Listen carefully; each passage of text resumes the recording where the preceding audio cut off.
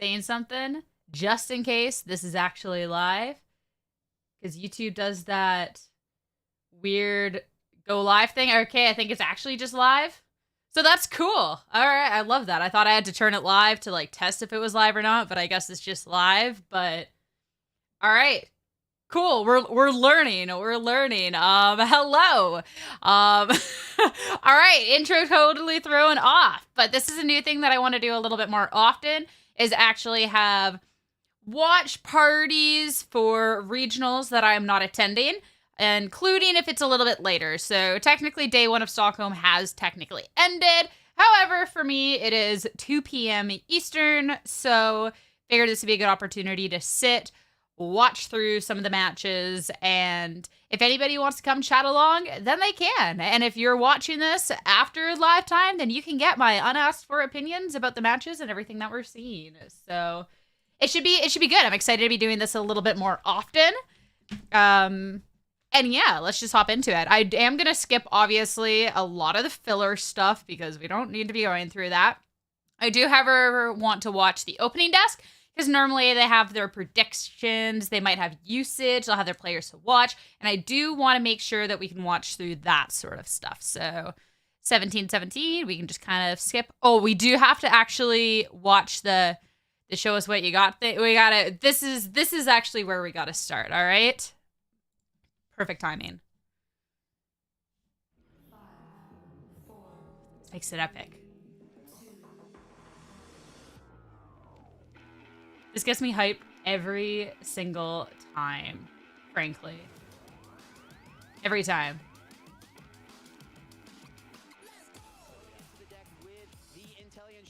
And let me know how audio is and stuff, y'all, if anybody comes by.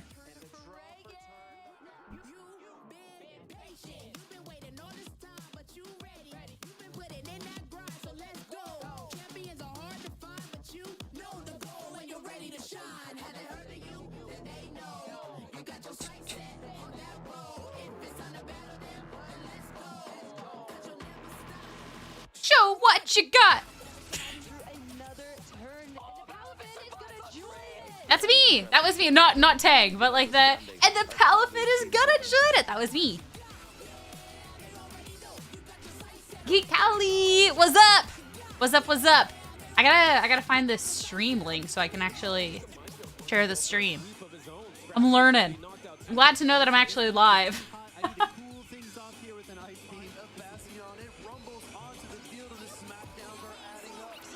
And the SmackDowns are adding up.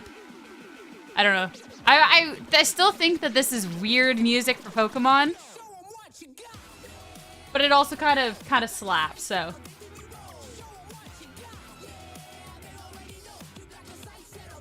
road.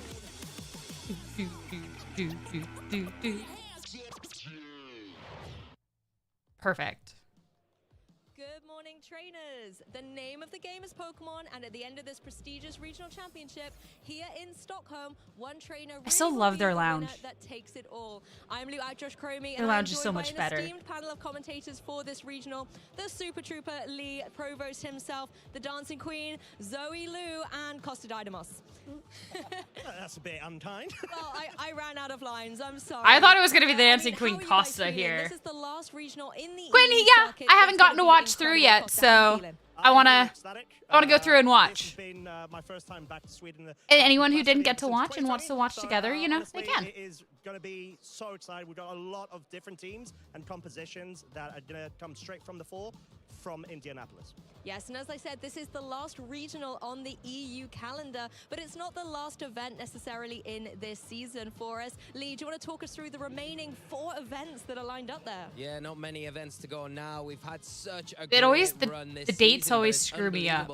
Really, that we're getting towards Mixes the me end up. of our EU regional season. Obviously, here in the 5th time that we've been to Sweden for a regional event here this weekend in Stockholm. Wait, 5th Sweden event? Really? Event in It's kind of crazy. Is the special event. It's kind of crazy. I'm not gonna lie. Over to North America for the international championships, and then so exciting, we've got the World Championships heading up in August. So that is going to be so exciting. But like I say, come to the end of the season now, but it is clinch time for all all of our players, they need to make sure the remaining points that are available are the ones that they get to get themselves to Honolulu in August. Exactly, and Honolulu, Hawaii, the World Championships is one of those tournaments that you can only get Lou's the through coolest. invitation I love of those Lou. championship points.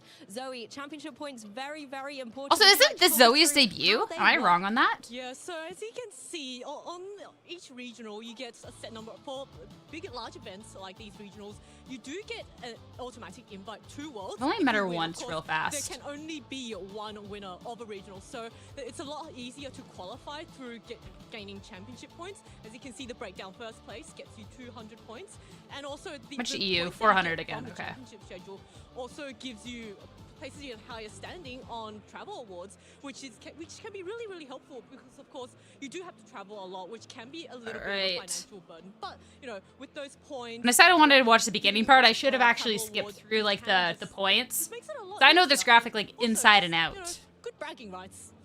Oh yeah, exactly. Everybody wants those championship points, but they also want that money, money, money as well. All those prizes, Costa. So many amazing things up for grabs here at Stockholm. Do you want to talk us through some of the other amazing prizes that you can get here at this event? Like how they have We 4 do people have for the a variety of lounge. different prizes, I believe. First place does have 6,000 and does get 72 booster packs as well. Wow. On top of that, which is 72 huge boosters. to Yo. be able to sort of fuel any Age around what's travel up. as well No as, spoilers, awesome matches. general Ooh, seasonal okay. advancements to other events that are I also upcoming heard too. there was a match where like Exactly, and of I don't course, know, so many things for these a trainers weird as well as Pokemon glory and booster or packs weird and everything to moveset. open We'll up see. as well. We'll see. We'll It's see. that last minute where they have the last Could find opportunity out. to try and get all the Need way to figure out how to get World the Championships, as well as have a lot of fun and chat battle away with easier some for me to friends. see. Speaking of battling, though, we believe the next round is. Is actually my ready. So Oh wait a before we second. just dive over to the deck, That's so funny. Make sure to follow along with all the Pokemon action because it will be coming left, right, and center through. It's- our it's social a- medias. I'll You make can sure to add like hashtag turn my head in Pokemon. those You can follow moments. us on X. So You it's can- like you see it more all down there orange, at the so bottom. matches Make sure to her. Catch up on all the videos, whether maybe you're tuning in a little bit later because of time zones.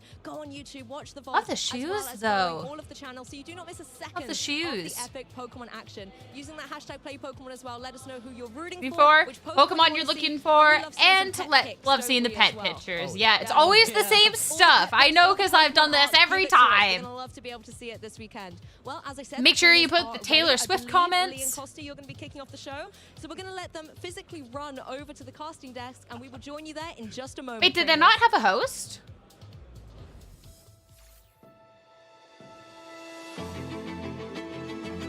Did they not have a host this weekend? Am I crazy? I thought there was 5 people there. Oh no, there's only 4 for each game. There's no host. Oh. Totally forgot. I don't know why I tricked myself into thinking there was, right? 2024 Regional Championships event will be showcasing exciting Pokemon VG Well, now I matches guess we can all like weekend. skip ahead a little bit, Trainers right? from around the globe are here to compete for over $125,000. Yeah. We can go ahead and run through very shortly. All right, in notable order to matches. Highlight the current Swiss round number 3 of which we Yo, are kicking things off with. I just And want we to. are Okay, no. featuring I want to.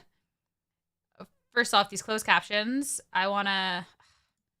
Okay, perfect. Turn them off for a second. All right, so we're gonna see Gastrodon to kick things off, going up against Zacian. Zacian kind of didn't have the best performance at Indy. I think 28th was the best placing one. But yeah, I'm intrigued about David's team. I don't know if it's David or David. Well, my apologies there.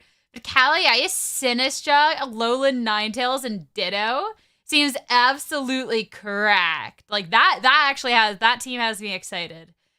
Nils going for the Reggie Drago Terrapagos. I can never remember which one it is. That also seems okay. And then we got the Miraidon. Of course, we had to see one Miraidon. Okay. who are going to be Javier. Of course, we have to see versus Guillermo Cassie Castilla, Zashi and all around Cassie with the Spanish Zashi. belt. just to kick us off. It'll be Yeah, it'll be two interesting. Extremely top players from the Spanish region Okay. coming over here to No represent Miraidon at the very Spain, bottom, and, very you bottom know, they've Miraidon. both got some very interesting teams. Guillermo with that Zacian as well, something that we don't really see too much of in the early stages of this Good to see the format. Miraidon. Something that Guillermo It took is me gonna a second. rely on. It took me a Feels second. obviously very confident with to bring into this match. All right. Javier bringing that Shadow Rider Calyrex and the Cali Gastrodon, which, Shadow. you know, one of our I fellow want to see casters more will be Dittos, very happy to honestly. see. But some That's what other I want to matches as see. well. You've got Alex Gomez there. We He didn't get is to running see the Zamazenka, Trailer one of use those the strong Ditto efforts at going into Indy, this which made me regulation. really He sad because he got and top then 8 goes with it. against And I think Ditto, Ditto who- is just the I'm just funniest gonna in point these out types the of Ditto there. formats. He does. Yeah, He they're does, talking about the and Ditto you now. know him. He's a lovely, Let me know how lovely, volume is, by the way. person and trainer. Pose, we'll have to We've talk seen about that him because I don't know how it highlighted works such either, a- and I also don't know how to mod you. Varying type of team composition is really But I want to do consistent more and live similar, stuff on YouTube, something so that we'll we don't figure it commonly out. see nowadays in terms of, you know, just being present. Did I No miss matter, the we've got usage so many graphic? grass types, you know, where does this Pokemon come from? Like, there's still a niche to it, though.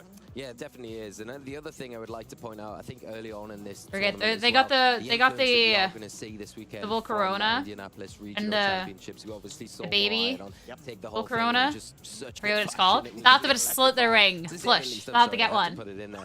But the other thing to mention as well is you go down that top cut of those teams that we did see over there. Not gonna lie, there is like, influence from those teams Playing like coming best of over. one So it'll be ladder, so many interesting to see. people have We haven't got adjusted it to featured Miraidon in that it's just that like, two all right, trainers for where's the this ground one. We'll get into Terra the teams now? in a moment, but, So you know, if you annoying. look down that top 8 from Indy, you I'll see be hello, Kiana, hello. who had that Zamazenka No last plushies year. on the There are desk? two players at this tournament this weekend that are piloting No out, plushies on the and I hope desk. that we do get to see it on stream at some point this weekend. Disappointed. Exactly, and not to forget as Disappointed. well, we did have the Buenos Aires event too, the special event That's tragic. that did bring a lot of Calyrex Ice Rider stocks straight up. We already get knew some this was a Pokemon that was so tea. prevalent at Indian. Bulky, really clear, feels like And Sorry, Costa. No God, disrespect. I want to trick see more about the some teams. momentum and you have a format, you know, because side which yeah, and that's the. We're getting that's the problem. I dramatic think you're music, gonna need though. to really lean a lot more naturally, so utilize leaning on be able to slow that Pokemon down. Yep. But bulk is the point. It's and great pilots being the Oh no, I broke it. Guys, I broke it. Okay, we're good. We've already skipped so much now at this picks What point. you would say.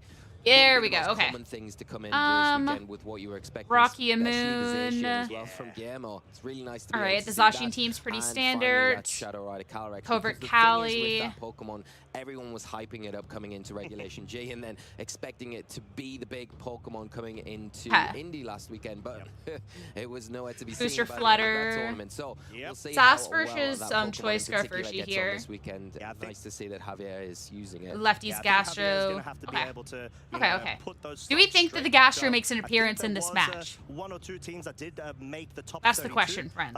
Of Indianapolis, but you definitely had high expectations for it. But going into this matchup, then It'll be interesting to see how Cali Shadow does at this event, considering that I do think it kind of didn't get to do as much as maybe we would have liked. We don't have Dynamax anymore, so Zacian isn't as powerful with its behemoth. The last blade, one. but it does feel like there's still some sort of niche in order to allow Did I it add to everyone in the wrong really channel? excel. That generally speaking, the I thought I had. sword stance on it is sort of a point of contact where with Zacian, if you allow it to get that set up, it does very Oh, quickly I just got start distracted. to Callie, become a you're the huge best. threat. Thank you. Yeah, and it almost gets around the Intrepid I had it typed Sword, out and I which didn't did click take a it. hit coming into Scarlet and Violet, where before, Okay. anytime you brought it out into the field, it would always activate and give it an attack boost. Let's duel, With that, friends.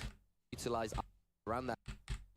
Zacian, There we go. Okay. utilize that sword stance Idiot. and All really right, let's stop go. The cycle. but we do have the beginning of this set. I'm not gonna lie, when I watch VGC, I like want to cast along. I want to go for it. Javier's Calyrex Shadow Rider, as well as the Incineroar of his own. So we've got Intimidate. Okay, we got already this being on the music. field. We got this It's music. quite nice against both of these restricteds because we've already got the damage mitigation because of the attack drop on Zacian, bring it back down to neutral versus the fact that the Calyrex may feel forced to have to Terra versus this Incineroar, which does threaten with a dark type move. Yeah, that's the big All problem. I right. think the knockoff that Could is pop off. present on Even just Guillermo's Incineroar preventing is surging gonna strikes cause from a the few other their end. So Surging Strikes, like especially Scarf Surging Strikes, doesn't run through the team. As well, there is the double fake out that we've got on both sides of the Pass field, along, so why not? bit Would it of not get a little like here, much but over 3 again, people? Let me know how both audio level is, by the restrictors way. do not wanna leave Tiny, hope the themselves club kind is of open to taking damage here, hope the cup so is we going might well. see some adjustments. We're gonna see a fake Are we out just here. going straight for Astral Barrage here? Yeah, we are. How much does this do to Zacian? Okay. Does not do much.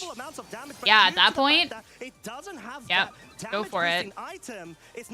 Cassie's Instant outsped first. I can't remember if it also did for the Intimidate. Spicy the commentary. I'm not gonna get spicy with the commentary. You're not wrong. Beach was up. And hello everyone, welcome in. Welcome in. Yeah, Gastrodon's like quite interesting, but like power creeps so much, right? Really needs to get that Incineroar off the field to be able to utilize that Intimidate support as well to cycle it All back right. in, mitigate. Load in with. We didn't have so it's open team sheets, but they didn't show the open team sheet ahead of this, so it's like technically we don't know the moves, but like it's pretty safe to say like what a lot of these moves are gonna be, right? Like Cali Shadow, I don't think there's any reason you didn't need to go for an Astral Barrage there because you just get a good little amount of damage, right? Approving and appreciating the Intimidate and All fake out right. pressure in a following subsequent turn. Raging Bolt now on the field. Logon was It's up, was actually up. Really well placed Look to at be Dread able was to take up. any sort of steel type moves if Javier, Guillermo does try to All go for the read, right. but we do Yeah, have make the sure you don't fairy get absolutely terrestrialization. bodied by a Fairy knockoff. Terrestrialization here. Gonna Don't you give just it get a like little bodied bit by of an alleviation Intrepid Sword from though? Behemoth. Like Well, from an attack from the Incineroar, okay, just gonna more like protect. the dark type attack that could come out here. We are gonna see a protect from the Zacian and another Astral Barrage fired in, but protected this time. The Incineroar in a comfortable position to be able to take this because it resisted. It Yeah, does leave you're the not Incineroar doing open to get a too big much attack damage. off the You're doing Does so it cycle little. out? Does it go for a knockoff? And that's exactly what we're gonna see, taking away that item from the Calyrex. That is really nice positional play there from Javier. I really do like it because Yeah, like he maybe you- anticipated Guillermo to go a bit on the defensive. You can just parting in order shot to, off of the whittle down this bolt Calyx's here, HP, or at and then least yeah, its, Behemoth Blade into Cali productivity just on the seems so field. free. Like you don't do get have bodied by the the knockoff, but thunderclap, like pressure Cassie just kind alongside of the Calyrex. Now to potentially, if there's a double up like into Zacian, pick up a KO. damned if you do, damned if you don't, The right? double up here is on, isn't it? And now Javier has cycled out the Incineroar. Let me know audio levels, by the way. Really mitigate. Did we ever get to see what Cassie has in the back here?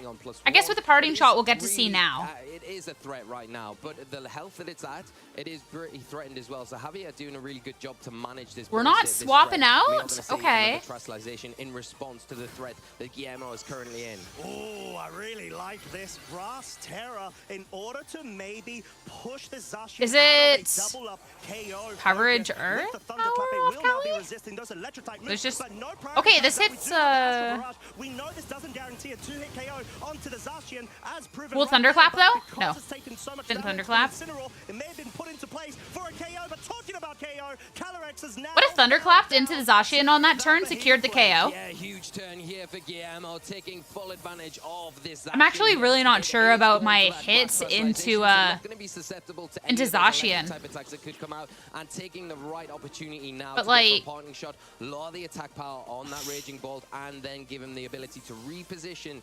Yeah, I don't know. I feel like you still go for it because like what, like, I don't know. Which could have been a well-placed defensive play there, but didn't opt for it. Wanted to go onto the Yeah, offensive it's just in order to Astral capitalize Barrage, off of like, an, adaptation doing from like Guillermo, as but much we as do it see did, the all things Electro considered. being the move of choice Unless, there. So like, it I does don't give know, a I bit of feel an like indication of Javier's expectations you still over just Guillermo's go play. for it, He will be right? dropping that Zacian speed down to -1, but we Because yeah, do that's why you have tear this grass, but I Incineroar feel like back onto the field for Javier. Yeah, and the Incineroar coming back on is nice. We've talked about the use of I don't that know. Intimidate. Just making 'Cause now you just sure lost that your Zacian Cali. doesn't get too out of control. Is back Fishing down to is real neutral low, attack though. now, but still a big threat. It has access to moves that are What's going to really this threaten that special Raging defense Bolt, on the but Zacian? with I mean, it that has to speed be drop, pretty it decent, is right? gonna It's been be taking a those little Astral bit of a problem. Barrages. Probably not so much in front of an Incineroar and a Raging Bolt because it's still likely going to outspeed those. But the big problem now is the Amoonguss. It is threatened by the Incineroar, of course, on the opposite side of the field. You do have to worry about Fake Up, but it gives Guillermo a perfect opportunity to maybe switch out that Zacian, keep it for later on, or like we see here, just protect it for one turn. Yeah, it doesn't really Pretty look like the look decent. of that Incineroar on the other side of the field. Yeah, Yeah, not surprised about that. Fake out. In order to slow it down, perhaps this could be a Draco Meteor, and it is into the Amoongus in order to start. Oh, this thing is doing doing no like. That's a -3 now. Yo, if that was a Flare Blitz and a Draco, to get a guaranteed sleep onto that Raging Bolt for the subsequent turn. Yeah, and you can see how useful that parting shot was onto the Raging Bolt, lowering that special attack stat. So the Amoongus in a much more comfortable position to take that big, powerful Draco Meteor. It is now switching out, going to activate this is that going to be ability, get a bit of health back, and now allow Guillermo to come onto the field. A huge play around into that Raging Bolt, picking up a big knockout. Oh, goodness. Knockout already, forcing Javier down to his final 2 Pokemon due to that. I like how late the one-hit KO was into it, to where it looked like it was happening while the Incineroar was KOing the Zacian. Does have a lot of more resource management available to himself because of those plays, and generally speaking, yeah, I think you're just in such a good spot with like. I mean, what's the last one here? Gastro. Yeah, exactly. Yo. Okay. As the last Pokemon, a pretty good Pokemon to have in front of an Incineroar and a Raging Bolt. But like you say, the resources Guillermo is managing, done very well, got a good return from that Zacian, taking down a Calyrex and the Raging Bolt. You would say, no, don't pick up the Gastrodon. Restricted, so done a good job, but it's not. Delayed hit KOs are my favorite. Like that Sludge Wave self KO, and then the KO thing came so late. Amazing. With 3 Pokemon, you have the ability to cycle in and out if you do get a sick bit by that. But we are going to see a big Thunderbolt into that Incineroar here, not doing a huge amount of damage and taking a parting shot for its trouble. Yeah, and the lovely thing is right now Guillermo does I mean, if have that 3rd Pokemon available, nothing really touches this Gastrodon, because now we have -1 on the Raging Bolt. You're gonna have lefties. In a following turn, but like, really nice adaptation to that offense, bringing. What's the moveset on the Gastro? What's the coverage? Well thought out. However, you need to be able to actually get those moves launched out. You've got the ice. Like, this actually is not impossible. Really good in all 3 of Guillermo's Pokemon, but it is very slow and it is prone to drops such as the parting shot. Yeah, and I think that's what Guillermo's going to have to rely on, because when you look at the options that Guillermo has access to, you're not got anything super effective to hit that Gastrodon. You need to really weaken it, and exactly the swap to instantly you don't really want anything get Raging Bolt back at. Taking an Earth Power.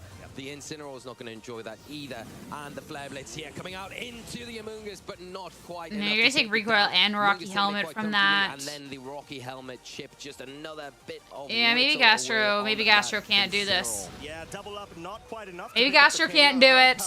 Maybe I was coping a little much. As much damage as the little Gastrodon would have liked due to the parting shot, but it does have leftovers, which adds a bit of more value in terms of its sustainability on the field. It may be given more room to maybe even get some sort of critical hits, but we're going to have to find out as the Thunderbolt is enough to pick off that Incineroar. Yeah, and that is really nice because it gives the Amoongus a little bit of protection here. It comes down to the speeds here and the Slug slower. Slug slower. All right. Making it a lot easier for Guillermo to manage. Who was that? Weird. Hello, hello. Yeah, that's really tough, and that's yo, greetings. Hello. These speed interactions people, and I have no clue. I have no clue. And Gastrodon sort of fall within the same tier in terms of their speed and potential, but oh, was that a side pollen puff on the instant swap-in for the first guaranteed turn to sleep? Nice. Nice. Want to try to be trained to be just slower than Calyrex Ice Riders under Trick Room. Yeah, that's a really good point here. We are going to see a bit of an adjustment here. The Raging Bolt go out, the Incineroar. Yeah, Gastrodon cannot, in fact, do this. Side pollen puff. Gastrodon can't do this. And I think this is a really good play because I think you get the Incineroar onto the field now to thank you. I appreciate it. Good damage, but more importantly, you can then get rid of I'm definitely trying to do more and more with YouTube. After watching through this, I'm going to be recording a video to hopefully get uploaded for noon tomorrow. Fingers crossed. But I'm going to be putting a lot more into YouTube, so I figured instead of streaming off Twitch. Ooh, what's this going to be? Oh, I literally saw it get faked out. I was just like, oh my gosh. It woke up. I was coping, okay? In terms of the availability of switch outs, you know, you've got that. Are we ever getting to concede, or are we just going for it? The Raging Bolt, you just need to be able to connect with Draco Meteors, maybe knockoffs as well. Castro, that's true.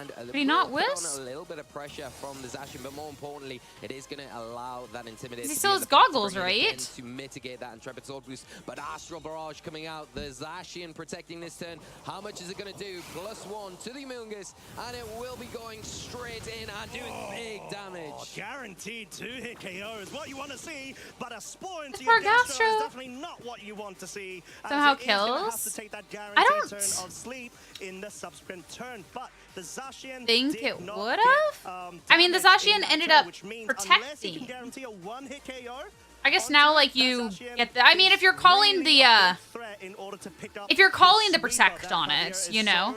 Reliant on in terms of this matchup. Yeah, and you've got to think Javier now will switch out that Gastrodon, bring in the Incineroar. Yeah, if you just wanted to get the manual swap, calling that it was going to protect, so you can bring it back in, so you know something's not going to get KO'd. +1 special attack at the moment. It is going to be doing. But it's still scary because I still think that like Intrepid Sword into the Kali Shadow still does a lot of damage. It's going to be your main attacking Pokemon. Obviously, as well, the Amoonguss in a really sticky situation. Not special attack. Yeah, it's only it only affects the attack. If it stays on the field, and that's So it'll do nothing to the Kali Shadow except make sure it can't fall asleep, which is so nice. Get a bit of health back and allow something else to come in to support that Zacian, which it is the Incineroar, which it'll have that active fake out going into the next turn. Yeah, it's a perfect switch in order to take that resist from the. Okay, there's the Gastro swap. Javier wanting to slow down. Swap was a throw. Well, like, I don't necessarily think, like, a throw, because now you bring in the Incin. Because, again, the Zacian protected last turn.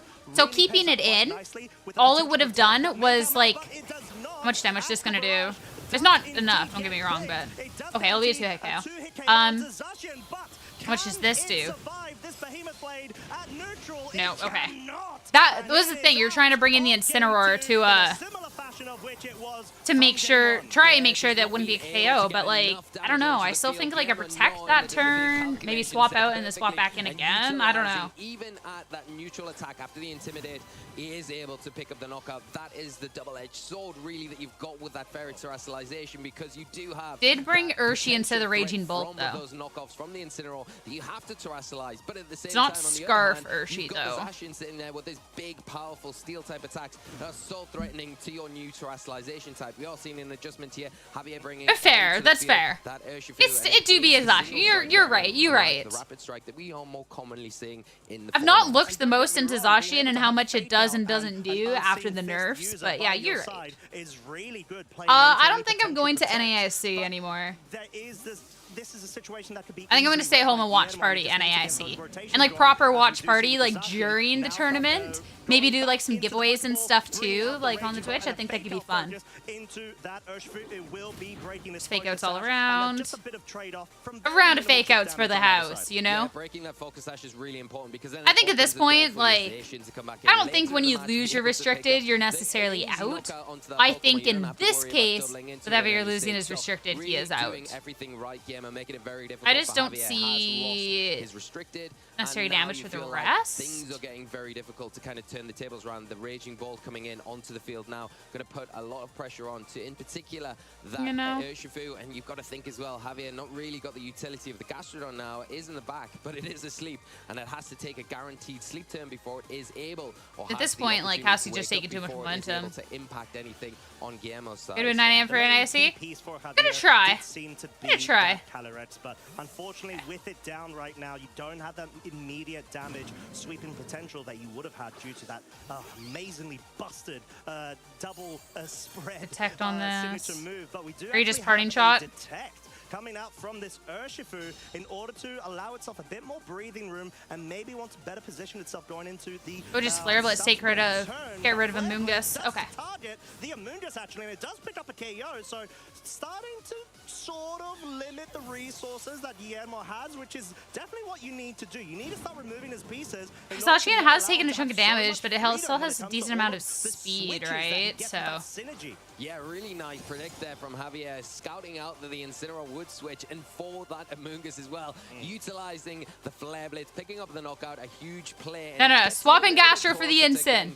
Do it. a lot to do. You've got the Zacian now coming out onto the field for Guillermo. I believe. He's going to pressure big damage, in particular to that Urshifu that cannot terrestrialize. Make up for the nerf? Well, why are we trying to make up for the nerf? No, keep them nerfed. I think they're fine nerfed. He's not going to really want to take a player rough. We don't need. At this stage. Well, we don't need them to be stronger. They're nerfed for a reason. Probably be enough to clean it up. And are you worried? I think they were good nerfs, honestly. Too much. I think you definitely are. It sort of feels like I think they're pretty good. Protect the king And Callie, that's exactly it. Plus, like, I feel like doing like giveaways, like watch party, and I think that could be fun. You have to bring it in as a sort of sacrifice or damage spot. Could be good. In order to allow more alleviation on that Urshifu. But as we do actually see, the Urshifu doesn't switch out. It does seem to be the Incineroar. Player up focuses onto that slot, and because it's within range, it does get picked up by that close combat, which naturally speaking allows the Rage Bolt now to try to get a most likely guaranteed KO if there's a Thunderbolt focus onto it. Hey, did I call this done a little too early? Affected because of the ground immunity there. A great turn here from Javier, removing the restricted on Guillermo's side of the field with that close combat. You thought if just the Draco. Did I call this a little too early?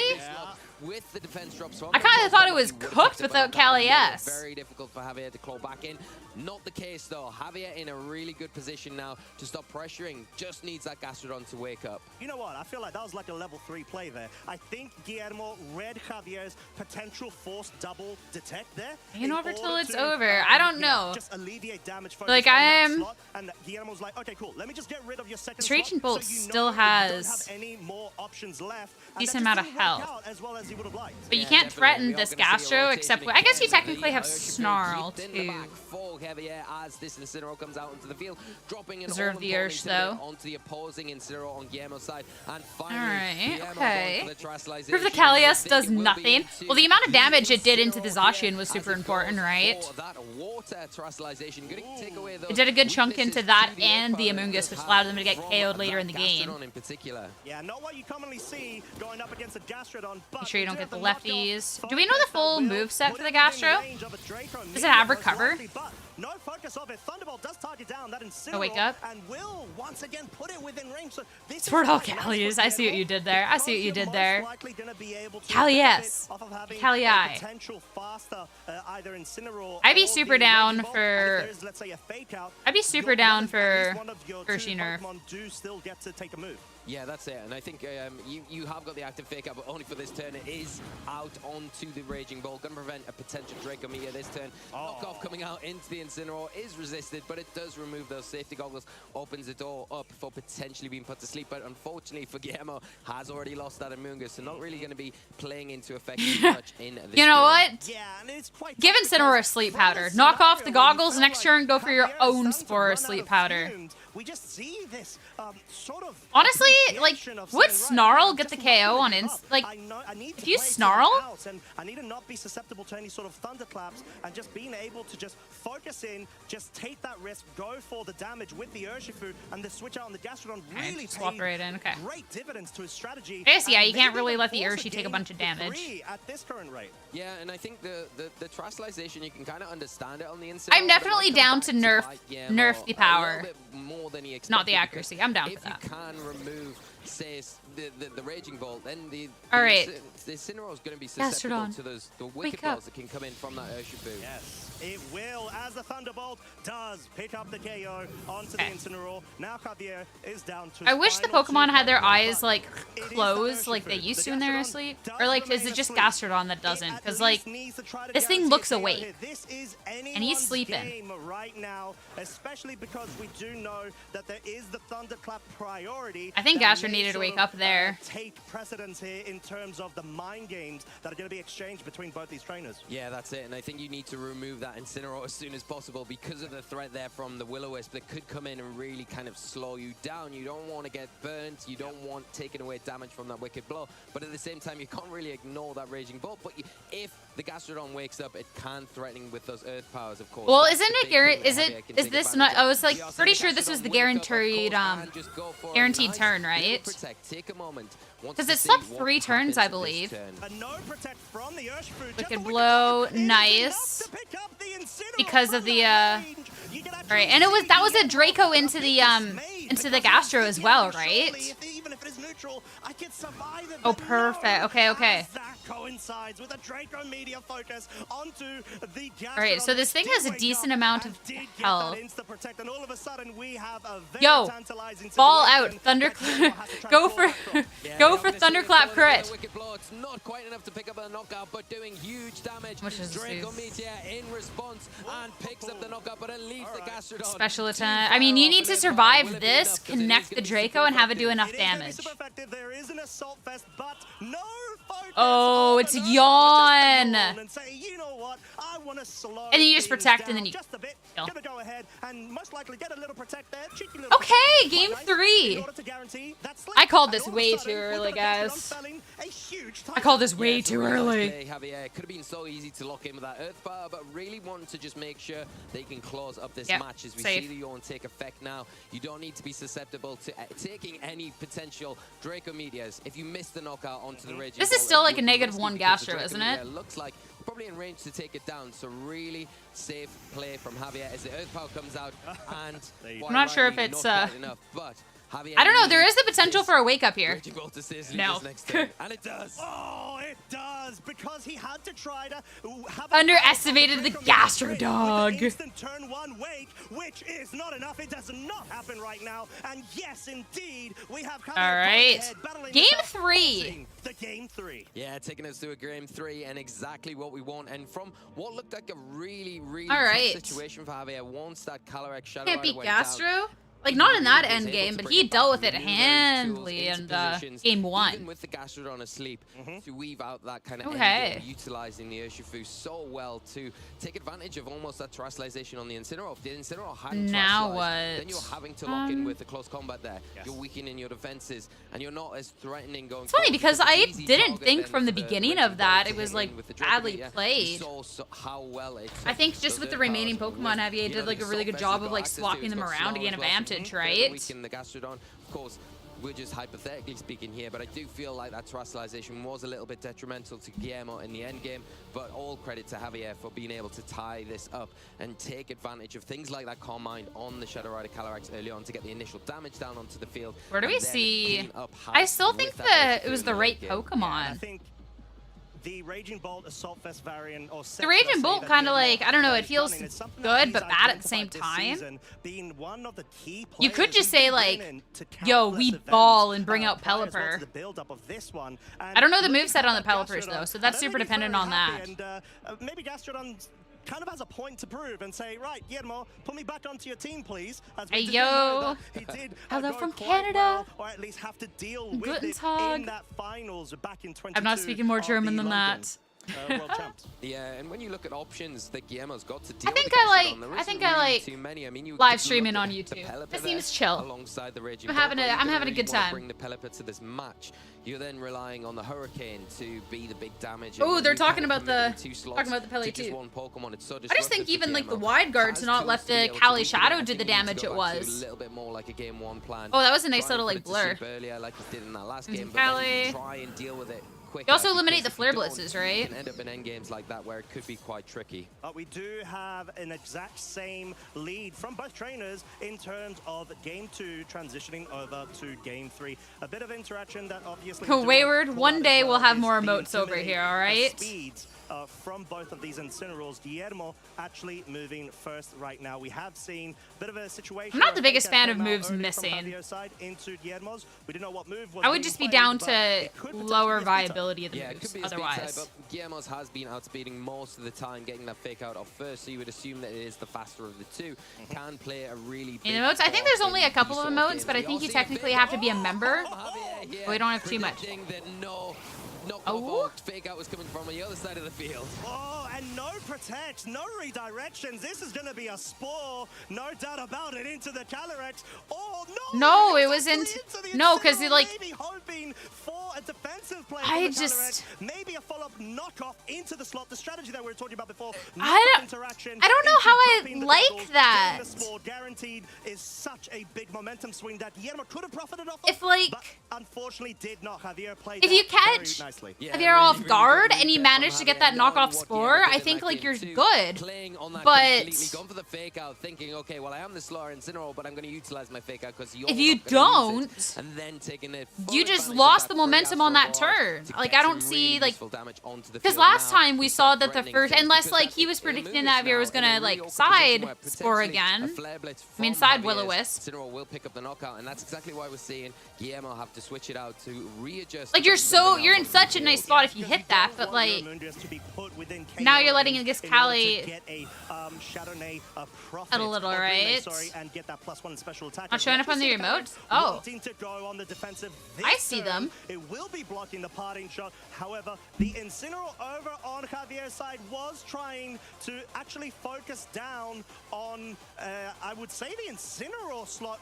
Calling the parting shot. The parting shot to go into his own Incineroar and get. Wait, so then he protected this Cali, so no parting shot went off, so that nothing got to swap in, so he couldn't will-o-wisp? Taking things nice and slow. Now the Raging Bolt coming onto the field, it does threaten with that Snarl in particular onto the Calyrex, really slows it down on the momentum. I'm not weak enough for this. Aspect of sort of things. And with that Assault Vest as well, it is going to be able to soak up the Astral Barrages, even those Draining Kisses that it is susceptible right now, pretty easily, especially when you do support it with the Snarl and potentially even a parting shot from the Incineroar pairing with it this turn. Oh, as we do have the Fairy Terror coming out from the Calyrex. Okay. It must have been love because this Terror is It must have been love. onto this set. Calm-Mind and Draining Kiss. I like that. We do have the setup starting to actually pay momentum and want to actually force further damage mitigation from this Raging Bolt and be able to resist the knockoff. Yeah, it's a huge terrestrialization just to be able to take that so comfortably. You're going to see a Snarl following up here, and it is going to That, like, kind of I didn't even mitigate that see special attack either of boost the that HP Calyrex bars just go had down access off to, of but that. it doesn't get rid of the special defense boost that it has got under its belt. Big Flare Blades coming out, maybe trying to predict an Amoonguss. Both of them are really trying to like one-up the other. But in This is fun, because even though I'm like, oh, I don't know how I like this, like, they're like, they're both like here. I am just a mere mortal, and they are here. But then, when someone else just makes a different play, then they look like, oh, they look like they're here, but they're actually here. I do like the interaction of Guillermo's strategy, having the knockoff go first in terms of the speed interactions with the Rage Bolt, guarantee that the If you get the parting shot into the, if he parting shot into the Zacian on the swap in, gets to bring in a Pokemon, and then can swap it back in to put it in -1, he's in such a nice spot. Due to the Intrepid Sword, as the Astral Barrage at neutral will be launched out and forces Decent little chunk. KO actually due to a critical Decent little chunk of damage. onto the Zacian, which could really pay dividends as we progress. Okay, but if you parting shot into the Zacian here, you're in a good spot. Because you can just protect them, bring it in, have the fake out pressure, and the Astral Barrage pressure on the next turn. Attacks that even further, but if we do see a double up into that Zacian slot, has the predict been made? Are we going to see a Flare Blitz? Oh, Flare Blitz! Oh, either way! Oh, you just did nothing to the Amoonguss. I guess you're at like -2 at this point. Take it a lot more comfortably. Okay, I thought I was excited, but in fact I am not. Ooh, I like this Pollen Puff. Trainer to consider those Call in a protect. regenerator procs in future turns, but didn't you do enough with Astral Barrage though that if you just click Astral Barrage again, don't you get this KO? However, he needs to take into consideration that because that did like 100 HP. Like this Zacian's kicking at 91. It would have to be a low roll. Also, finally bringing Flutter. I just think you just go for the Astral Barrage, right? Aware of that, the critical hit not great for Guillermo, and we are seeing a bit of an adjustment here. The Flutterman for the first time. Aren't you faster? It was a crit. Oh, I missed it was a crit. Oh. Okay, okay. You sure? If we have speed control available on the Flutter main side, but I get it was neutral, but like I don't know. However, it still does profit from this turn. The Pollen Puff recovery is able to. It did crit. Okay, never mind. Do not listen to me. Do not listen to me. I am not cooking over here. I am not. I am not. Okay, I missed the crit. I missed the crit. The Calyrex is probably under a little bit of pressure. I definitely thought that was too much damage, but I was so sore I did not see the crit button. Did earlier in this match. match. Yeah, do not click Astro Barrage. Do not try and KO the Zacian. It will not work out. Don't do it. Taunt, okay. And a huge taunt coming out from the Flutterman, shutting down any support options from that Amoonguss. Yeah, as the Behemoth Blade, no, it doesn't target the Flutter main. Oh, why does like the Pokemon like catch on like fire after the Behemoth Blade? It like explodes a little. Overcooking, don't listen to me. I'm not casting, my brain is off. I'm allowed to say dumb things. That is the one thing that y'all should know, especially when I upload my YouTube video tomorrow. If I am not casting, my brain is off. We played silly VGC. We do not play Big Bang VGC. We play silly VGC. I am going to click dumb buttons and hope to do dumb damage. Maybe into the Raging Bolt, but then again it flips back to Javier. Does he and then that is about it. Now, so it can be protected for later on in this match. And that is about it. Something comes in, can you predict maybe a Raging Bolt? Bird Dog is fire. Snipe with a I'll accept that. I'll accept that. Also, I appreciate y'all's compliments. How does? Thank you. VGC's catch up in India. I'm glad to hear. I mean, in-person tournaments come soon. Fingers crossed. Oh, wait. Thunderwave? This is Thunderwave taunt Flutter? Potentially pick up a full paralysis, and the Incineroar goes down. And that may have actually been a case where, because of the Thunderwave and the halving of the speed control, aren't you only allowed one? So this is booster T-Wave taunt. I'm assuming it has to have then like Shadow Moonblast or Shadow D-Lane. It's not the best accuracy and really costing Javier in this situation. Guillermo making extremely difficult. Are we like mad gaming and icy win like Moonblast? Positions, especially with the Flutterman, getting that speed control, utilizing it, just falling a little bit short, not hitting its mark, making things difficult. Now losing the Incineroar, you've lost your way to mitigate the attack boost that this Zacian potentially has access to. We do have the reveal of the final Pokemon on Javier's side being a Focus Sash intact Urshifu with a lot of damage potential to go for. We can easily if it is no. If it is Icy Wind, Protect, Taunt, Thunderwave, I'm going to lose my freaking mind. That is not allowed. That is not okay. That is not okay. Switching potential as well as board state control. Yeah, exactly. It's not allowed it's not allowed to have not a single proper damaging move. It has to have some sort of attacking move here. The Flutterman, the Calyrex, now a Terra Fairy, both susceptible to the Behemoth Blade. Alright, so this wasn't a T-Wave again into it, right? What need to do is get rid of that Zacian, get rid of the big threat. No. It has to have an attack. Hit a Moonblast. Okay, T-Wave again, attempt into it. Okay. But into the Raging Bolt this time, because of the electric typing, it does fail. Yeah, I did feel like Javier really needed to go onto the offensive there and go for the read. I don't know why I was designing for a second. I was like, yo, Terra Electric Zacian? No, it's grass. We saw that earlier. Also, that's silly. Reallocate your resources right now. Really trying to make sure you're doing enough with these electric moves. And that's definitely not what you want to see. We do still have two very offensive Pokemon over on Javier's I wish they showed side, the team sheet before. You need to be able to quickly dispatch of Guillermo's Pokemon. Yeah, and we are going to see in response to those threats, the Terastallization from the Raging Bolt. Going to go for that Terra Electric, boost the power of those electric type attacks, and become a big... The world's friendliest street lamp. I think that was Evan or Scott that did that. Okay, thank goodness an attacking move. Thank goodness. That's... Ooh, that special attack drop though. Not enough for KO, but yeah, that's huge. And the oh no, it did connect. I just can't see over this freaking Raging Bolt. And it does connect onto the Urshifu. Will be halving its damage output, breaking its Focus Sash, putting it in a really good spot. Feeble. How much is this gonna do after the yeah, shoot. You actually bring it down to getting KO'd by the Will-O-Wisp. Play here from Guillermo. Getting that Will-O-Wisp is so important. Why didn't you just Flare Blitz? Results that Javier has access Why didn't you just Flare Blitz? You would have killed the Urshi.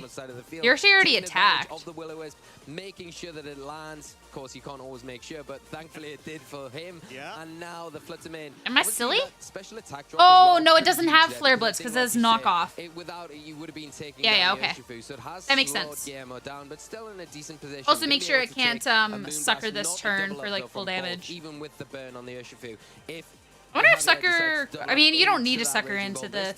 We'll be able to pick up the knockout, but if you do that, you leave yourself open. Moonblast into Incense? Sucker... No. I mean, would Sucker into Raging Bull pick it up? And both trainers are having to try to force the board state to be able to be beneficial for the restricted to sort of act as that end game sweeper in the back as we see Thunderclap first. Coming out. It will be targeting the is he not a sucker? Given the fact that there wasn't any sucker punch focus from the Urshfru in order to circumvent that interaction there. Moonblast actually focusing onto the if you had, I don't know. I don't know if Sucker would have picked it up after the burn, but I feel like you go for it to at least, if anything, make it so their Thunderclap can't go. I guess you do have the Astral Barrage now. The Amoonguss switch in really nice there. It does have to be hit another Moonblast into the Amoonguss. Astral Barrage. So can keep and protect that Calyrex from those spore threats, and then start firing off those Astral Barrages. You've got to say that the Hilton, this is the first time I'm doing a watch party on YouTube. I'm going to be doing it for regionals I don't attend from here on out. I'll always post about them, but I'll be here tomorrow as well. And I'm excited to be doing more of this, so that sounds good. Have fun. Have fun. What an insane first match, honestly. It does offer a nice amount of offense as well, but it has the protection against the Amoonguss more important. Just Astral Barrage, Moonblast. Astral Moonblast, Astral Moonblast. You have the speed on your end. Snowball effect if you are from Javier's side, but no redirections. We see the Taunt targeting the Amoonguss. It will not be able to get any sort of status type moves off this turn. Astral Barrage will now actually put the Amoonguss into would Moonblast have picked that up though? Spore, just the pollen puff. Very, very smooth play from Guillermo in order to sort of bring all of that damage dealt from the Astral Barrage and shrug it off completely once again. Yes, a really nice play from Would Guillermo, kind of identifying knowing that the taunt was going to come out, but I know it didn't do the most damage, anyway. but taking an Astral Barrage on the switch in, let's undo that with the pollen puff that I still have access to keep it in a really threatening position, which it is this turn. You might see the Thunder Wave come out, but Zacian looks so good here. The Yo, you do have to. Did you see like Hassie's little pop-up? Yo, if this gets full parried, yo, we're. Speed controls completely halved. Astral Barrage once again. Now does yo, this could actually like get. Okay, no, we'll get to go. It does break through paralysis potential. It does pick up the KO. Do you see him knock over the monitor? It may well be on the wall. Guillermo does knock off a huge piece to Javier's board. That's actually really funny. Javier, all right. and wanting, praying Cassie takes it. To kick in to stop the Zacian. All you probably needed was one more turn, but we don't see it. Guillermo doing everything. Wait, is right Zacian actually taking it in convincing fashion, and our winner of yo. round 3 here at the Stockholm Regional usage. Championships. Oh no, that's for Toller Web's video. What an emphatic win from Guillermo. Okay, good win. All right, round 4. Round 4 was a community vote between these 4. I want to see if we can guess. I also want to take another moment to look over at the teams. Yo, Aurelien using Ceruledge. Yo, I think actually just straight up, it's going to be Aurelien versus Terran. You have the, yeah, like, first off, 2 huge names. Looking over the rest, like, Miraidon. Like, it is a Trapagos, but it's like, it's so different with the Ceruledge here. I could also see the case for the Mienshao Clefairy winning the vote, going up against Nils. Nils did just win EUIC and is running a Regidrago. But, I don't know. I would have to say it's going to be the first one or the first or the last one. Aurelien, Terran, Louise, or Nails. Yeah. There's a lot more options and not as many. Is this like? Yeah, Zoe, like that sounds very intense. But, I mean, that's right, though, cute little graphic. Sorry, Sorry, I had to see the graphic. Each other, as well as how I'm so much more used to seeing Pokemon like Raging Bolt out on the fray. All right. Paired up with Miraidon as well, being a future type. Not the match I It expected. can reap the benefits with its Quark Drive and have that activated. Still be a good match. Little Terrapagos on the screen. I always think it's so cute. I guess You see clear this baby Amulet form Iron right Hands. before battle, but of course, once it gets sent out, Okay. it is going to be in its. I keep forgetting. Do we the get team full name, sheets but this the time? middle form, the frisbee disc. I call it the Frisbee. It definitely looks like it'd be a No fun team Frisbee. sheets. Okay. Come on. We can get right into We this go on the match flow. then.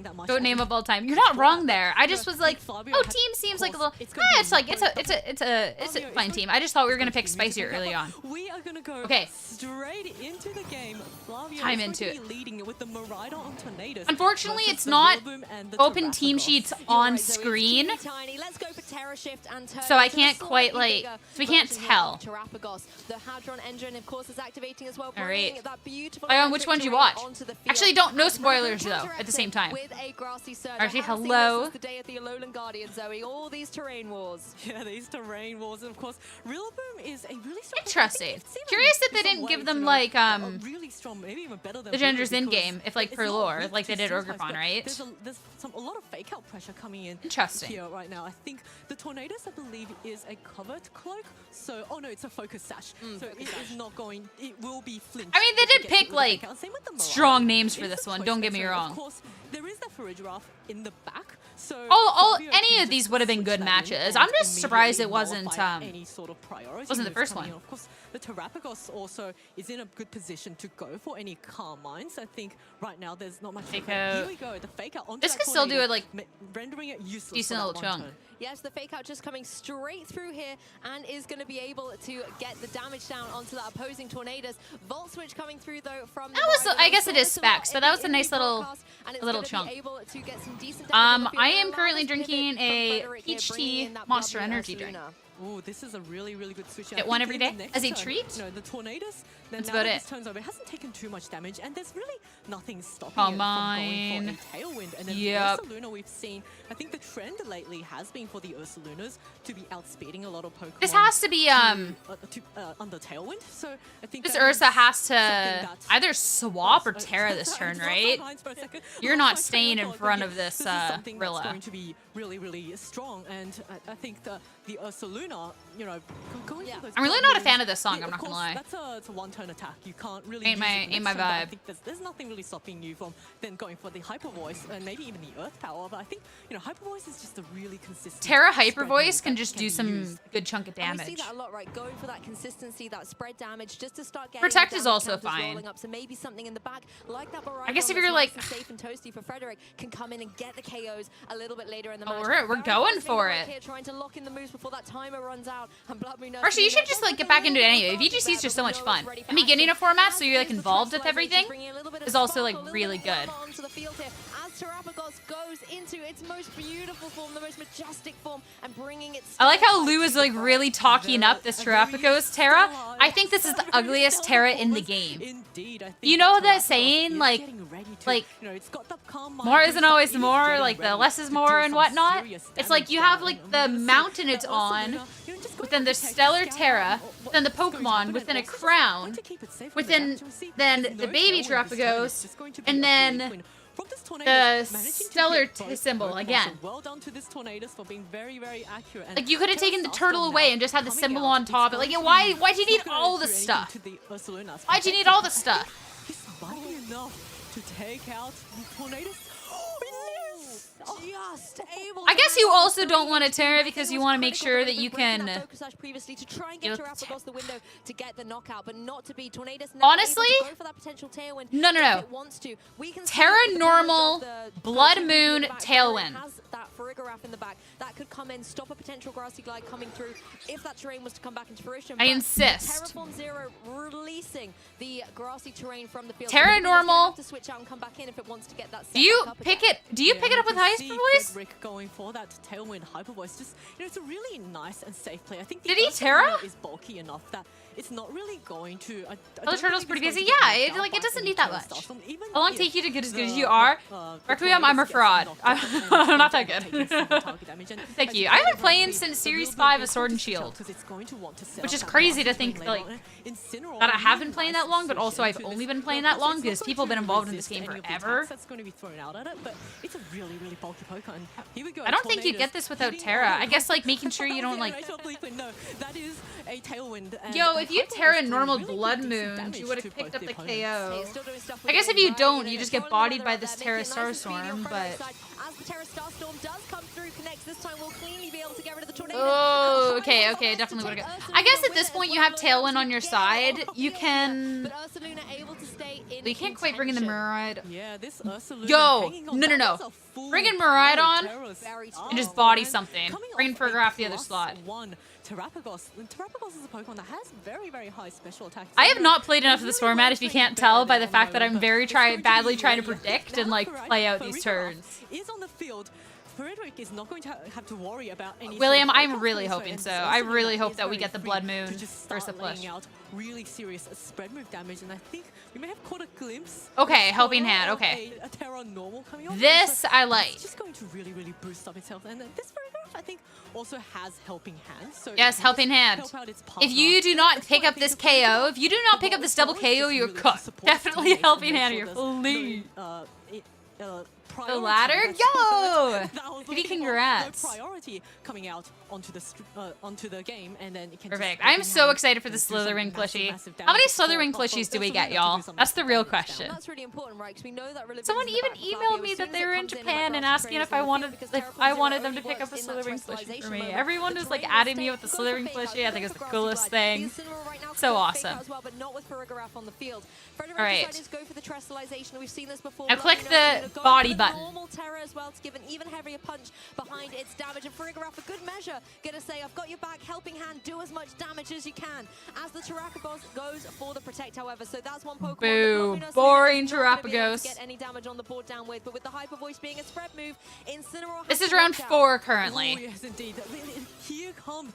I wanted to start at like noon, but like round 9 was already like kind of going underway, so it's like I wasn't really in a rush, and I wanted to go for a walk and make some proper lunch. So, and this is a lot better of a time. IMO. And no, I do not want to be knocked out. I want to stay around. Plushy ranked ladder, yo. That'd be good. That'd be good. Both this Frederik and the Ursa Luna are normally not very fast Pokemon. They're only just really fast because of the Tailwind. Now, Ogerpon now forced out. I think there's a Rillaboom still in the back, and that has the potential to boost up the Blood Moon Ursa Luna. Which can be really, really helpful. You mean the better Ursa Luna, Tiny?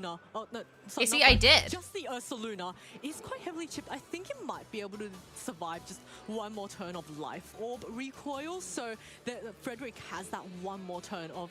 Honestly, yeah, go for it. I think there's something that maybe the Ogerpon might just. The Terra's already come out. No, the Terra's already come out from the Ogerpon. Just click the button. Turn of Tailwind. Well, of course, that does mean that you'll be able to outspeed and body the Ogerpon next turn anyways, like with Murata once everything else dies.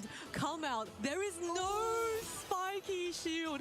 Is that enough to take out the rule? Wait, both lived? Hang on, Ursa Luna's last hurrah though, as it does get KO'd. They both lived? I think what a fantastic way to go out in this match. bear So much sucks. damage on the board, but not critically being able to get the KOs. Ogerpon can follow up with that. I know there's the Combine, but like, decent what? damage on the board, and is the Terrapagos going to be able to get the KO? I think it will with the single target. Terra Stardom here going to be able to connect down, and as you can see, the Frigoraph tries its best, but will be knocked out. There is only the Miraidon left for Frederik. Oh, wow, so never listen to me. I am not cooking. The terrain, almost a weather wall, the terrain war here, because Miraidon's gonna get the electric terrain. I'm assuming it does if you're running it with Blood Moon Ursa. Switch out into the Rillaboom and nullify, reducing the damage of any electric type. Just click, from like, yeah, just click discharge. Clutch survival from both the Terrapagos and the Ogerpon. There's no reason not to click it, right? You take this double KO and just hope that you can out damage this gorilla in the back. Because then once it's the gorilla, it's going to be single target, right? The Ogerpon and the Terrapagos, and maybe, I think at this stage, might be just hoping for some paralysis from the discharge, and, you know, it's Pretty not fast over for bear. either of these players. I think I see what you did there. That is a also, now the that is a Rillaboom can good- come in, good and it plan. can just fake out, and Is it fast bear, Murdoch is fast going to bear? be forced to take that one turn of fake out plus the Terror Starstorm. Keep saying Stardom. So do I. It's a lot of stars going on, but not in the sky of Stockholm, though. I think around the rest of Europe, there were some beautiful stars in the sky yesterday, but not today. Dang. Instead, it's all about I can't believe the Terrapagos double are 1 bringing that HP glitter to the survival. field. Miraidon, however, that is the downside was of running one of those choice crazy. items. Yes, you can deal that extra power. I know I for got the damage, Calm Line but on the you are first then locked into turn, that but, range, no like- opportunity to protect, and now it really is Rillaboom's game. It can go for this fake out, allowing the Terrapagos to just have completely uncharted damage here. Able to go for the Earth Power this time, shaking up a little bit, maybe done enough with the Starstorms, and instead gets the Jeez. knockout with an Earth Power, showing that it is not just a one-trick That pony or a one-trick damage. turtle in this case. It can actually do a few other things too. Very, very well played game. And there I'm from both excited these for players. when my Like, recap maybe script of Miraidon Indy is comes out, because I threw as relatively many jokes in bulky. as I It's not can. the bulkiest Specifically Pokemon about out there, turtles. but it can survive some Because there hits, was and I Terrapagos think, at the you know, grand Miraidon finals. not being in that I thought it was Terra pretty form funny. meant that maybe Frederik just thought, oh, let's not Alright. go for the Terra Starstorm, which is a neutral attack, although it's still going to be really, really strong. But Right. really well played. I think both games. I think it's just a little both bit of an players awkward position had on a lot of Frederik's end. I outs also just every think the turn. double I 1 think HP it's survival is just so the on tide board. of the battle just That's slowly crazy. swung towards Frederik, Flavio towards the simply end loved his there, and, Pokemon you know, more it's just really, than it's really Frederik cool did. seeing the interaction of both Rillaboom and Terrapagos. Like that, Frederik that just is some not caring game that, you know, lore, I don't mind like if I erase my own terrain, I can For switch it out and I can Terrapagos switch it back in and again. I think it was Ogre Pond necessary to be survived able to on get one, spread so damage you from wouldn't Terra feel Starstorm, sad actually. And, you know, type like you stuff, said, you can know? reset that weather. I think going into this next game from Frederik's side, what I want to see a little bit more of is the Miraidon paired up next to the Ursaluna. So you can go for those discharges, not worry about hurting your partner Pokemon because it is a ground type, and just being able to get a lot of damage on the board very early. I think that turn where the Tornadus went for Tailwind and then went down, bringing the Frigoraph in, I totally understand that because the Incineroar just coming on the opposing side, you can kind of stop the fake out, but it meant that Miraidon didn't get seen until the very end of that match. Having come out in the You lead, know what I wanna then see? coming in Scarf so to late you. when there really isn't enough partner support to be able to help carry the momentum. Oh, your So I Pokemon think lived? Frederik, I want to maybe get that Tailwind up. Yes, fantastic. Not But anymore. try to get Ursaluna next to Miraidon so that you can get that synergy going. Yes, and that discharge hyper voice, a little bit of a playback to, you know, the infamous discharge earthquake combination. So it's mean how it really affected, hard. We can Frederik? see that Flavio won. Flavio has no white, so not Frederik has no. Flavio just got that guard poker on- face. Well, actually, neither of the players have white guards, so you know, there's a lot of just spread damage coming off from both these players, and I think, you know. Going This for music Miraidon, is so without the epic. electric terrain, its damage output is Oh, game quite two? Okay. severely limited, as we can see when No spoilers. Miraidon Yeah, no was able to spoilers. Override that with its grassy terrain. So I think Frederik might I'll want get to think my- a little bit more about Okay, just getting P2 the to terrain attack you. walls control kind of a little bit better, and maybe Spoilers. you know, switching in and out a little bit more wisely. But we are going to go straight into game two. We're going to have Same lead. Terrapagos, a bit of a change-up versus Miraidon and Frigoraph. So a complete change-up from both All the right. players. One joining the Slitherwing fan club. You just got to pledge your allegiance to the Slitherwing. Stand by the Slitherwing through all the ups and downs. We're currently on an up because they just added a plushie, but they still don't have an official Slitherwing emote on the Twitch channel. That one's a shame. Whenever Slitherwing gets mentioned, you just have to like pop off. And then Oh, yes, you can be a and part of the the Slitherwing fan club. defense boost doesn't go away when the terrain is overridden. So actually, Frigoraph is now at +1 against this Rillaboom, which is primarily a physical attacker, and you know it's going to be in quite a nice spot. The Are we just Terrapagos, of course, helping without hand the first Calm Mind turn? boost, can't immediately offer Alright. immediate knockouts. It will most likely. I wanna see the go for witch. some sort of setup The move. fish, I mean, Chiyu. it can go for that Terra Starstorm, but you know, in its normal form, I think it may want to think about. You just getting gotta some win out setup to get before on going for it. Of stream. course, I think the Miraidon might want to. You can see the Chiyu, you know? There and come back in later on to get that terrain set up. We're going to see straight away Miraidon helping hand boosted Draco Media into Oh! Remove from the Ding field. ding! Literally steals the words out of my Ding mouth ding! about how Rillaboom is able to do limited things on the field. Well, it does nothing. It's Ooh, gone. So okay, Rillaboom's okay. able to go for this calm line you were talking about, though, Zoe, because without it, it's not going to have that oomph behind it. You do have to be swapping this next turn. The opposing side was able to really perfectly demonstrate. The one upside here for Flavio's side, I guess in the sense, is that you have this free switch into a Pokemon in the back. In game 1, we saw him bring the very standard Fire, Water, Grass core, and I really wouldn't be surprised to see something like maybe the Incineroar come in now, just to kind of... Flavio looks so bored. Try and maybe go for some parting shots and neutralize some of the damage on the opposing side. The issue, however, is with the Farigiraf on the field, you don't have that fake-up pressure, and you don't have a lot of speed. Seeing itself as really just get destroyed on first turn is crazy. Miraidon, unless you have brought something like your Fluttermane, but I don't know which Pokemon Flavio has brought yet. We'll have to see. You, Tinny, takes so much damage from a Terra Starstorm on the swap. Frederik's Miraidon is locked into the the Fluttermane on the field, but Frederik's Miraidon is locked into the Draco Meteor. And you'll actually like stuck. You'll die to the double up. Anything to this Fluttermane. If this is like a D-Gleam, even just like a whatever neutral hit into it. Oh my gosh, if you're just going for it. Advantage of knowing that there is a switch out. And Frederik can't really threaten either the Fluttermane or the Terrapagos right now, so it is it's very, very good against the Incineroar and against. Just do whatever damage to the Terrapagos, so like you can do some damage. Let your Miraidon die and bring something in. Bring the Ursa in. Because yeah, you can't swap in the Ursa. I like this. It will die. Particularly considering Fluttermane's on the field. You see how fast it is. It's going for that Moonblast, not notably no. into that Miraidon, leaving oh, that's gonna.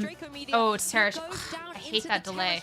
Meaning that it will not be dealing super effective damage at all. Was this just a hit into the Farigiraf? Yes, the Terrapagos now going for the Terra Starstorm outside. Just, ooh, not enough for the KO though. Not enough to knock out the Farigiraf, and it is going to be able to get that Trick Room up. But that means the Trick Room, so the Farigiraf is going to be the first Pokemon to make a move, but then followed by the Terrapagos, because the Miraidon has not switched out, and it is in fact now. I'm assuming just for interest of time. I don't actually know. He has broken that. It's like everyone's switches are different, right? You just use a rental, load it into something that worked. Then you're good, right? The Terrapagos is going to be taking normal damage. Oh, brought the Iron Hands. Well, the Miraidon at this point, you're -4. You do not care. And you're locked into spec, so you can't even Volt Switch out. Exactly. And if you manually swap, the next thing is going to be taking a lot of damage.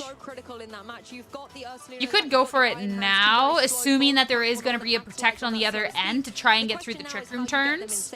Because you still have a Terrapagos and you still have a Fluttermane on the field, and they are. But like, I still think this is tricky. Damage, something like a Moonblast, neither Pokemon are going to appreciate. Instead, it's just going to be a hard switch here for Frederik, just making sure that Miraidon's safe in the back. No Protect, Side Shot. Oh my gosh, you do no damage. In a fantastic spot to go for this Terra Stardom. It is of course only a single target attack. Yeah. This is why I didn't want to. That is gone out of here. Goodbye. Oh no, and then quite a devastating. And Farigiraf is also going to be picked up by that Moonblast. So Flavio taking that turn actually with very, very minimal damage. That Terrapagos, took a little bit from that side shot, and now Iron Hands is coming out, followed by that Miraidon setting up Electric Train. So, the Iron Hands is in a really, really strong position right now. Of course, I think Flavio is going to probably want to switch in that Rillaboom at some point just to override the. Well, that Rillaboom dead. That Rillaboom dead. Drive attack boost and also the Electric Train boosting its electric moves is going to be heavily reduced. And I think Rillaboom itself being a grass type. Yeah, I guess it has to be Electro Drift. You can't click into Discharge for the Iron Hands, right? Very nice switches, so I wouldn't be surprised to maybe. You can't even Terra until the Terrapagos is dealt with. Really, even though it is a fairy type and does super effective damage to the fighting electric and fighting type. I still think you need a Switch with an online subscription to play regionals. I could be wrong, but I think it is when you register, it does specify that you do need an active account. I'm curious if you could get by without, but if it becomes an issue, I think you're cooked, right? Even see something like a Terrestrialization come through at some point just to drop that Dragon typing on the Miraidon just in the face of this Fluttermane, but we're not going to see any switches straight away. The close combo. So when you dock, you get connected to LAN. Also burning through another turn of Trick Room as Miraidon capitalizes on this and goes for the Electro Drift. Powerful damage into that Fluttermane. Later, Flutter. Frederik's not messing around here. Trick Room's in play. You got to use those turns while they're active. Oh, the double electric here coming through. Later. Flavio maybe not wanting to risk that Rillaboom switching and taking heavy damage, because this is a Specs Miraidon, so it is going to be doing lots of damage. And actually, Ogerpon coming out now. Follow me, but still at the same just time. want to make a correction. I think there is, it looks like the Rillaboom was already knocked out, and I completely forgot. Went straight away at the beginning. That was the Draco Media. Miraidon is the one getting KOs after KOs here, Zoe. So I like to correct myself. But there is still the trap. Yeah. Not gone for Yeah, out in the field, you're using your own. Actually, Pokemon ain't about to supply 900 switches, y'all. Just delete the electric terrain. So just, you know, nullifying a little bit of the electric damage coming off from the Miraidon, which is now locked into Electro Drift. Of course, the Iron Hands has had the attack boost, but if the terrain goes away, it will lose that Clock Drive boost. I mean, the Miraidon's got two very powerful KOs, and Terrapagos, being the superstar for Flavio in game 1, is calling in an SOS here. Terra coming out. Ogerpon onto the field to kind of help it out. Maybe a follow me redirection, as very classically the Terraform Zero form coming out here, going to be able to then. Where's Terra in the game? Where's Terra in the game? And just try and get damage on the board. But honestly, the way that the so much. It could have been so good. Miraidon is coming through. That is going to be very formidable for the Ogerpon to deal with. As you said, though, Zoe, at least being able to now get rid of the electric terrain is going to stop Miraidon from going on the rampage it has done previously. But Iron Hands able to go for the close combat. I think it's now in range of a KO from Miraidon, don't you, Zoe? Yeah, I believe so. Electro Drip Choice Specs is going to do a lot of damage. Terra Starstorm's going to be doing a lot, though. How many turns have Trick Room left? Kept both his Pokemon non-terror, but the Iron Hands took so much damage. I don't know how many, I think there's either 1 or 2 turns of Trick Room left. And of course, Miraidon cannot protect. So if Trick Room ends this turn, and I'm not sure it will, I think there's 1 more turn. I think maybe if the Iron Hands can knock out the Terrapagos with that close combat, this game will be going to Frederik. So I mean, yeah, you have to hope that the close combat can do enough. Naturally, just has a lot of health, and so you just have to hope it's enough, right? Take knockout outside of the electric terrain, but there's Electro Drift. You're never getting an opportunity. Ooh, you're gonna okay. So assuming that you're gonna live past the Electro Drift. More worried about close combat than the Electro Drift. I don't know if it'll KO, but outside of the Electro Train, I don't think the Electro Drift can take the knockout. I think the question though is whether you're good, Killer. You're good. A little bit as they've done here, the end of Trick Room. Is Terra Starstorm going to be enough to get the double KO on Iron Hands and Miraidon? That's the thing. Here? You That's can Terra for the extra boost. Go for the double. And the Electro Drift. That's just going to be too much damage for one. No terrain though, because of the Terra. To make sure that it gets the I think there's no other option you can do except for close combat. Terra Electro Drift. You don't live either way. There's nothing else you can do. Put you in a good position and could explain a little bit why as well. Frederik hasn't gone for Terrestrialization this game, right? No, he has. You're not gonna live. That's the risk, because if you are a terrestrialized Pokemon, the Terra Starstorm is going to be able You're not to gonna do live. damage. You're not gonna live. You're not gonna live. You're not gonna live. In the line. You don't live anyways. If it was high high roll, no, there's no way. There's no way, right? Let's go. Let's see. Can I take the damage? Oh, that's you do so little. Okay, I guess like it didn't matter the amount of damage you were doing. But like you don't live this. He's going to be able to take a double knockout this turn. At least knock out the Iron Hand. And is that going to? Oh wait, he actually does pay. What? He does survive. Wow, never listen to me. Never listen to me. Oh my gosh. And now Terra Electro. No shot, right? Does this pick up the KO here with the what? Just coming off. That was the craziest, like, high to low roll out there. That what? Never listen to Sierra. Never listen to Sierra. Is it going to be enough to take That's crazy. It's all or nothing now on this Miraidon. Wow. Wow. I am not cooking. Your Electro Drift to try and get the KO. Without it, it definitely wasn't enough. But with it, can you get the KO and get into a game 3 against Flavio del Pidio? The damage. That's crazy. See you there, traders. It's coming right up. What a That's crazy survival. Oh, that was such a thrilling endgame, and you know Frederik made that really, wow, really critical call there. Wow. The previous turn, just getting that little bit of chip damage. Never listen to Sierra. That's crazy. That way, it wasn't taking the double damage from the Terra Starstorm and clinging on with that. That was like a max high roll to like low. I can't believe that. Oh yeah, definitely. I know the lunch break's coming up for some of our traders, but I think Miraidon, checked in early there. I think you were right. No, I was so wrong. If he terrored the turn that I thought he was supposed to terra, hand boosted, just removing He the was Rillaboom from the cooked. fray. And when you look at the Pokemon that were coming through, yes, once the Farigiraf is down, you've got Pokemon like Iron Hands and the Blood Moon Ursaluna, Pokemon that want to be in Trick Room. If you've got Rillaboom on the field, able to go for these grassy glides, that kind of works around Trick Room. You've got Pokemon like Incineroar and Rillaboom that can go for these fake outs, and that can be so disruptive to a trainer. Terra earlier from Frederik. If Frederik Terra to turn sooner, when he had the 2 HP survival, Terra Starstorm would have actually hit super effective damage, and it would have killed the Miraidon 100% for certain. Because Frederik did not Terra, it was only a neutral hit, which allowed him to survive, so he gets the first hit, next turn can then Terra when he's guaranteed to, like, if it's either he gets the KO or he doesn't, right? But he wasn't picking up the KO the turn before.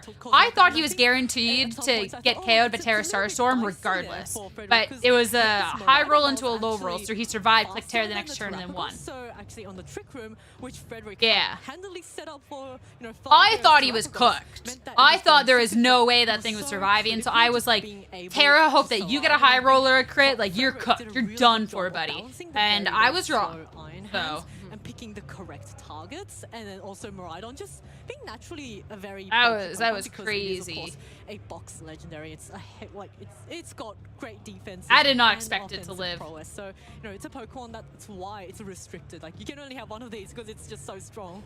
I'm just built different, all right? Because in game 1 he went for this Tailwind strategy with the Tornadoes, and in game 2 went for a Farigiraf. And I wonder, coming into this game 3, which are you going to go for here? Are you going to try and get that Trick Room set up again? And Farigiraf coming front and center with going for it. Okay. Indicate that for sure, but this time Rillaboom knows what's up. He knew. Coming through with the Draco Media. Maybe there's even something like a Flutter Mane in the back that could switch in and take no damage from that. Just putting I'm very bad at early formats, especially with calcs. I go off vibes, and the vibes are all wrong today, apparently. I am not getting any of this right. Immediately overwritten. I'll be good before my next event. It just takes me a little bit to warm up to a new format. Some people instantly pick up a new format. I'm just like, like figuring it all out at first. We're fine. We're getting there. We're getting there. It makes it fun at least, because I never know what's gonna happen, right? We don't know, but I think, you know, that is something that Flavio has to be in mind, that this Rillaboom can get taken out. He simply loved his Miraidon more. That he has to play around, and maybe, as you mentioned, bringing that from the back, which then nullifies any sort of dragon moves coming off his way. I mean, you put an Assault Vest on that Rillaboom, you think it can take. I don't think he knew. I think it was just like playing the odds, right? With that helping hand, Miraidon actually this time just leaving the field, going for that Volt Switch. I'm going to be breaking the Terra Shell of Terrapagos. Of course, this will be not very effective damage, but still does a significant chunk. That's about a quarter lockdown on that opposing Terrapagos. Was this a U-turn, I'm assuming, into the Farigiraf? You can see it's the same for as game 2, his winning game in this set. Iron Hands joining the fray now to maybe enable something like a fake out and trick. What is a wood hammer? How much does this do? Rillaboom here able to go for the wood hammer. Nice little chunk. A huge chunk of damage, and Rillaboom, particularly with Farigiraf on the field, is locked into only going for U-turn or the wood hammer, and it's nice to see Flavio trying to get that offensive damage on the board. Yeah, Terrapagos now going for that Carmine, just recognizing that it's Carmine not again. Really in a lot of danger, but of course, now that the Iron Hands is having the Iron Hands in Trick Room is kind of nice, but you're still like, I don't think you pick up the KO on the Terrapagos either way, and a wood hammer and a Terra Starstorm into the Iron Hands is gonna pick up that KO, right? It's going to be hit super effectively, and I think in this range, just take out the Rilla? With the help of a helping hand. I'll play on Farigiraf. I think is a really nice adjustment. By the close combat from the Iron Hands, this Iron Hands is not the amount of restricteds that are special attacking that actually have a pretty high attack. It's just going to be taking KOs on the Trick Room, which we like normally it's not ideal to tip like the foul play into a special attacker, but like you actually deal a nice little chunk of damage too. So, yo, Lax, what's up? With that Pokemon going on? Great job, Halloween. Terrapagos wants to go into Terra from zero here. That will then remove the grassy terrain from the field, and those wood hammers. I guess like if you're just like, damage. So you're ooh, what's the swap in here though? Affecting your partner Pokemon from being able to shine, quite literally in terrestrialization. So I like this switch here.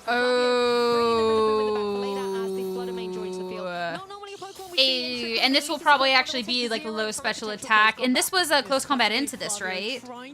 Yikes. Unless that's where he last targeted the close combat, right? Or did he swap? No, keeping real alive terrain I think is actually fantastic. Especially if you're wanting to terrestrialize this turn.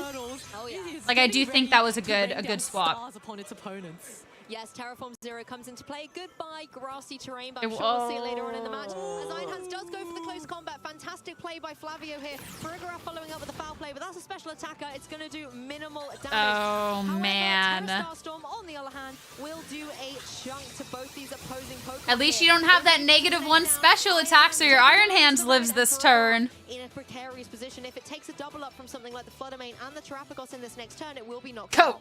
Iron Hands is heavily chipped. We can see there's quite a few more turns of Trick Room left, and both the Fluttermane and the Terrapagos does have access to protect, so there is a lot of potential for stalling if Flavio chooses to. And I think in that last turn, Frederik going after that Rillaboom, maybe predicting some you sort of just protect want to from Flavio, fire because off of course, I think the helping hand, the close combat into the Rakabot, like, is going to deal if really it protects, heavy damage, like, if not you can just straight do up a knock it out. And bunch maybe of damage Frederik into trying to the get into his opponent's head there, but Craniolato. maybe not quite getting in. Flavio getting that upper hand. You know what? Yeah. Wild Charge, Psy Shock. It is not going to be very happy No. under this Trick Room, but Oh, no see protect. that helping hand coming out immediately. So I wonder what this Iron Hands went for. I think you have to target down the opposing Terrapagos. It's just such a threat. But Flavio identifying that it is a key piece in his team goes for that protection. Yeah, Flavio's gaming this turn. With the helping hand to be able to guarantee a KO. Flavio has all the vibes right now. Some damage here. Moonblast comes through into the Iron Hands. It's removed from the field. Now, yes, that's brilliant. I would like to see the double up or the helping hand, like Wild Charge into the Flutter, do as much damage as you can, and then get the free swap into Ursa while already having chipped the Flutter. So you could go for like the helping hand Hyper Voice on this turn. Yeah, so Iron Hands didn't actually manage to get any damage off, I think, before being knocked out. But you know, there's still Ursaluna. I guess even on if the you field just right wanted now, to like and ice punch that like is also another anything heavy into hit, the of Flutter, course. if you wanted to force the Moonblast to go into that slot, so like you don't get your Furgraph knocked out, but I think you did need to deal some sort of damage. Unlike its regular counterpart. So, you know, Ursaluna, I think Xerneas would do. I actually am worried with Legend ZA that our second format or next year's world format is going to be the ZA Pokemon included, which would include Xerneas and Yveltal. And I am not excited. Xerneas better get nerfed. It better get nerfed. Life Orb boosted, helping hand Blood Moon is going to knock out, because if it doesn't knock out, I think it was such a safe protect coming up from Flavio. He's ahead. He didn't need to play risky there. What's going to happen right now? Ursaluna has a score to settle with this Terrapagos as well. Paldea, they did with Legends Arceus. Right before Worlds last year, actually. Even though it is a ghost type, but Ursaluna has its eyes Blood and its Moon, target this set has to be on into that the, you Terrapagos. need Here to be comes getting the this Blood Moon KO. coming down from the sky, finds it. Okay. Finds a KO. The restricted Pokemon is gone. Let's for call mine Flavio. boosted as well. That was a big What KO. fantastic turn for Frederik, knocking out that really, really threatening Terrapagos. And now there's no more Perfect. threat of a Terra Starstorm. Moonblast. So no more super effective.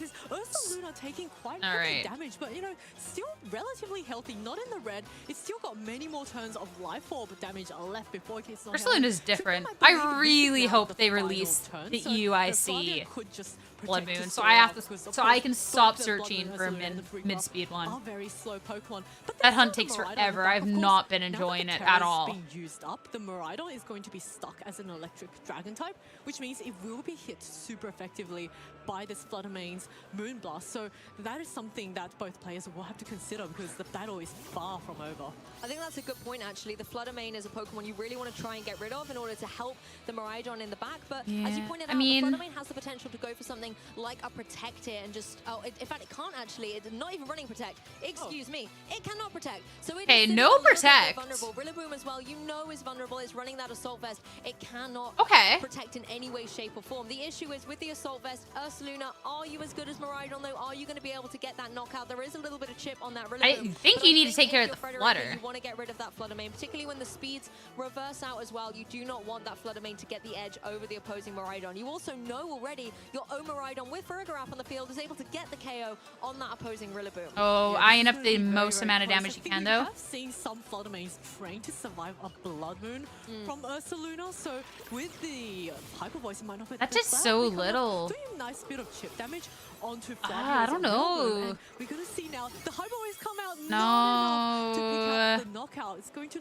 take some life orb recoil, but U-turn coming off. You know, At least that doesn't pick up the KO, KO, but like this is going to be a moon blast. I guess the flutter is low enough you can fire off a side shock into it next turn. Flavio is going to reveal his final Pokemon. I feel like Flavio is just trying to get rid of this Frederik so that when the Rillaboom comes back onto the field, you're able to go for those fake outs. But instead, targeting down that Ursaluna removes the powerhouse. Because now you're forced, with the follow me, you're forced to double into the other slot, and it's just going to be a moon blast. Miraidon is going to come back in. And the issue again for Rillaboom is you cannot go for any of these fake outs. But at the same time, if this Fluttermane is able to get the edge and go for a Moonblast, that is going to be big damage. And you also because this Moonblast is just going to body this Miraidon, right? That can provide some redirectional support. Yes, Ogerpon can Unless you literally just say, screw it. No. Actually, screw it. Press a discharge and Psyshock into the Ogerpon.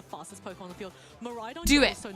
Cannot go for the Terror to get Do rid it. of that fairy type weakness. So Miraidon is going to be forced to take this Moonblast. You need to kill this Flutter. Will pick up the KO. I think it depends on just go how for Miraidon it. is trained and how the Fluttermane is trained. But I think we've seen that Click it. Miraidon take that Click Terror the button. Starstorm Click the early cool on button. with 2 HP remaining. So there's a good chance. Like you need to pick what you're locking into.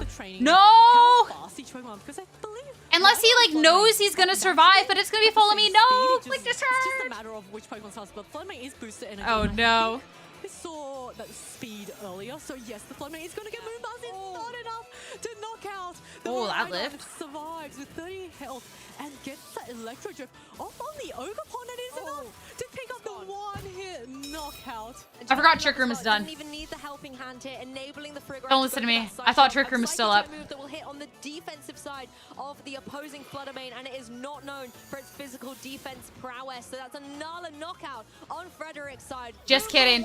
I'm a capper. Never listen to me. Never listen to me. I thought Trick Room was up. Knockout that turn. A really fantastic turn. And now Flavio is down to his final Pokemon. He does okay. get the terrain boost. But of course, Rillaboom I thought this was the final turn. Serious knock. Because of this Farigiraf on the field, and we all know Miraidon Toltec. outspeeds the Rillaboom, and I am a fraud. I think I'm with bad the at Assault Vest Pokemon. and the resisted hit, there's no way I'm this getting Rillaboom every is turn going to be wrong. able to survive in Electric Drift. And if Frederik wants to be stylish, he can maybe want to go for a helping hand, but of course Flavio recognizes that and is going to forfeit. And what a Please forgive me, close Toltec. match. What a set. Game 2 was still my favorite. That Miraidon just clean Wow. with that 2 HP, even being a damage roll, so we never know. Awesome plushie game, by the way. Frederik able to be victorious. Whoever wins the plushie game wins the match. Every time, whoever has the better plushie game, we're going to predict them to win the match. And we're going to be right every single time. A previous EUIC champion, and you can just see the way that Frederik was able to pivot the Pokemon in and out there. Ooh, top restricted. We've just Okay, top 10 for... Oh, we're doing a top 10 on day one? All right. I don't think we needed to do a top 10 because like 3.1 and 2.3 Lunala I think is really, really funny. Like we didn't need to, like they're like we don't need, we only needed the top 8. We actually only really needed the top 6. All right. 21, 13, 13, 13. Like 13 Miraidon, like I think is actually pretty impressive. 9 Zamazenta, like this I think is just like, I'm not too surprised by this. Miraidon's a smidge, like, it was basically how fast people wanted to pick up Miraidon after Indy. And people were like, oh, it's good. So, you know. But, yeah. This will be interesting in comparison with the day 2. All right. see it skyrocket. This is what I needed. Ooh. But actually, the top 12. Okay. Whimsicott at 14.8. Okay, we're straight up taking Rajon's team here. That's exactly what happening. Amoonguss at 2nd place with 40%. Okay. Urshi Water 34. Ursa 12. Okay. Not too surprised by this either. In all honesty, with valid restrictions, I think the only like really surprising thing is Whimsicott being so high, but restricted, do I think is gonna win tomorrow? Cali Ice. On teams so far on this broadcast, both the Fluttermanes were running Taunt, and I wonder if that is because of the fact that Amoonguss is rising Ooh, up. we finally got team sheets. This one also Nils versus Aurelien.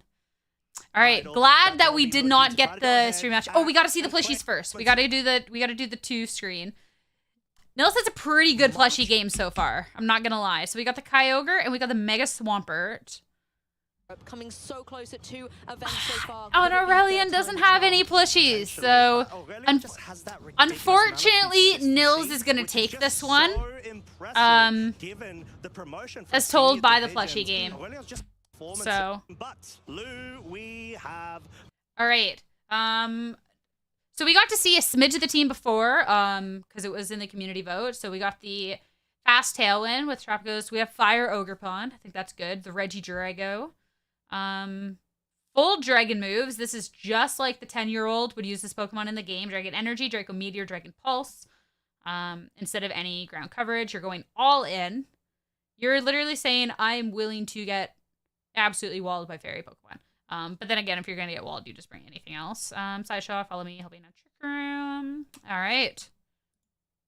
The teams. Terrapagos, of course, being the restricted of choice for Niels, right. accompanied by Whimsicott, Ogerpon Halflame. No plushies, no wind. It's unfortunate. It's how it goes. Now, a Fire Water Grass core is something I always like to talk about, Costa, but not normally Dragon do I Terra, say yep. when Whimsicott is the grass Pokemon. Yes, Ogerpon is kind of right. hybriding there. I'm not really is the one bringing that fire Aurelien, energy here with I'm those sorry. Cudgels going to be able I'm to gonna try lose and if you get don't have some any good damage on the plushies. field, but there is a thorn You have in no chance. the side. When it comes to the Okay, yo, this Cerulege, Bitterblade, bulk up Shadow Sneak. Cerulege is not the Pokemon that I thought I'd be seeing used by a top player in Reg G, but yeah, I respect the hell out of Aurelien, so I'm intrigued to see it. I know Joe Brown's like losing it at this team. Scary Face Torn, Terry Face with Tailwind. I really like that. Standard Raging Bull, standard Fake Tears Flutter. All right, we're really just going all in. Dark Pulse, Terra. All right. Cool. Trying to make it work. I just steal the team from Aurelien, you know? It's not going to be able to take damage from fire type attacks. You bet I'd be taking the ugliest Mewtwo plush there is. You bet I would be taking all of my Piplup plushies. And I think being cognizant of the way that these abilities all work of and the them. synergy they're going to have on the field, every single one. It's going to be a strong play for these trainers to make. I think it will, especially when we've got Terra Bug as a choice of Terra on Cerulege. It does. Wait, it was Terra Bug Cerulege? Brilliant, cooking. Very dangerous with a Mold Breaker, and it already introduces a lower level scenario of dynamics. I hope that we get to. Have to consider, however, it might be pretty decent because it was Flash Fire, right? The Ivy Cudgels from the Ogre on the other end. About already, but also key players. Regidrago, we know it has so much damage potential. No spoilers, please and thank you. And we do have Terrapagos, so we already see hard sweep. No spoilies. Versus Aurelien also having a big. We'll watch it all together. Rules for the handshake at the end? There's no rules. It's just like sportsmanship, right? Like, especially if you're on stream, you kind of just look like a bad person if like you're not willing to at least handshake. It's just respectful in any sport, right? Okay, we got some good music though. Could be a Fake Tears user, but not today. Nils leading out with that Whimsicott and the Ogerpon here against the Fluttermane and the Raging Bolt on Aurelien's side. It's true. That is true. It's true. There's a lot of them, Kylie. I'm gonna have to hire somebody else. Not because you're not doing a great job, but you know. Speed control is definitely a big key player in this situation. Fluttermane, if it's able to get cheeky Fake Tears to allow further enablement of this Raging Bolt to pick up the KOs, that could really be an option that Aurelien has identified and wants to try to go down the path with. That's tough. You can't tell someone they can't celebrate on stage, but also it's totally valid for other people to feel sad. It happens in other sports and stuff too, right? Their Amulet Cerulege? I wouldn't be surprised. I didn't look. The beautiful terrestrialization straight out of the gates following turn 0 for this. Ruin for Ivy Cudgel straight into the Slutter, right? And we do, of course, have the negating of the grass type no longer being. It does have Protect. So let's say there is any sort of electric type moves that do focus down. Icy Wind. It will no longer be as effective. Oh my god, there's so much into Whim. We'll be guaranteeing a 2-hit KO onto that Whimsicott crit, hit, which is quite nice. But most importantly, there's no Tailwind that's been set up right now. Wanting to go on the offensive with this Moonblast does actually guarantee a 2-shot. There's a crit as well. Crit for crit. Because of another critical hit.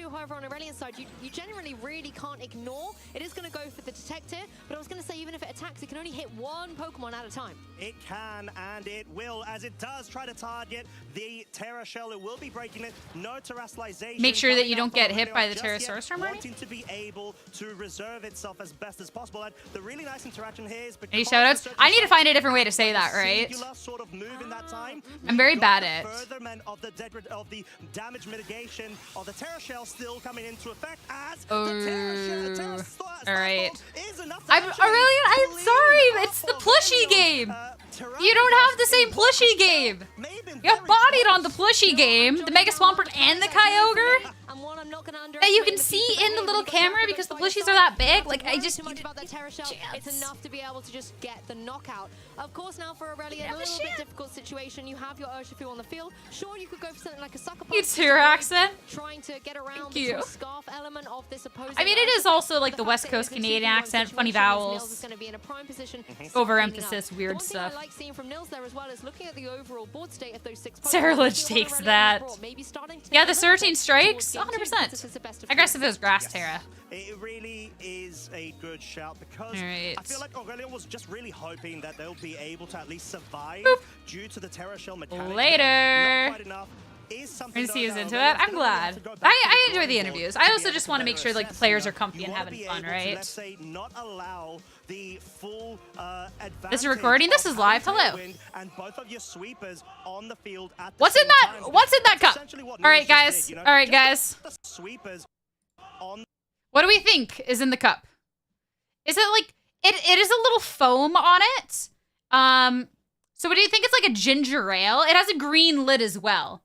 So I'm kind of thinking that it could be ginger ale.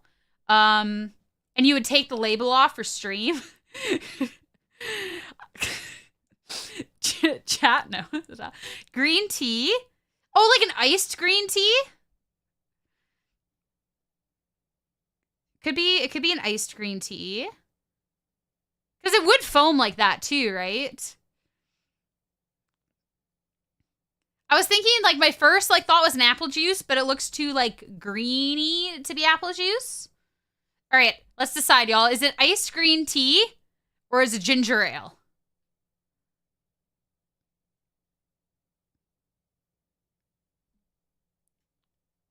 Green lid. I think green iced tea. That's gonna be my prediction. That's my call on here. Iced green tea. The field at the same time because green tea, we're all in green tea. All right. Did you see Nils just like nodded at us too? Yeah, it's green iced tea. Critical hit Moonblast. Yeah, perfect. Onto the Raging Bolt, it was able to put it within range. You had the follow up of the Ivy. And the ginger ale. That's what I was actually thinking. Funny enough, Limgy. Because there's the bubbles on top, but not during. Nils was able to just bring in both sweepers at the same time to capitalize. Yeah, the matches were earlier on in the day, but it was like too early because like NA Canada over here. Plus I don't like sitting through all like the vamp. Everyone always complains about the vamp, and it's like I get people don't want to sit through the vamp. I don't either. I just want to watch the matches. But during a live tournament, you kind of have to deal because we can't make the tournament go faster. But watching it afterwards, I can do it at a time that's better for me, and we can skip right through to the matches. And then I'll have a place where we can chat together. Your opponent's side, and there really wasn't a lot that Aurelien could do once the speed was reversed in Nils' favor. All right. Yeah, and I think Aurelien Sarah Ledge this time. Maybe even have to bring the tornado. Oh, now you know for tomorrow. So like you might get spoiled because like obviously if you go on Twitter and see it, like we can't saw people coming in here, right? Exhaust all of the turns of momentum from Nils' side, which is quite difficult of an ask. That's such a good Kyogre plush. Potential coming out from at least 3 of Nils' Pokemon if he so chooses to bring the same slot. Such a good Kyogre plush. But if I don't have a Kyogre plush. Sort of, is there any reason to change things up? Because that's sort of the name of the or game. A you just want to Swampert. go for damage, have the tailwind set up, I do have and a just Mudkip. hope that Aurelien has left an opportunity for All you right, to start we're getting back going into ahead this and getting soon. the sweep underway. I wouldn't be surprised to see Nils bring the same 4. I think the Regidrake need it to get side or users, I should say, that you don't really need in DD to. One thing I would like to see is the Raging Bolt still and pressured on Nils' lead. But you have that okay, the things have disappeared. We're about to get into it. Whether or not the Moonblast critical hit was critical or not is something we still need to figure out. But I would love to see Raging Bolt. All right, here we go.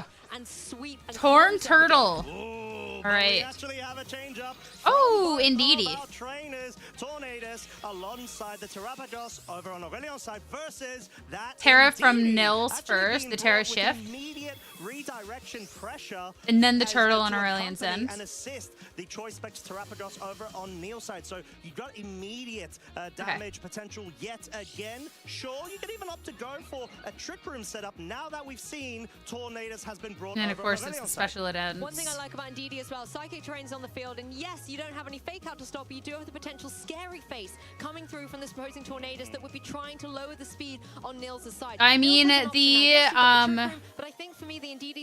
Terrapagos from Aurelien does have Dark Pulse, I believe. The damage that the Terrapagos can go for, that puts you in a really, really great position. At the same time, if you do go for that Weak win, oh, what a Trick Room, miss. the opponent goes for Terra. Tailwind, that You would could have be liked that really, really damage. nice. The Indeedy takes it so well.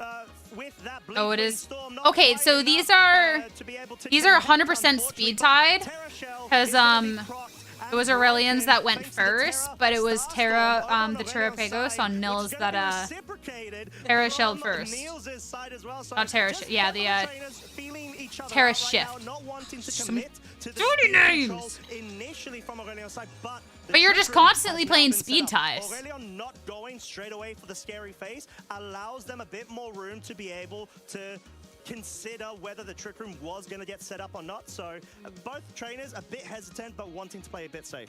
I think as well it would have been nice for Nils to capitalize on maybe Aurelien going for a Tailwind here, but when you know you're up against a potential Trick Room, it's too risky. Slitherwing team? Oh no. What's it paired with? I had a Slitherwing with ground on, was not working. Drawing in some type of attacks, kind of saying, hey, your Terra Shell's broken, I've got your back, I will take the Terra Starstorm coming my way, which is exactly what Aurelien has gone for. Aurelien has like ooh, the crit. Critical hit. Aurelien has outsped, won the 50-50 2 turns in a row now, but it was funny for Aurelien winning it outside of Trick Room and now in Trick Room as well. Alright. Terrapagos gone. Terrapagos. Weak one miss again? Jeez. Completely bounced off by the stellar performance of This Pokemon blind. There's a reason why we don't normally see Tornadoes in Trick Room, and I think it's, you know, shaking off some of those nerves being in an unfamiliar environment. Nils has two very interesting Pokemon in the back. Whimsicott, again, a Pokemon we don't normally see in Trick Room, so I like this thinking from Nils to bring in something like the Regidrago. Obviously, we don't know how it's built, but if it is Groudon Enjoyer. this could be a fantastic opportunity to just go for some big damage, particularly considering Raging Bolt is in the back. Psychic Terrain's on the Did we field, so you see can't what even Terra worry was about on this Thunderclap. Raging Bolt? Possibly, this Regidrago could clean things I up mean, for yeah, Nils. you just Terra Starstorm with There it. is an interaction, It kinda... awkwardly, if Nils does go for the Stellar Terra on that Terrapagos, it will be getting rid of the Psychic Terrain, allowing that priority to come back into fray. However, having this dual speed control mode from Nils is really, really nice to see. I absolutely love the strategy because you're able to adapt mid-game in order to better position yourself in your board state versus Aurelien. And a great call there, Costa. The Terraform Zero coming into effect will wipe the Psychic Terrain from the field. And that's actually quite nice considering your Whimsicott's just joined the battle. You want it to be able to go for any prankster potential it's got here. Most notably, Encore would be the thing that Psychic Terrain would have stopped. Another... Oh, it hit into the Whim. Okay. In its place, not going to deal any damage as Terrapagos Okay. Terra Starstorm as it is now in this beautiful and bejeweled phase. It will hit both the opposing Pokemon here with Terra Stellar damage. Not able to get the KO, but definitely puts... Finally, Bleakwind connect. Very well does as the Bleakwind finally connects with the Terrapagos and does actually A lot of damage into the Whim. Over on the Whimsicott side, It's whether... So I don't think It's like you either go for the priority with Whim, but like... You don't really like... Encoring either of these Pokemon don't feel great, but you also don't want to ready up an attack because you can just get Thunderclapped, right? So...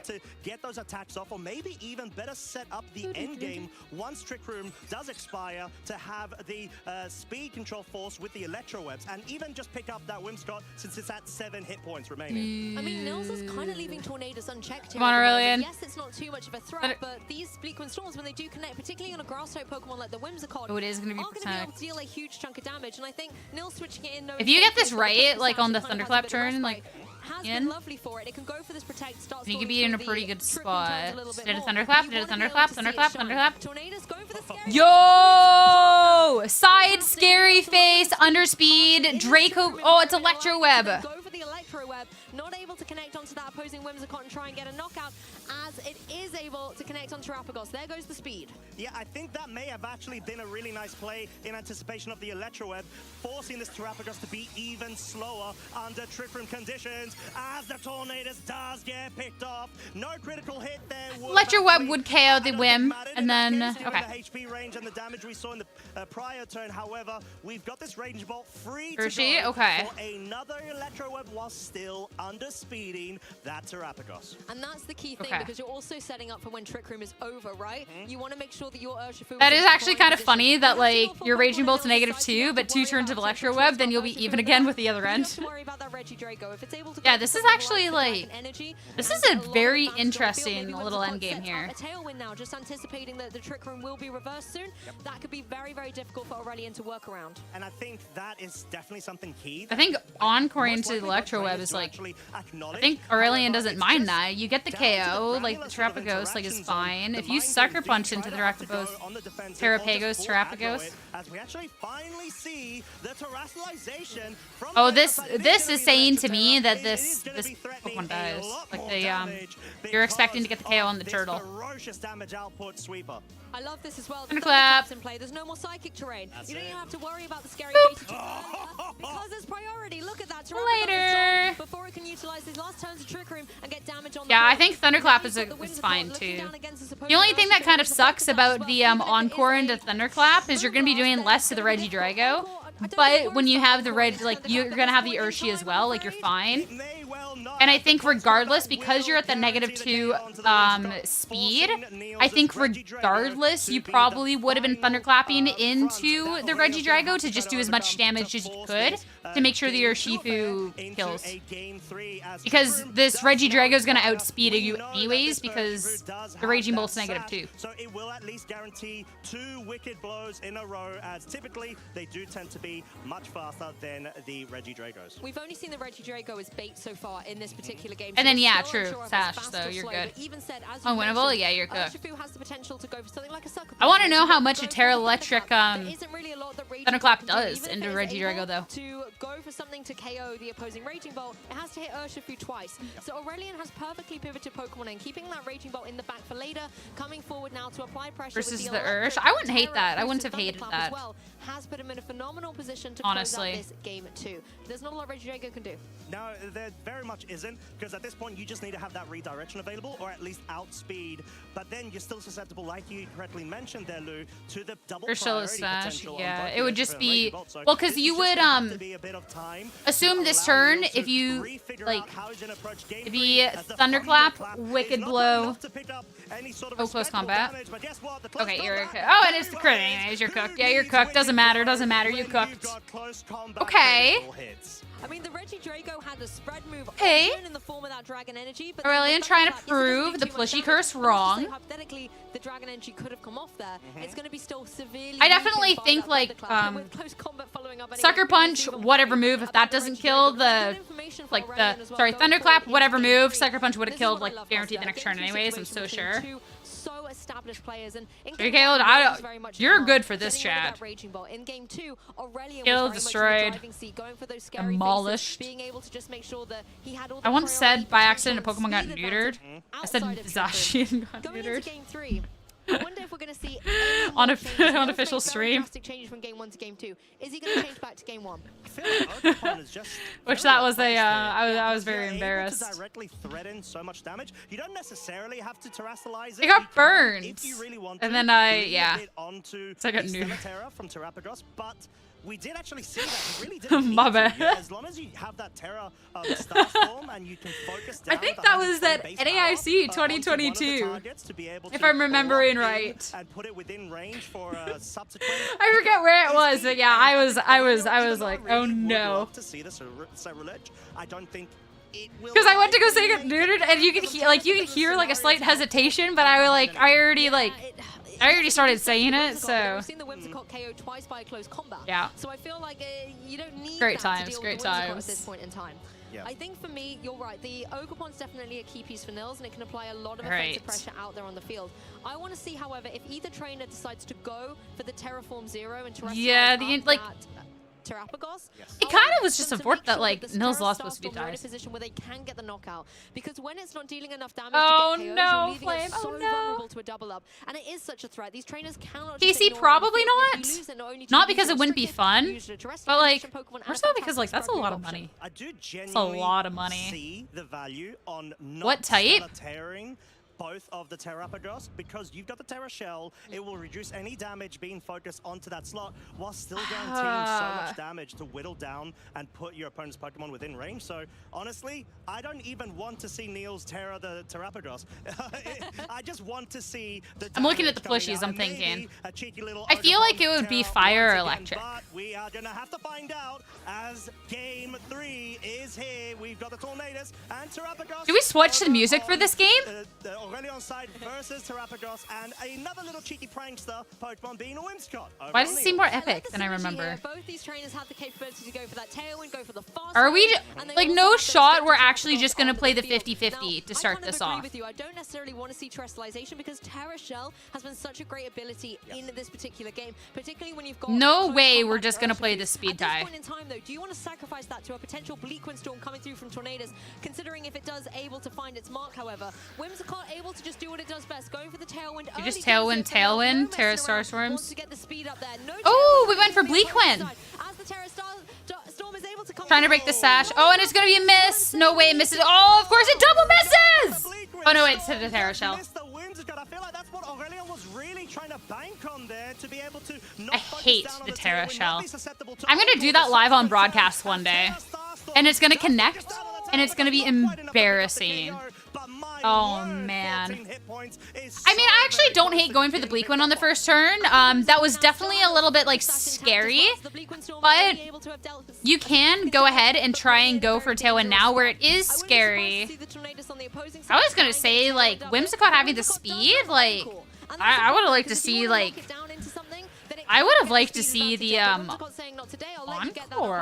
As the Moonblast is going to be the move of Right. choice. Now breaking the Terra Shell over on Aurelien's side of the field But- in order to allow a follow-up. But now it's pretty critical on which Terrapagos will move first. It is going to be Niels. It is going to be and it's gonna be enough for the KO. Moonblast just barely putting it within that range to be able to knock it out. This 50-50, like, turtle. Why is Alexa searching cows on Wikipedia? What the hell? My watch just, like, started searching up cows on Wikipedia. Honestly, a Bleak Wind Storm would even KO it at this range, so I wouldn't be surprised to see Bleak Wind Storm come out, maybe a double up coming through into that Whimsicott, but we know Whimsicott is fast. Something like the Moonblast could even deal with this Tornadoes. That's true. I would just sit there And confused. Urshifu having the focus sash is very well placed to be able to at least guarantee picking up a KO onto Man. the restricted, or even keeping it intact depending on which slot it targets down as the Tornadoes. It's is the now Flushy out diff. of this game 3 and set. Wicked Blow targeting the Terrapagos, wanting to guarantee that restricted does not keep on It's the going Flushy on diff. this absolute havoc path that it has been wreaking. Yes, and you can see the Pokemon in the Back to as well, Ogre but now it's Pond. that Ogre Pond I like back this to the aggressive team, approach way able to more. apply some pressure with those IV Search coverage, for gas, but actually. racing I back don't, to fray like- as well for Aurelien. My eyes are on this Whimsicott, I don't know though. what It's it, like, left picked up for Aurelien it to even checked search off that. I here. thought The that focus it was supposed to be section off of my and Moonblast Apple Watch, definitely but gonna be able to deal whatever. significant damage to both these Well, opposing Pokemon, as well as do the what it threat of that wants. Encore. That's something the Urshifu As long as it can ain't trying to contend with, dox me on but live to stream, detect. we're It fine, cannot you do know? that so safely.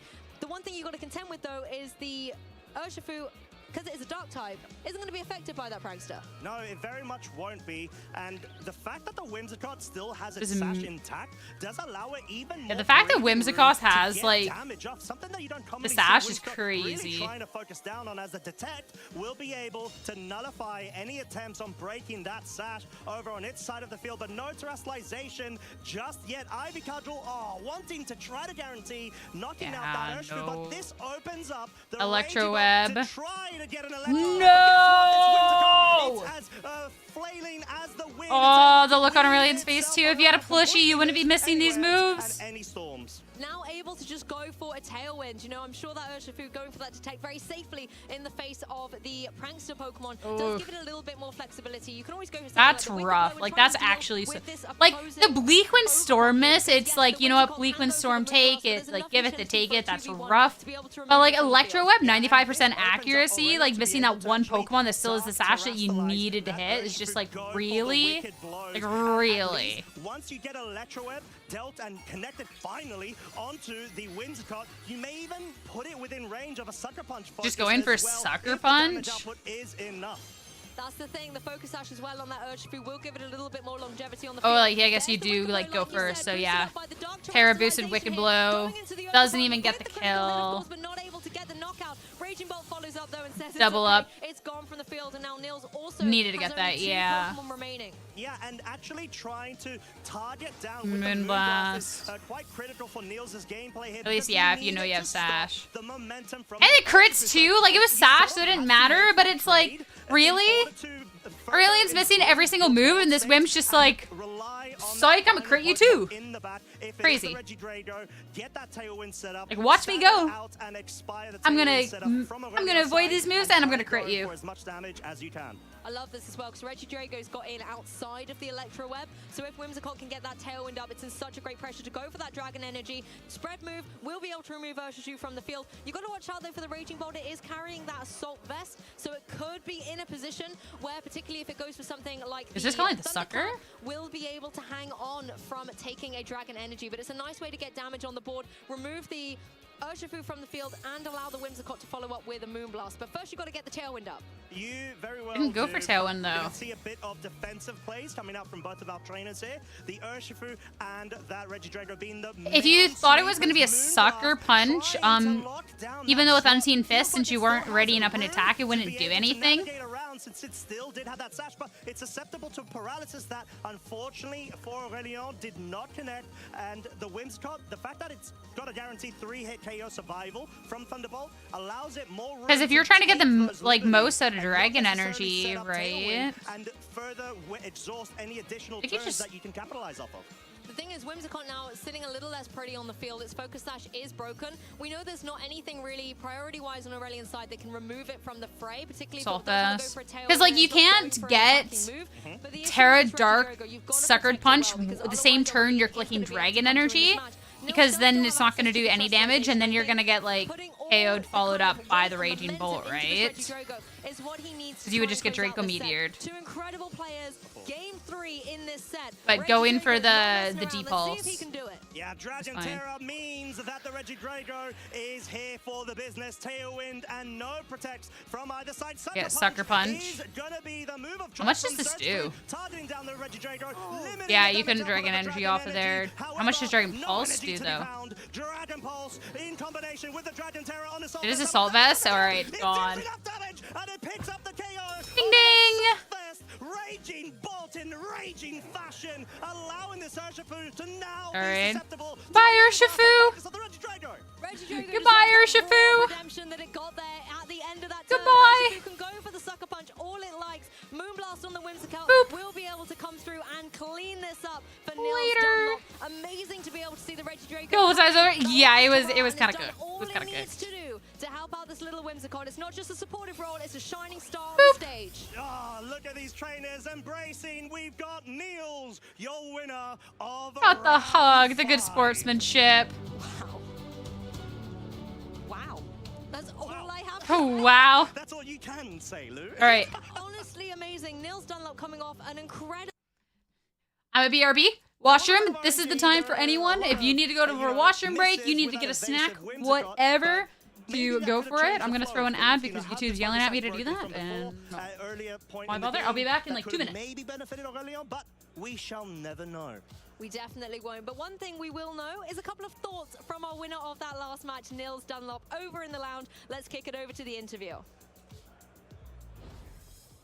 Thank you so much, Lou and Costa. I am here with our last round winner, Nils Dunlop. How are you doing? How are you feeling after such a crazy match? It was a crazy match. I feel so good. Like I knew it was super close matches. All the game 3. Like game 1, I got a bit like favorable bleak win misses, but then I was happy that I could. Like I wanted to really close it out in game 2 because I was really close. Yeah. But I didn't think about the encore or like thunderclap going before. I should have just attacked. But regardless, I feel like it was a really nice game, and you saw like both of our Terrapagos is speed tied, so Yeah. it's like a mind game. that comes really down to the wire. I feel like yours as well, because were you confident in most of the match? Yours was way out damaging Aurelien, so it really comes down and highlights how important it is to train your Pokemon in a specific way, because you look at your Terra Shell getting broke, and then you take the Terra Starstorm, and you survive pretty comfortably in that situation, and then you return back with the Moonblast, I think, at that stage, and then followed up with your own Terra Starstorm, and it just wipes it out. It just wipes it out, I sort of prioritized having more damage on it because I knew that you could get some really cool Hyper Beam calcs if you're a bit more like invested into attack.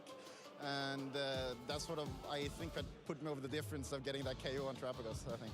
Yeah. Well, you've had a very good start to the day. Touch wood, will not jinx it for you, because I hope it continues. But obviously we know that you are the current EUIC champion. Coming into this tournament as well here in Sweden, in your home country, it must be feeling pretty good to have the start that you've had today. Yeah, it feels great.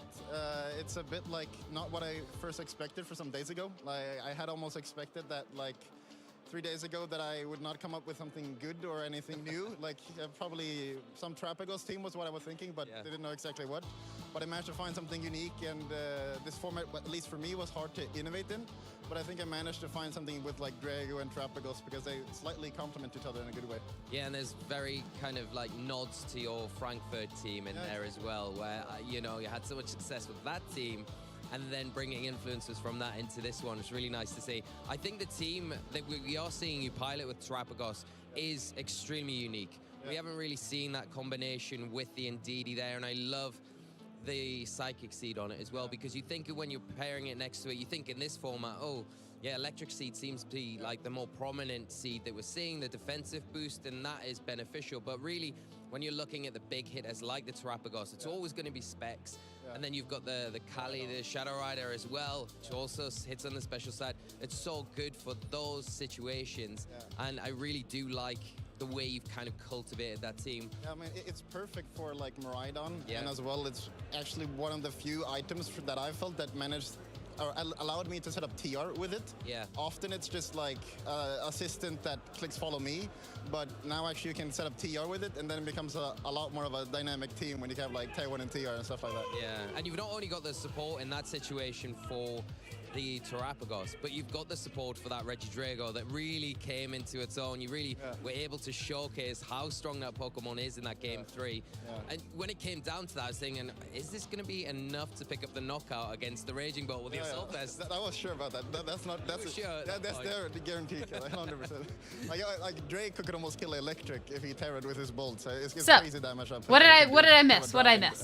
Regidrago. Yeah. What I miss? Let's talk a little bit more about Regidrago, because it isn't one of those. I do want to hear about Regidrago first, and then we'll keep going along. But it really does provide some really unique things in this format in particular, where we are seeing a rise of Raging Bolt in particular. And I really like the aspect that you have with the Terrapagos. Oh, he's talking about the Regidrago and they bring it up at the bottom? The Raging Bolt, you're almost saying, okay, well, I'm going to Dragon Energy in certain situations, so you probably have to Terastallize. But if you not me instantly screenshotting to send to my boss. And I'm going to Terastallize with my Terrapagos, and I'm really going to punish that. So it really puts you in pinned situations where you can really put on the pressure for your opponent. Yeah, and it is also that, like, there isn't really that many good fairy types in the format right now. Like, there is maybe, like, Whimsicott, Fluttermane, maybe Comfy, maybe I'm missing someone else, but like it's not that many good ones. And I sent the all caps. I want to do stuff like they this. Don't really punish you that well, so you can just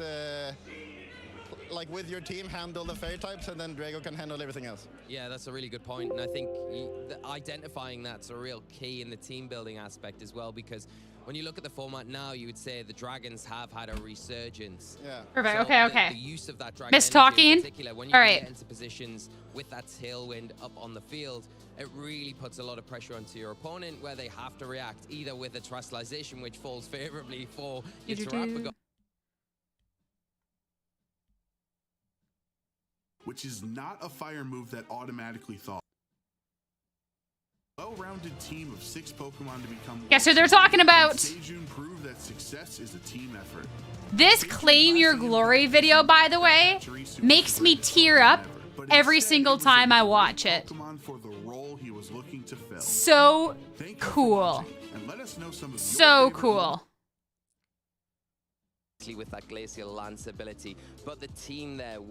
Oh, this is indie final standings. I was like, yo, Rajon rolled up to Stockholm, is popping off. Okay, okay. That Ice Rider Calyrex is really good. You know, you've got the support with the I think they're purpose. Are you doing Pokedex entries? on one of votes. Okay. Do you guys want to do Pokedex entries or get into the next match? Let me know right here, right now. Are we going to guess along with these Pokedex entries?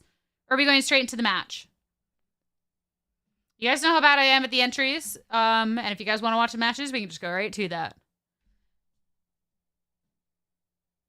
Entries, next match, Pokedex. Only if I pull it. Can I even pull on YouTube? Try to pull. Oh. Because you guys are All right. a bit of a game and part in the Well, Yeah. can we pull or is it just we're all guessing I together? like these games. And we'll see Yeah. how I'm so lonely. these Oh, I've been into It'll be Pokedex. Slugma this time. All right, I doubt. Legend tells that its green leaves can cure any illness. When plucked, however, the leaves will instantly wither away. Oh God.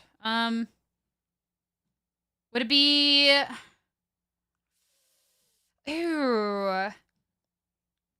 I feel like it would have to be like said slug. Cure any illness. It makes me feel like it'd be like a nicer like green type. Does Shaman have like leaves on it? I kind of like. Tropius does have leaves. The way it says legend tells, it makes me feel like it would be like more epic Pokemon, right? Legend tells that its green leaves can cure any illness. Rayquaza is perfect. I kind of think Shaman. Like, does Celebi have green like leaves? Because like, if it does actually have leaves, like its body's kind of like made of leaves, then like I would guess Celebi first and then Shaman. But I don't really think Celebi's leafy. All right, do we go straight to the answer after this, or do we want to hear them go through it? I don't know. There's leaves on the left hand of the screen all coming out from the gastro. It could be, you know. Go wash and pet the trophies of Pele. I don't even think I have one. Is it rude? Starting up, so I'm Excellent. pretty keen to see. What did they First think? one, What did they who's that think? Pokemon. Legend tells that its green leaves can cure Cure any illness. When plucked, however, the leaves will instantly wither away. Celebi, maybe? Oh, she's right on the I think Celebi Celebi train. or Virizion. It's definitely a grass type. Yeah, Oh, it's definitely Virizion grass is a type. good one I too. like Verizon. I think Oh, that's good. I Wochien. think Wochien would be Celebi really doesn't funny. have- Bayleaf. Oh, Bayleaf. Like Bayleaf, Meganium. Yeah, because it feels Wochien like, would be funny. kind of like a. It's almost a as if you Pokemon cast. that It's doesn't feel crazy. offensive enough to be. Although you don't pick the leaves. I mean, you could do. But then you have no leaf. I mean, I don't think you're supposed to pick the leaves because it said, however, the leaves will instantly wither away. You're not supposed to It's a bit pluck the weird leaves. Without its leaf. I did have a Leafeon plushie that the leaf fell off once. It looked a bit sad. It's just like a Chikorita. You just like yoink the whole leaf off. Celebi. It's Everyone at home can take a vote in this as well, because we will have some options, I think, coming up on the screen, and everyone at home can vote for who you think it will be. I'm just trying to think of other. Oh, so they have options. So then it's like 1 in 4 as opposed to like 1 in 1008. Feels like it'll make people more sick. I think. That's what like a nice So the tea. options are Meganium, Petilil, Yeah, how are you supposed to like? Good one. Grovyle, and Phantom. So if you guys at home Wait, want to Phantom, vote, it would be Petil, A, Meganium, Meganium. B, Petilil, C, Grovyle, and D, Phantom. I Oh, think I wow. would go a Meganium or think- Petilil. I think it pets Meganium. Petlil. Because you can pick the. Is Phantom? You the think so? necklace of Yeah. the Does Phantom sea even have of leaves? You've already said you've been doing the research, so I'm going to go. Maybe. Or maybe Meganium. Such a Oh! thoroughly, I think we go Like, Meganium. okay. Do you want to lock Yes, in Meganium? lock in We're going to lock in Meganium. A Meganium. We think it is. I actually don't know. Let's see. What? is going to be... Need a drum roll. Tension. If it's Groval, I'm going to be very embarrassed. Or Phantom. I don't think it's Phantom. The Phantom doesn't have leaves, right? It's 4 leaves? Now. If it is, Where are the leaves? I Are they just like scumbagging them with the... They might be waiting on you at home voting, so we might have to wait a little bit. But I feel like the Meganium is the guess, I think, so... Yeah, I'd be tempted to... Well, not tempted. Yo, Joe, what's up? This is YouTube. We're playing the Pokédex entries. We were very off. How's the special event going? At home with their Pokédexes. Yes, so easy, just cut off. On the horn. Let's see. I'm trying to imagine. I hope the Anthem's like the answer is Phantom. No, the there's same no reasons that leaves. it wouldn't be Shiftry either, because Shiftry's the dog type, the ghost Like, type I want it to be Phantom so I can see a picture of It doesn't Phantom. want to heal things, but it just feels True. a little bit more down that line where... Okay, we're not doing the Pokédex entries if we have to wait 1.5 million years for the answers. I already have to do this while casting and wait 1.5 million years. It is... Oh! It is Phantom. Okay, I like the poll thing. If the poll takes 10 million years to do, so officially I'm bored. Are y'all okay if we just go to the next match? Or are you guys committed to But this? it does heal as well, so... Or just stick to the... We could also just skip to the answer. But like, we can't like, we don't... Well, if you lose your soul, you won't be sick We anymore. automatically get the correct, and we can't like guess out of the guesses, right? Wow. Amazing. They use the Pokédex. All right, I see the little leaves now. Good try. So that's a half It answer. would be the one, but we were. All right, yeah, we're skipping to the match. I'm over it. I'm over it, guys. It's really just great to... Gosh, the Maridon, and in fact... Yo! Oh no! No! No! No! No! No! No! No! No!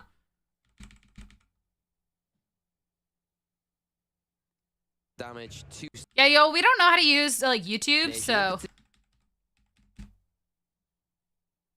Just to complete that. All right. Rose Silva, LASC Champ, Golden Go, Kali, Shadow, Amoon, Dark Urshi, Ensign, Raging Bolt, Assault, Raging Bolt, Standard, Taunt Ensign instead of Will-O-Wisp, no Flare Blitz, Standard Urshi Focus Sash, Standard, okay, pretty standard team. Pretty standard. From the Terra does have a lot of great matchups against the consistent pick. We're gonna have the Kyogre and all right, another Kyogre. Oh, we missed it. Neither have plushies, I think. Combination. Crazy. In particular, with that Kyogre, we are seeing Archaludon. Kyogre standard Splash Plate. Willow knockoff Ensign. Torn Archaludon. T-Wave, Icy Wind, Flutter. Okay.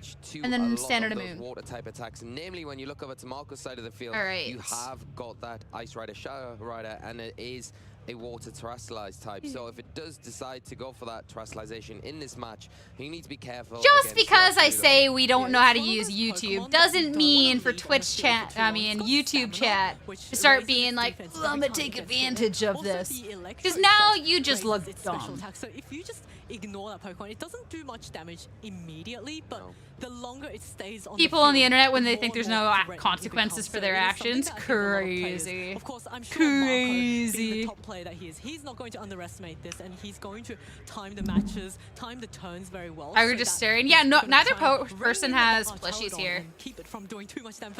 Here we go. We're gonna go straight into ooh, we're gonna have an Italian game. Avanti! I love that. Avanti! Yeah, it's a really nice lead here from Marco. Expecting I almost never have to cast in different languages. But there was a game at EUIC where it was different language, and I was so proud. Because, like, you can't really practice for it too well, and it's very just going off of intuition and animations and, like, how well you actually know the animations. And I didn't miss a beat. I was so proud of myself. So proud of myself. The Calyrex not in the greatest position either, has taken an... I'm actually really liking the YouTube vibe so far. Also, the video will, like, you can go back if you want to. It's going to be living on YouTube after, and I also just want to do more YouTube, so. Lance Glaciale. Love it. I do not speak Italian. I wish I did. But like, as Italian, I'm assuming you like pronounce like more so the ends of the words too, right? Terra coming off straight off the bat. It is going to be that ice. Duolingo time for sure, right? To have some extra resistances against an inevitable water spout that's coming its way. Yeah, and that's a really smart All play right, from Terra Marco, first expecting turn. a big Origin Pulse or Water Spout to come out. We are going to see the fake up from the Incineroar into the Raging Bolt as we are seeing Water the Spout. Water Spout fired onto the side of the field. But Raging just, Bolt like, and that Terrestrialized Calyrex so take little. that very comfortably.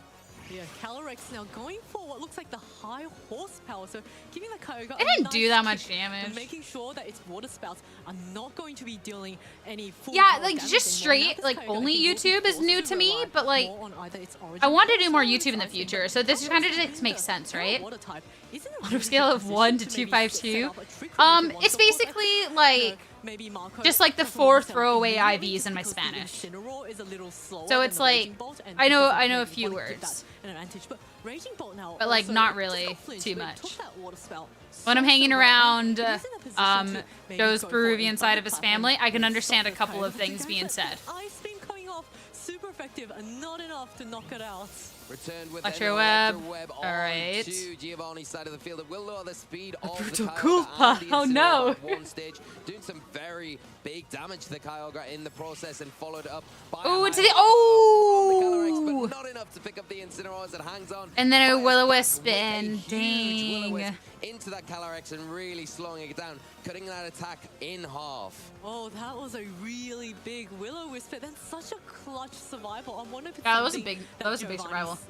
Especially trained his Incineroar to do. Probably But now Calyrex because I've spoken is Spanish a lot more heavily, recently you than know, German. heavily crippled I'd have by to that like Will-O-Wisp. lock All myself of its attacks in my will be room doing with half and like half. Of course, some judging German by books how for chipped a the couple of Kyogre weeks, and and then my Incineroar German are, would I be think, like. no, they don't have much time left on the field, so maybe Giovanni might want to switch out Ison. to preserve that intimidation. Yeah, that's something to consider as well. The Kyogre in a really precarious position. I wish I didn't lose my German as much.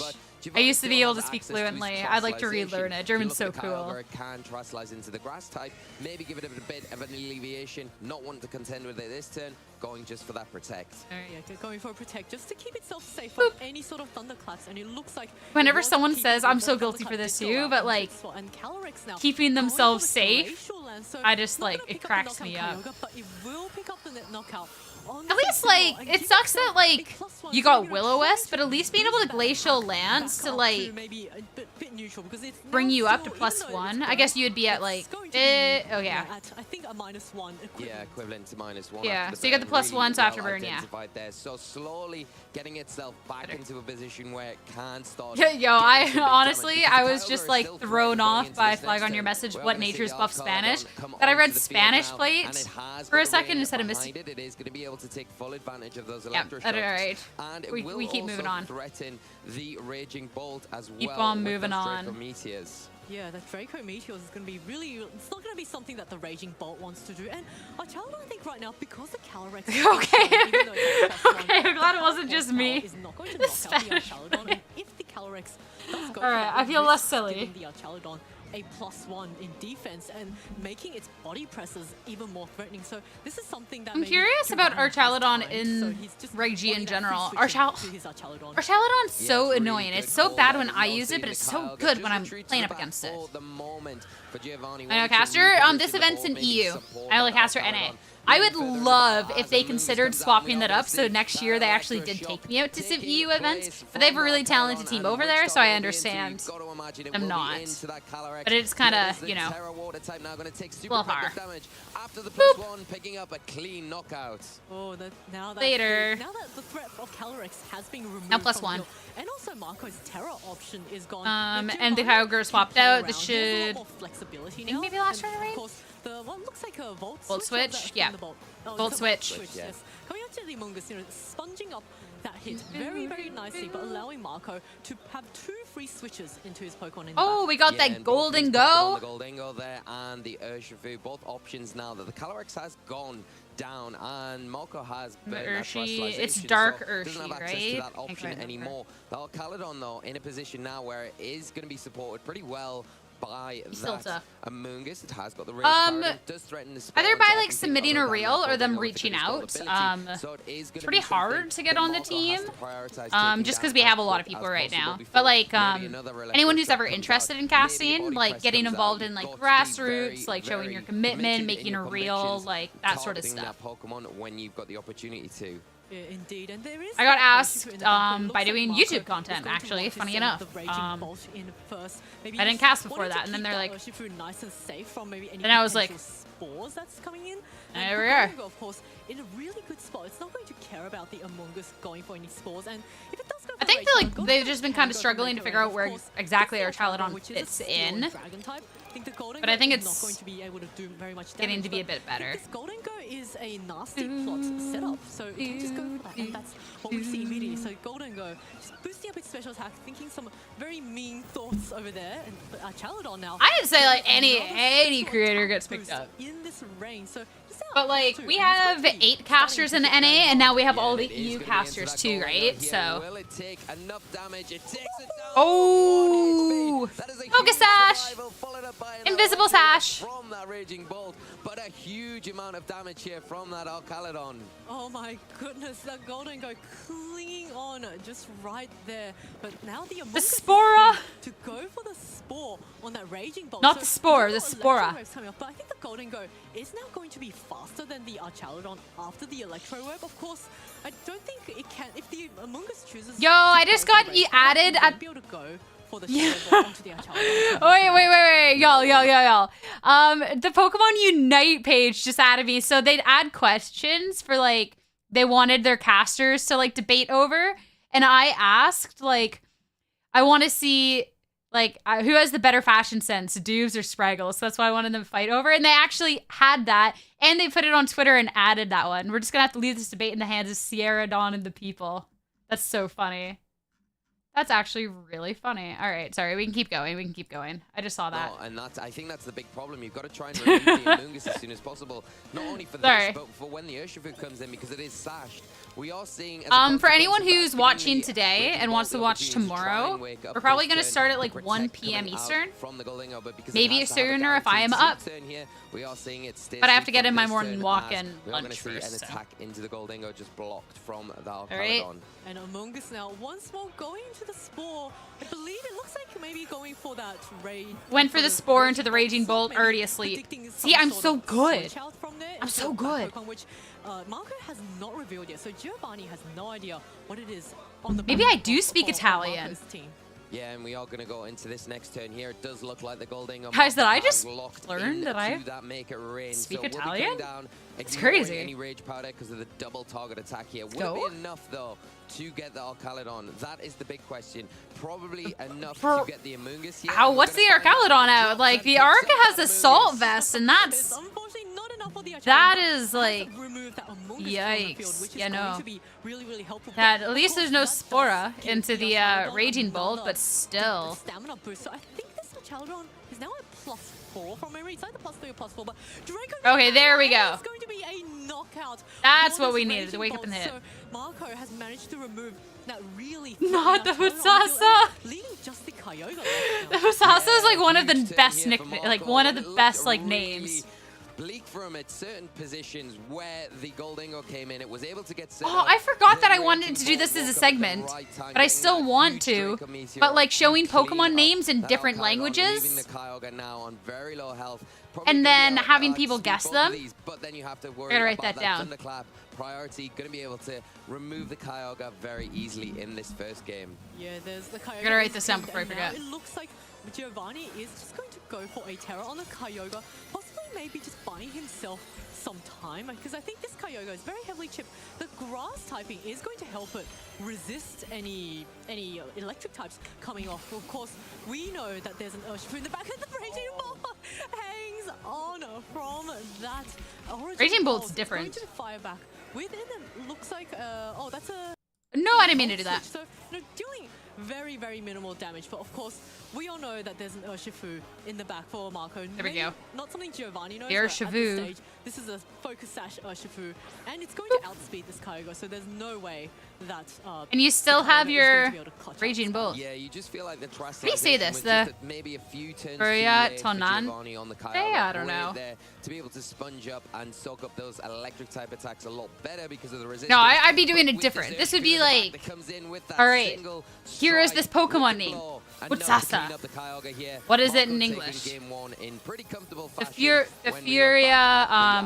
Tonante, however that said, you know? Stuff like that. Have that as a segment for stream. And also +4 from the stamina, and it was looking really, really scary. But I think Marco, you know, showcasing that he is a top player, put that Electro Web on his Raging Bolt, knowing that it's okay, you can boost up all you want. Electro Web Raging Bolt, I can mad take good. the KOs first, and that's exactly what Marco did. And yeah, huge wave. Electrofuria, that is a good one. That is a good one. Actually, I did write down all the languages in the past Wayward to run that segment, and a lot of them on the list were German. A lot of German and Italian, I believe it was. Pokemon goes down there. I don't think there's really a way back into the match for Marco. Yes, you can bring in Cringelato, no. Not the Cringelato. Because of that Rage Powder that can pull in a good one, though. That Wicked Blow. And then you've still got the Kyogre in the back at that point. Low health, of course, but you've still got it in the back. Yeah. So Marco really fortunate in some ways, but also showcasing his ability to train his Pokemon in ways to allow them to survive in these really crucial turns, making it so difficult. There was no tailwind from Giovanni that last game, was there? There's a lot of really good information for both trainers in that game. And you should have, Jerome. You should have. You messed up. No, when we finally get a Montreal regional champion, that would be a good one. Giovanni kind of going forward, that if he wants to dodge any sort of really powerful, super effective thunderclaps or any electric moves, that Terra Grass is going to mean that the water spouts coming off, if there was a thunderclap into it and it was Terra Grass. Wait, that's actually like Snorlax's whole lane? In reducing the damage that comes out in the rain. Yeah, and you know, the Kyogre we talked about at the top of this game, where it is very difficult. Sounds good. Yeah, this is kind of a NA friendly, not you friendly. But have a good night, Callie. Especially in the early game, that initial water spout when you had the Incineroar paired next to it with that supporting fake out. Yo, just bring the Torn and just Bleakwin, Origin Pulse, or Water Spout. Just go for it. For when our Caledon came in later to kind of take advantage of the rain, take advantage of the electrical shots, and then put itself into a position where it was very difficult for Marco to get any sort of momentum swing. And here we go. We're going to go straight into game 2. Bit of a switch up there. Incineroar All right, we're not getting either of the Pokemon that I wanted from Giovanni. Again, don't listen to me. I think both players maybe wanting to switch up a little just to keep their opponents on their toes, make sure that they haven't settled into too much of a rhythm there.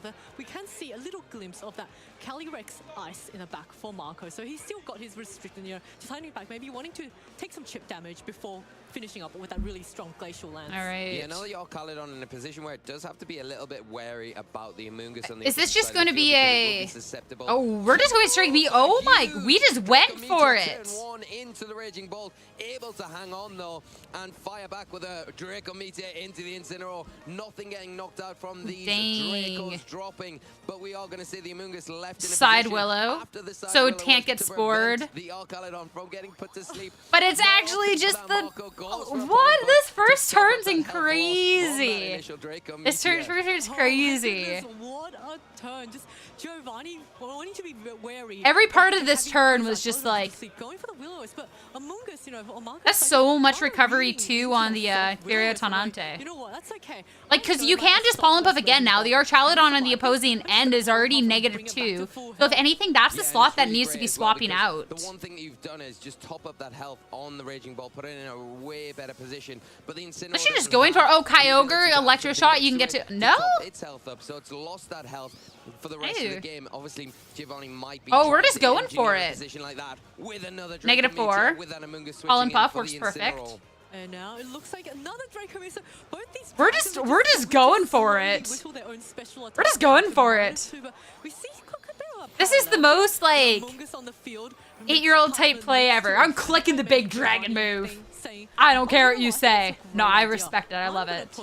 my Among Us on the field, heal up my own Archaludon, and guess what? You don't have Self-Will-O-Wisp available right Can now. Bolt switch out? Spawn Okay. the Raging Bolt. Yeah, and that's a big thing. I think you don't Yeah, really perfect. have a way Instant now back in. to get around that spore threat that you've got from the Among Us Yeah. on Giovanni's side of the field. So really nice play, adjusting that, getting rid of those special attack drops on the Archaludon, bringing the Incineroar onto the field. This now is nice with the will provide a Among Us bit of swap and the early Volt fake switch out because you before can bring going into Among this Us back next into the other turn. slot, Doing the same with the so Among Us your Volt to Raging readjust, Bolt and doesn't now get it's slept. time to bring the Ice Rider Calyrex onto the field. Perfect, because it has avoided any sort of intimidate Which is drops, nice. even though it is holding that amulet. Oh, this Oh, Calyrex is noodle charged straight from into Sasa. battle, and the Raging Bolt is going to keep I think it's itself health points. nice and For safe hungry. by Volt switching out, and I think we might be seeing a Oh. obviously Urshifu coming straight back in. So Marco What if it's a opting spore to, into this, just though? allow one of his Pokemon to get Oh, it's tossed Pollen into Puff, the okay. field, but actually Giovanni opting this turn Okay, to okay. heal up his Incineroar, just making sure that it's nice and healthy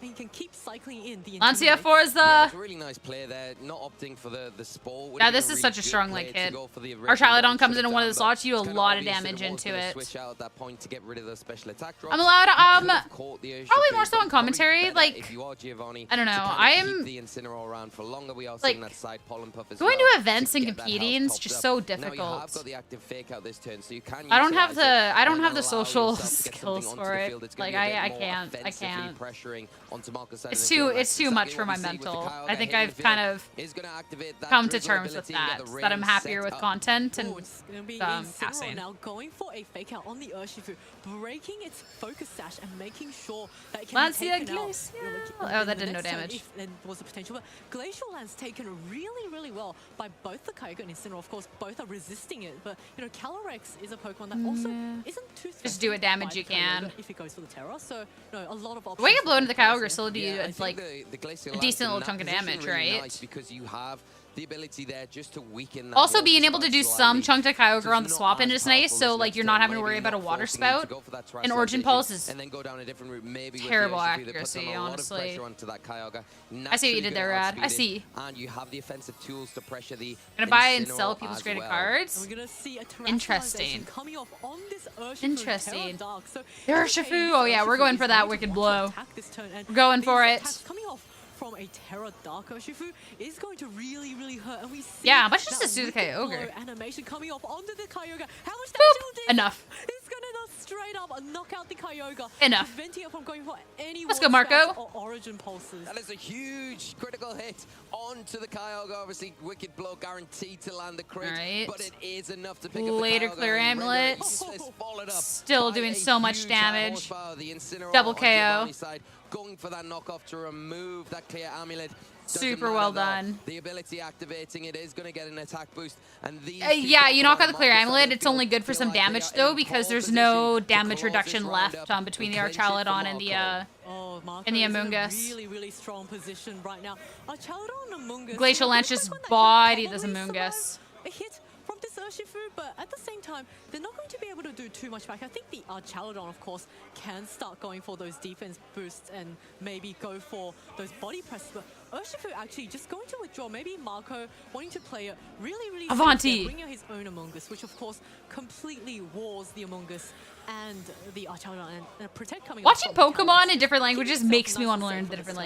languages. Yeah, Like we are this gonna is like see so the cool. electro shot I don't come know. out from the Alcaludon into that Protect, so blocking I don't know. no boost this turn. I don't think it's As raining Amoonguss currently. goes for a spore, so again, another really nice defensive switch there from Marco, making sure that you aren't wasting that attack boost that you've got onto the Calyrex. This turn, you're going to be in a position to fire off that Glacial Lance and also go for a Rage Powder to pull in those threatening attacks from the Alchaludon on Giovanni's Yeah, side of the make sure the field. Archaludon It's a doesn't really nice play take there. down. Amoonguss on Giovanni's side, just trying to keep yourself safe with the Protector. And You're keeping yourself safe every time. Safe. And If you know, you come know. off, I think this Archaludon at +1, even though it is, you know, it's going to be a +1 attack, the Amoonguss is so bulky and it's going to resist the electric move. So I don't think this is going to do very much to it. And indeed, doesn't do very much. And Calyrex is now able to get a neutral Glacial Lance off onto this Archaludon. Yeah, +1 Glacial Lance. How much will this do? Will be a big Oh attack. Not my quite enough to pick a gosh. knockout. That's Archaludon so just much hanging on, damage. but looking bleak with that burn. Is it enough? It is. Unfortunately, Yeah, that's, that burn from earlier on to protect against those Let's go, spores Marco. comes back to bite Giovanni as it goes down, and it's Amoonguss versus 4 Pokemon on Marco's side of the field. Yeah, wow, what a It's just the abbreviation. It's just the abbreviation. A lot of finis. I can't. Giovanni recognizing the poor little nice. GG's. GG's. On its own, it can't pick up the KOs. It really it's really there to support its teammates. But really well done to Why doesn't it show me the preview on the bottom? Like, y'all see this? It only like half shows. Why does it look so sus in that one? Yeah, I definitely think we will be seeing a lot more Koraidon as the day. It's a very sad moment. Yes, it is indeed. But I think from the Miraidon, but talking about Miraidon, seems like Oh, it's a fine play. It's like, y'all look at the abbreviation and what else is with that abbreviation. Valiant. And that. Oh, it's Boyt! Wait, no shot. He actually had the superior, right? Isn't that's not why they were talking about superior, right? Firewater grass. Oh my god, of course he's using superior. What is his team? Boy, what you cooking? Make sure they Alright. Pink Gastro? Is it actually Pink Gastro though? Everyone in EU with their Gastros. And we did see a plushie. We do have... Okay, and the superior. I think Boyt wins the plushie game simply by the fact that his plushie matches his team. Oh my goodness. Alright. So... Yep, spec Chandelure. I'm gonna swing from the chandelier. Alright. Foul fake up, fake to your scary face. No screens, electric seed, grim snarl. Iron Valiant with Quirk Drive. So yeah, you can set up. Stellar, which is interesting. Spirit Close Comeback. T-Wave and Wide Guard. Interesting. Has Sash. Surgeon Strike Close Combat. Substitute Detect Splash Plates. With Steel Terra. Alright. And then Lee Storm, Dragon Pulse, Terra, Giga Drain, and Contrary. Alright. But she's not checking. Maybe you can Come play on. a bit with the sun that may be set. All right. As well has traveled with a lot of Grim Snarls today, but here we. All right, and then we got Gastro. Okay, so Groudon, Precipice Blades, Heat Crash, Thunder Punch, Protect. We also had the Heartflame Ogre, so super powerful Ivy Cudgels with the Sun, Photosynthesis. I like how we have like the Sun to set Pokemon up over on this end, and then the other end it's like the Electric Train for like the Quirk Drive Iron Valiant. All right, Thunderclap, Draco Snarl, Assault Vest, Choice Specs Flutter. All right. Okay. Okay. We're gonna have a look at how so and come on, maybe. And I think Storm Drain interaction. Yeah, I think Boyt wins the Blushy game for putting this match in his favor. You know, Even if this team is something else. Classic Boyt moment. But we're going to go immediately into the turn 1. Groudon, Incineroar, 2 fire types. We're going straight into these. Oh, right. I do like the lead of this Miraidon. You don't have any opposing terrain to contest against. And we see Alessandro in a similar vein thinking the exact same in terms of weather conditions. So a quick interaction there of all of the different abilities being procced. We've got electric terrain, we've got the Sun, and we do have Iron Valiant, which is at this point most likely the fastest thing on the field. Because Iron Valiant is cracked. I want to see this. Oh, he does indeed. And there is no Farigiraf on Jamie Boyd's team, unlike the Farigiraf that's typically paired with Miraidon. So, you know, there's nothing really stopping his Pokemon from taking a fake out unless he wants to protect on his Iron Valiant. But of course, Miraidon cannot protect. He Crash can still do a lot with that Iron Valiant. Actually going to withdraw from the battle. Ooh, wanting to be Frio Tonante! Maybe towards the mid-game scenario, or even take into consideration very powerful electric. I think that was my favorite now, more than the other Raging Bolt name. I don't know. On the field, but Groudon wanting to safeguard itself a tiny bit there, does go for the Protect, and Iron Valiant anticipating a full out Draco Meteor, Protect, alright. Does try to target it down, does get the wide guard set up quite nicely, and we have a bit No, of we hashtag believe in Boyt.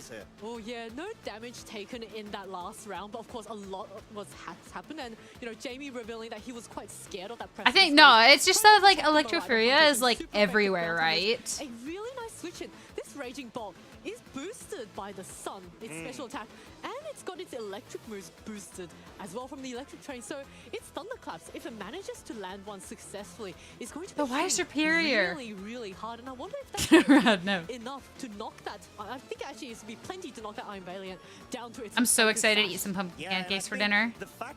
That, eggs and bacon. With Iron Valiant is quite nice. I'm excited. It does some fresh complement matzo. that electric terrain setup All right. from the Miraidon. But talking about Miraidon, Did we get the seems like Jamie's going for that damage. the Raging Bolt Terror on the other end too? This Miraidon can be with the choice specs, with the electric No, it's a Spirit Break. How much does this do? Oh my gosh, it does no damage. The special attack drop is nice. How much does this do? Enough! Let's go. Okay. Ding ding! Can I get a bell for when we do our watch parties? Oh my gosh, that does so much damage. Do you think if I asked Pokemon for a bell, they would give me one for my watch parties? Ding ding! That's Spirit Break showing its usefulness in battle, because without the Spirit Break, the Iron Valiant would have definitely been taken down to its Cringe focus. gelato. But now the Flutter Mane is going to come in. I'm just gonna think of that anytime now. Speed? Yep. Speed and specs. Draco Meteor, so it cannot hurt this Flutter Mane this turn. Of course, I think with the, I don't know the speed interactions between two, but I think Flutter Mane is naturally faster than Iron Valiant. Yes. So if the Flutter All Mane right, is bring a that back speed in. actually this is the special attack. So the Iron Valiant, I believe, will still be the fastest. Oh, it was Pokemon speed on this boosting. field. Yeah, we'll have to see how things pan out. It in was terms speed of the boosting speed Flutter, right? tiering between these two Pokemon, but we do have the Raging Bolt on the field. We know the electric terrain has been set. The most critical Brad, thing one day right I'll have to now, get like a and, you know, list. I just special don't have them would be offhand, but Alessandro one day I'll expecting post like a switch doc up with like the of links to Miraidon, things. feeling like, But I okay, like surely freehand a he's lot, not gonna which is stay kind of the in issue. with this Oh, choice he spec. actually brought the Not one, superior. Unless we see a cheeky play from Jamie, of which we do not. But look what's coming in. It's the Sun Oh my gosh, he did And it! it's shiny too. What a beautiful I like how they're cracking up about Completely this. irrelevant. We have no bias towards Superior that we can lock down, but we do have All the right. translation of the fairy typing over on Flutter Mane. Going off. wanting to Yeah, this should be the focus fastest down thing, on the right? damage 'Cause it was output. also It is speed choice boosting. specs. It does have huge damage potential. Thunderclap but won't do guess what doesn't? anything. This Thunderclap, as there is Moonblast, no target to be able to yeah. focus down on. Moonblast will be targeting that Superior, which actually takes the hit thanks to that assault vest. T-Wave. All right. Now coming off. I see what you did there. Cripple this Flutter Mane. It is no longer going to Okay. be able to move first in this battle. Still Flutter Mane tough with the, quickly with the around, thunderclap, absolutely right? powerful. And then Superior now quite free to just Because start either one of, like, spamming it's where defense, although do you providing think does this is going to be hitting? Because, Iron like, Valiant don't you can really try to get make the stay call, on the field right now, 'cause it's a very, very but if you get it fast raw, Pokemon. you're just kind of With the smoked. Thunder Waves, the Or Wild you're Guard, just like, you're you know what? I'm not playing might be able that to- game at all and just target into might be something. able to even, it doesn't look like a damage roll, so I think the Raging Bolt would survive. But of course, it As doesn't opposed to, watch like, out in, for that Sword and really Shield, powerful yeah. coming.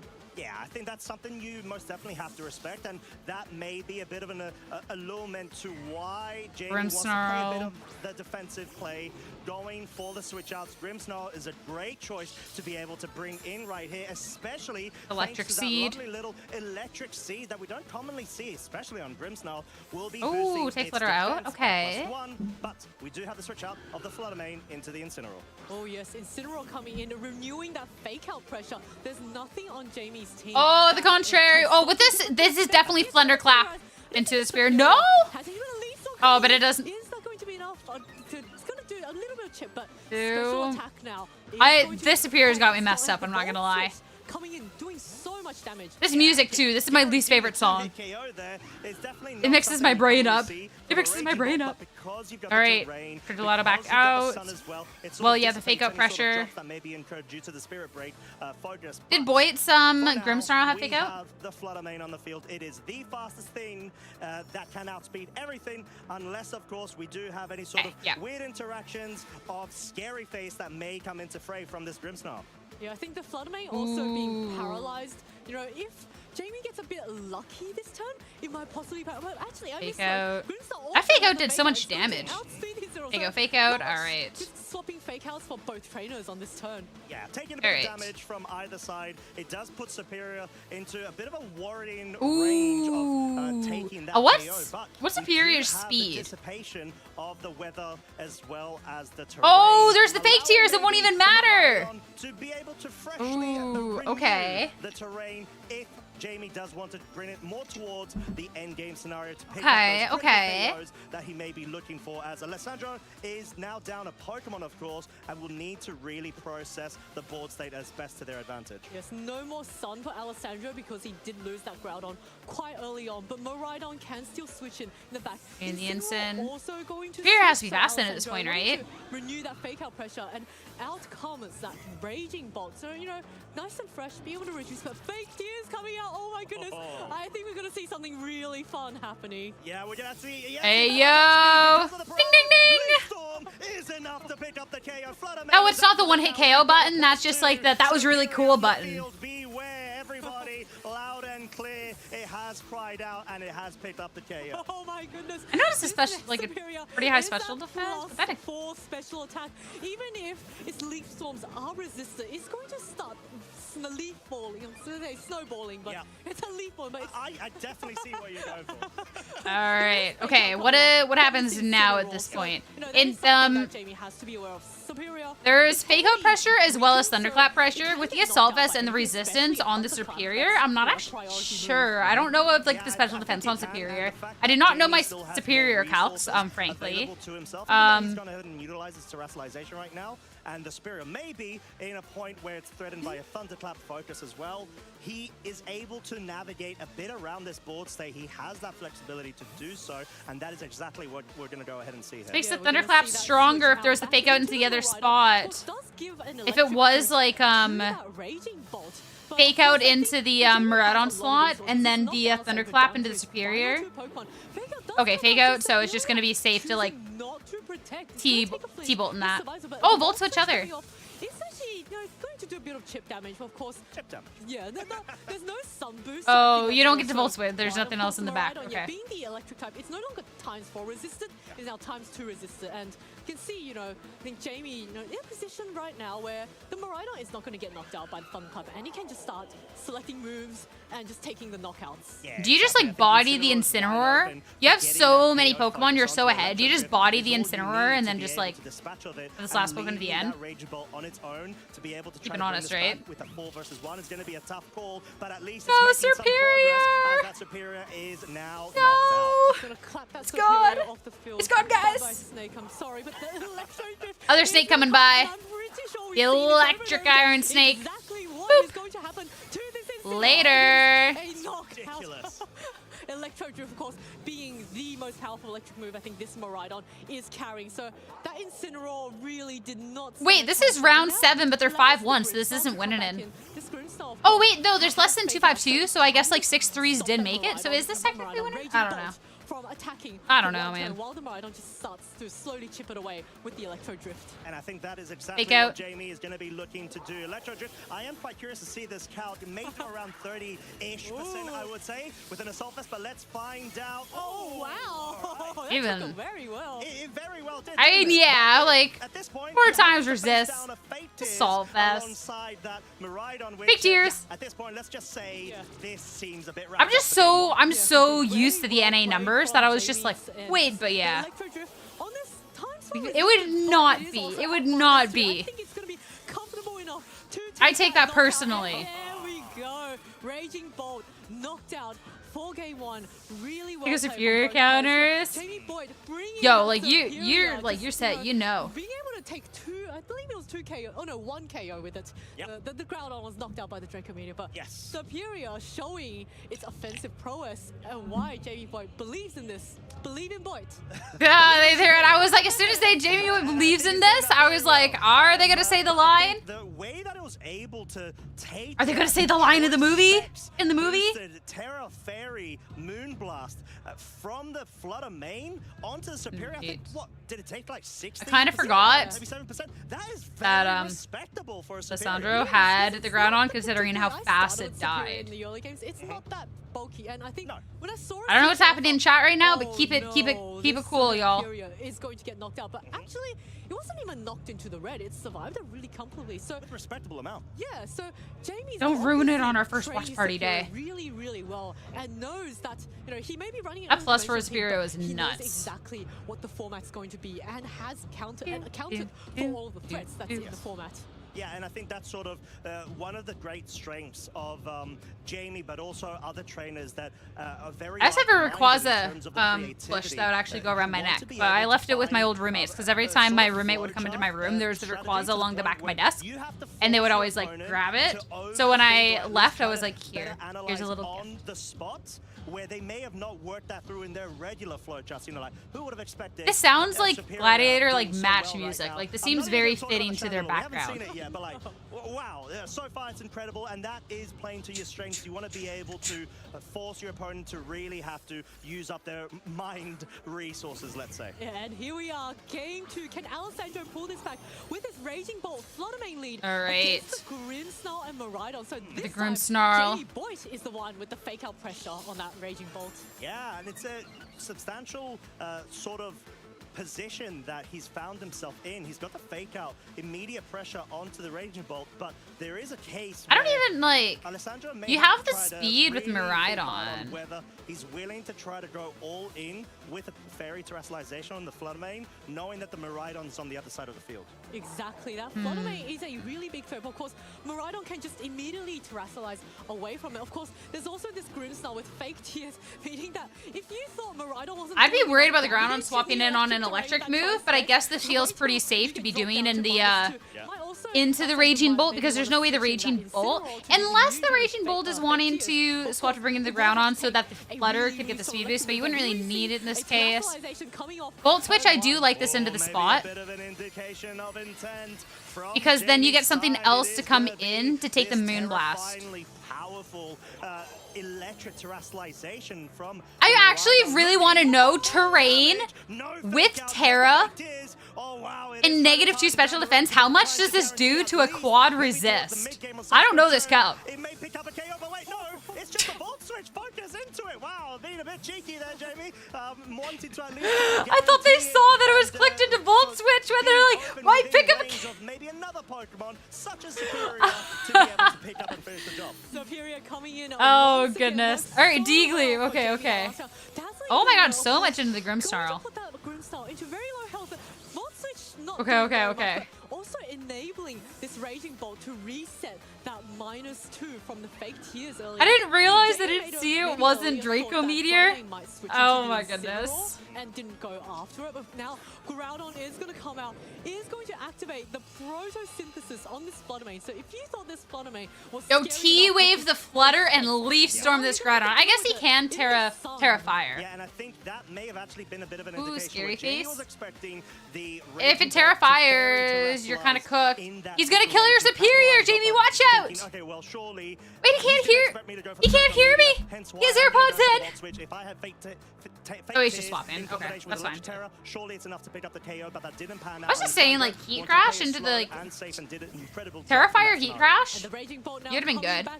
Once again, now that the sun's set up, these two Paradox Pokemon are having a really Wait, it's special attack? That's boosted, but the speed is going to be dropped by that on the Flutter main. Dazzling coming out. Oh, it's because it's been scary faced. To take the knockout on the All right, Grimmsnarl gone. Is going to be enough. Oh no! You right. I mean, at least when you go for a Leaf Storm, at least what like feels better about the Leaf Storm is the fact you are getting that +2, right? So that actually could be a lot worse. Rex, hello. Alessandro's approaching this game too, wanting to sort of bank on maybe Jamie trying to get a bit ahead of himself, knowing that he's got the momentum in his favor, means that Jamie wants to go for those quick KOs, those sudden surprises, maybe reactionary plays to an adaptation from Alessandro's side.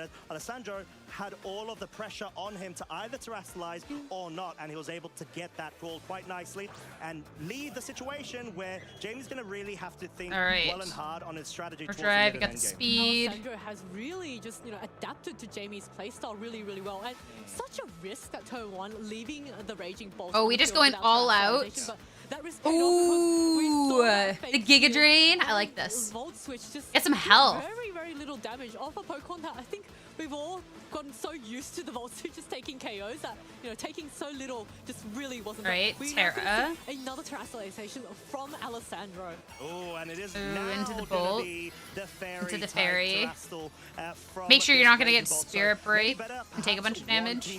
To navigate a scenario, anticipating potentially a just going to the other slot though. Or even trying to get rid of the Dragon type weakness from the Spirit Break, but Spirit Break focuses onto the Flutter main and will be dropping its attack. Oh! Okay, Valiant was Sash, but the Superior, like, living is crazy. We do have the Focus Sash broken.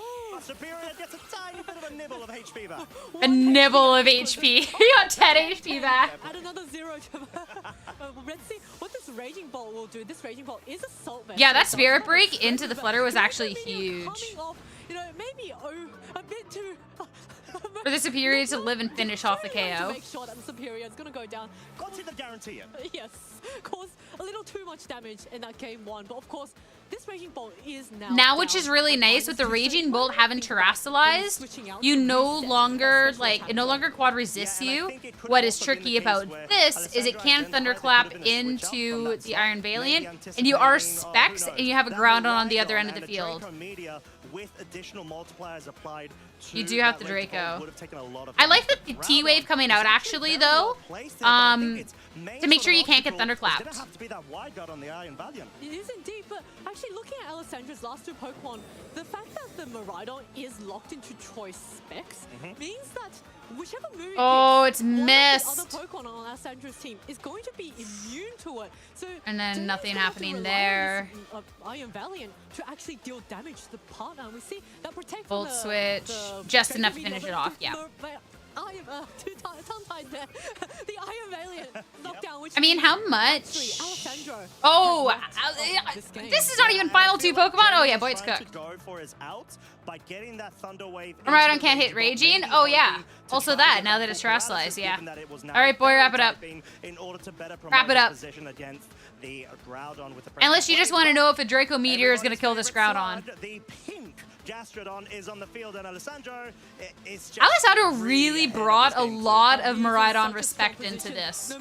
You have the Terra Fairy Raging Bolt, so if you locked into Draco Meteor, you're cooked. And if you locked into Electric Move, there's 2. Yo, throw us to say the same. Why am I co-streaming? They're so good at what they do. I'm just repeating what they say. Very clearly, he's not going to be able to take this game out, but I think Jamie moved to fish out. Yeah. Fishing for information right there. Just I mean, yeah, get what you can, right? That Draco Meteor can do, and now he knows the Draco Meteor can knock out the Groudon and the Gastrodon in 1 hit. Yeah. And now you know how much press displays to see you. 1 hit KO. Perfect. Ding ding. Alright. Come on, boy, game 3. You can do it. Into a game 3. You can do it. A flow from either. Do we think he brings Superior game 3? Want to one in game, but coming. It was so bad. Alright, here we go. Game 3, the Gelato, Firatonante. Once again. He's leading it. He's going all out. Superior. Oh, a bit of a change up here. Superior. Alright. Maybe wanting He's going all in. No spoilies. Saying something's insane or bad is also a spoilie. Don't make me send Toltec after you. These things pack a punch when they're tiny size, and this one's like 100 times the size of a regular one. Indeed, and you know, Fluttermane doesn't resist the grass type moves, unlike the Raging Bolt, and its Fluttermane is way less bulky compared to the Raging Bolt. So Terra Ground Grimmsnarl's taking discharge next to it. You know what? Fair. Honestly, like, fake tears. Is quite defense bulky. Yo, he's fake tearsing into his Superior. Yo. Of the first terrestrialization in this game 3, And guess what? You will not guess it. It is the Grimmsnarl into the ground typing. Yo, fake tears into your own superior. From getting focused down by the Raging Bolt as we have faked this. That is crazy. That is crazy. No! No! Yes, at least you get that. Switch interaction being immune and nullified on the Oh my gosh. Oh my god! What a fantastic terror. Oh my gosh. It looked a little unusual at first, but it allowed that Grimmsnarl to survive a fairy move and the electric move. A really unfortunate leaf storm. Yo, fake tears again. Fake tears again. Do it, Boyt. Do it. Do it. Do it. Special defense and staring down two special attackers. So fake tears it again. Comfortable position, and Grimmsnarl can just get another fake tears off this turn, or maybe even or fake tears into the okay. Partner, even stronger, but we see now. Oh my gosh. Contrary. So when a stat gets dropped, it actually boosts. I love this strategy. All right, so he's a +4 special defense right now. Cost of the trade-off of the Grimmsnarl now going down, being felt, wanting to come on, connect the Leaf Storm this time. All right, perfect. So this will be a KO next turn around. How much does this do? Okay, I love that it is a +4. What also would have been dope, so that this is the fastest thing on the field, no ifs, ands, or buts. Also would have been really cool to get the scary face onto it.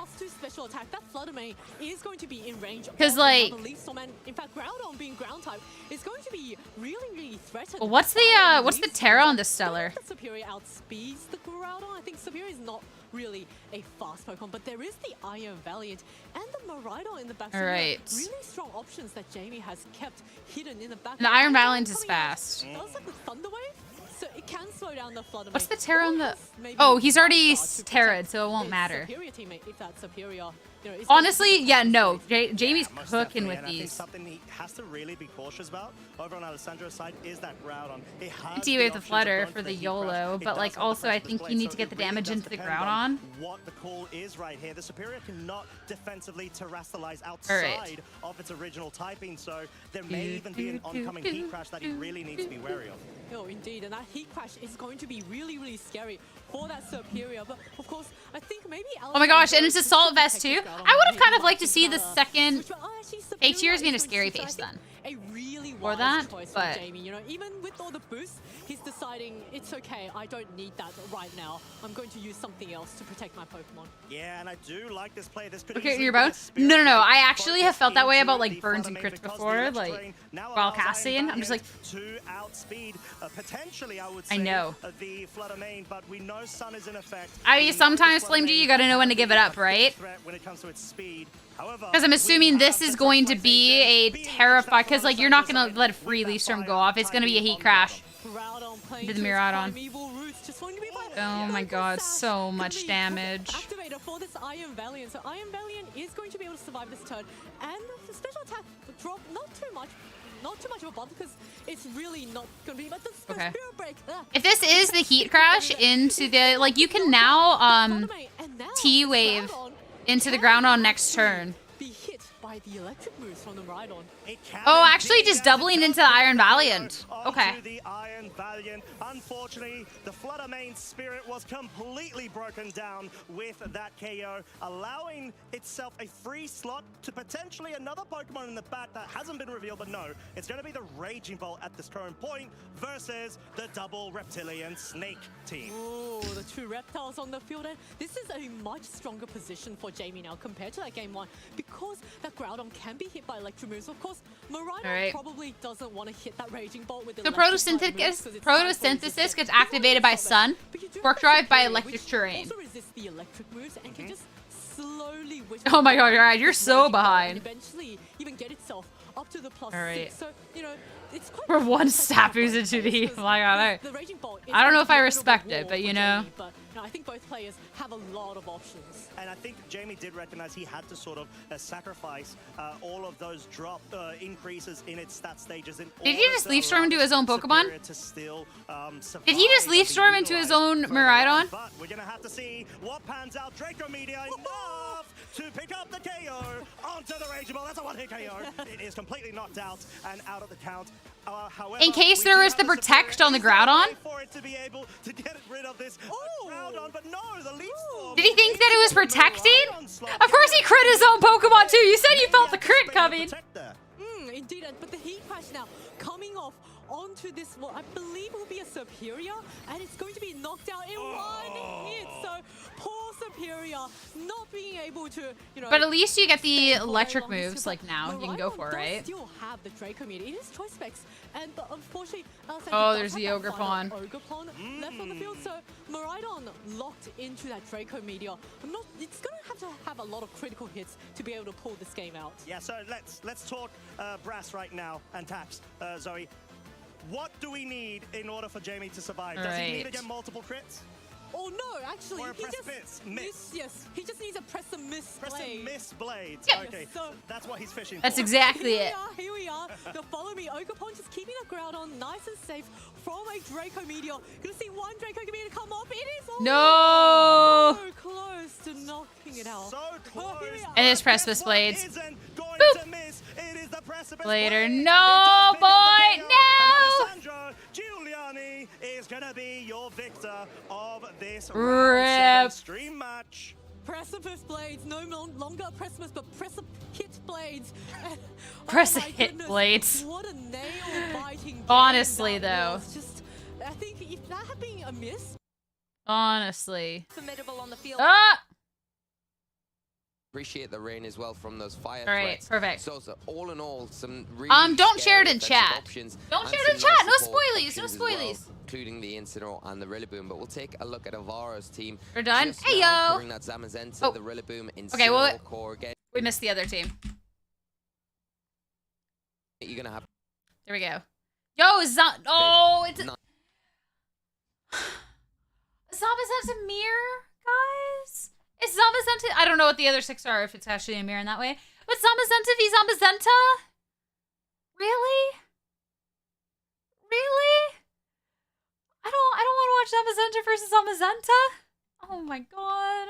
Why did we pick Zamazenta versus Zamazenta? Nice with the choice scarf Oh as well my to get the jump on gosh. most things in the format. Alright, Something that you're gonna have Pelipper, to Taunt, consider if you're going up Flutter. against it, of course. Zamazenta, they're going to really appreciate the Oh, rain as well man. from those fire threats. So all in all, some really scary. Alright, what's the offensive options Zamazenta and team? some nice support options as well. What's the including Zamazenta Incineroar team? And the Rillaboom, but we'll take a look at Alvaro. Lu, not something that we. Tinglu Zamazenta?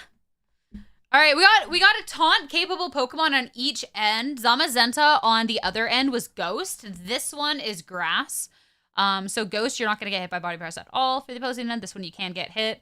Iron Defense, obviously. But since the other one does have Ghost, it can get hit by like knockoff and stuff, which is gonna be huge.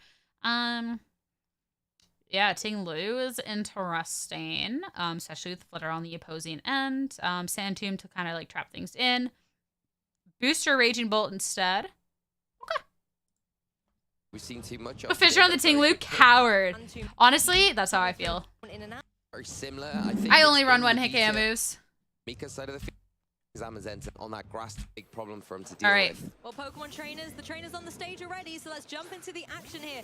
Zamazenta and Fluttermane coming straight out of the blocks here for Mika on the opposing side. A dominating Raging Bolt with an Incineroar. Yeah, the Incineroar putting immediate. This is a fake-up good pressure beginning onto that song. It's very Zamazenta. epic. Of course, the Fluttermane in a nice position here, activating that booster energy here, and is going to get a boost to its Speed speed. booster. So it is going to be faster than everything on the field. The Raging Bolt returning Special with attack its on booster the energy other of its end, own, activating special that, attack, but okay. getting a special attack boost. They're going to be a lot more oppressive going into this next turn. Zamazenta here probably not wanting to sit in front of a fake out, get that disruption, and take a big attack from the Raging Bolt. But the Raging Bolt at the same time hasn't got the usual Assault Vest, so has to be very careful in front of Just this right away Fluttermane that doubling the does Raging provide Bolt. Big, super All effective right. damage. That's the thing, Raging Bolt does have the On damage capability to calcs? go for Exactly. It the either turret, KOs or it doesn't, and right? therefore You're its own good. ability You're to a good. potential Moonblast, as well as Okay. then boosting up the Thunderclap even further. It's already special. It's attack whether, boost like, to boost this energy, Raging Bolt and a Thunderclap could be a would way to try and deal with this opposing try to- Fluttermane. It's No? very We're getting capable on the Terra? field, and you want to just try and remove Raging it to Bolt? help out your partner Pokemon.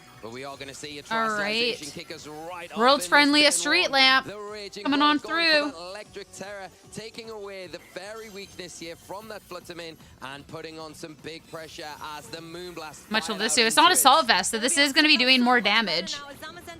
Oh, does survive the double up. T-Bolt. How much does this do to Zamazenta? Decent little chunk of that special attack and the Terra boost. Taunt so it can't get set up. Alright. I mean, you can Moonblast into the other slot and Body Press into Incen now. Seems pretty safe, right? The Raging Bolt is the big threat there. We forgot to mention that the Dauntless Shield ability on the Zamazenta activated, giving it a +1 to its defense. Because, like, yeah, like if there's a Protect, you still do a bunch of damage into the Incen. You have a +1 to your defense already, and you have, like, pretty strong defenses anyways. Plus stab. It is probably enough to take down that Zamazenta. Took the Thunderbolt really well, but it is a pressure situation here. And like even if he tries to Thunderclap into something, you're good. No protects coming out from that side of the field after the taunt. Could be something. Incen has to survive first. May mean Mika has to reposition here. Flutterman in a decent position, but we are seeing the protect. So it is Incen trying to take something out if it makes it through the turn. I don't know how much Body Press does. Maybe allowing the Incineroar to go for something like a party shot and just get some adjustment on the field. Zamazenta, however, bodied. That's a one-hit KO. Bodied. Pressed. Even go for anything. Fantastic play by Mika. I mean, now Alvaro does have, I hope I'm saying his name right, he does have a swap. I don't feel like there's any way you protect the Raging Bolt and don't expect your Incenson's gonna just die on that turn. So it's like, yeah, it's a big one-hit KO, but I feel like he has to have something in the back that he's wanting to bring in, right? Oh, he's got the shiny one. Yo, the differences between like the shiny Zacian and the not shiny is like the shiny one's nicer, but it's like whatever. But the shiny Zamazenta is so cool. So cool. Commentator us, that's true. You're gonna commentate? Yeah, it's like I get to like supplement, you know? I can't talk about how like the better Zamazenta is the shiny one on like broadcast. Or talk about how I'm gonna make like some pumpkin protein pancakes after this. I'm so excited, I'm so hungry. Switch it out, maybe bring something in out the back to take that a bit better, keep that terrestrialized Pokemon for a bit more utility later on, because the Zamazenta now does pressure the Flutterman. And this Zamazenta, yeah, this one does have Heavy Slam. Mika is going to have to be aware of as well. And in response to this next still feel like you lose your Raging Bolt here, though.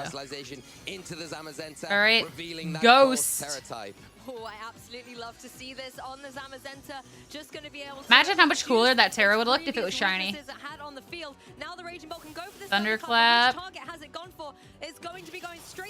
Oh, the crit! Oh my god. Here for Alvaro. He pulls himself back into this match. Oh, and that's Terra gone too. I don't think he. I don't know if he gets that KO without. Seeing how much the T-Bolt did before. You guys for Symmetra? And now Heavy Slam's just gonna body this Fluttermane, right? Yeah, this is Zamazenta's moment here, able to just go for the Heavy Slam. Yeah, later. Oh my god, the Zamazenta's so cool looking. So much damage. Lee, I just want to dial it back a little bit there. That Ghost Terrestrialization, really love to see it, but do you think it was actually detrimental to the Zamazenta there? I think so, because at that point you knew the Thunderclap was the kind of the last ditch move that Alvaro was going to go for before the Raging Bolt went down. So maybe it would have been better in that situation to not terrestrialize, maybe keep it for something later on this game, because now you do bring in your Incineroar, it does pressure the Zamazenta 2v2. on Alvaro's side of the field. This Zamazenta, like, what is stuck? Like, other than, like, a double fake out coming this way, like, what's stopping you from just going for iron defenses? Have you got enough in honestly to take down the Rillaboom in one turn and then concentrate down onto the Zamazenta before it gets a body press off, potentially picking up the knockout onto that Incineroar? It really has been about body press here. Mika 100%. The shiny Zamazenta is so much better than the shiny Zacian, and it's like not even close. Like that is like it is so good. It is like the pink and the red and like the kind of rusty gold together. Right. Fake out. Zamazenta next turn, just iron defense, you win the game. I think you already win this game, but one. So this will be it for this game one. Yeah, and you think as well, if you had preserved that terrestrialization rather than going for it on the Zamazenta, if you're Mika, preserving it for the Incineroar to at least take away the weakness to that body press, maybe giving you a little bit of a better helping hand. But the thing is, in front of a the Zamazenta's just gonna go nuts. Water terrestrializing your Incineroar because you become weak to Insane gets bodied by the body press and like, yeah. Oh, you're just going straight for it, yeah. Oh, that one didn't get bodied. You get the double up, so you're good. I guess that is the safer way to go as opposed to just clicking Iron Defense. I just want to click the funny setup button. My bad. Alright. I like how Alvaro was able to actually... Mika didn't even hesitate to click the concede button. Respect. I totally understand that players will like sit here figuring out what they want to be doing for game 2. Take their time. I'm all about like competitive integrity. I want them to be able to have a seamless experience. Take your time. Don't just do it for broadcast. But I love it when they don't need to think and they're just like, let's just send us straight into this game 2 as opposed to just like making us just like sit around and wait, right? Wait, who's the better plushie game? We never looked.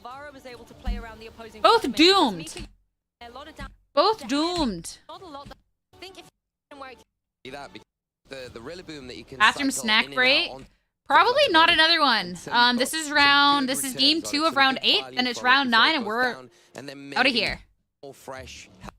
In that match. All right, Rillaboom, Rage, and Bolt. Well, let's go. Game and then you'll have like 20 hours of bathroom snack breaks. After this match is done and we're like trying to like get into our next game and we're scrolling, would probably be your best opportunity to run if you want to do something. You've got that same situation. You've got the fake out support from the Rillaboom here from Alvaro and the Raging Bolt here that is going to put on a lot of pressure once again. I actually like that's my least favorite Flygon.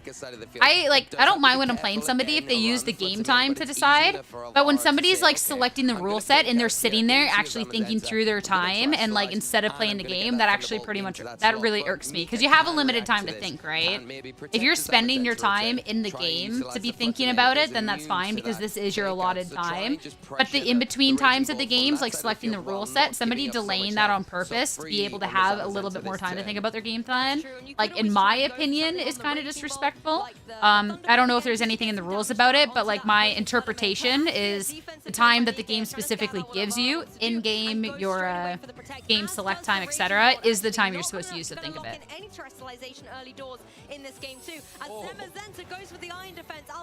Oh, okay.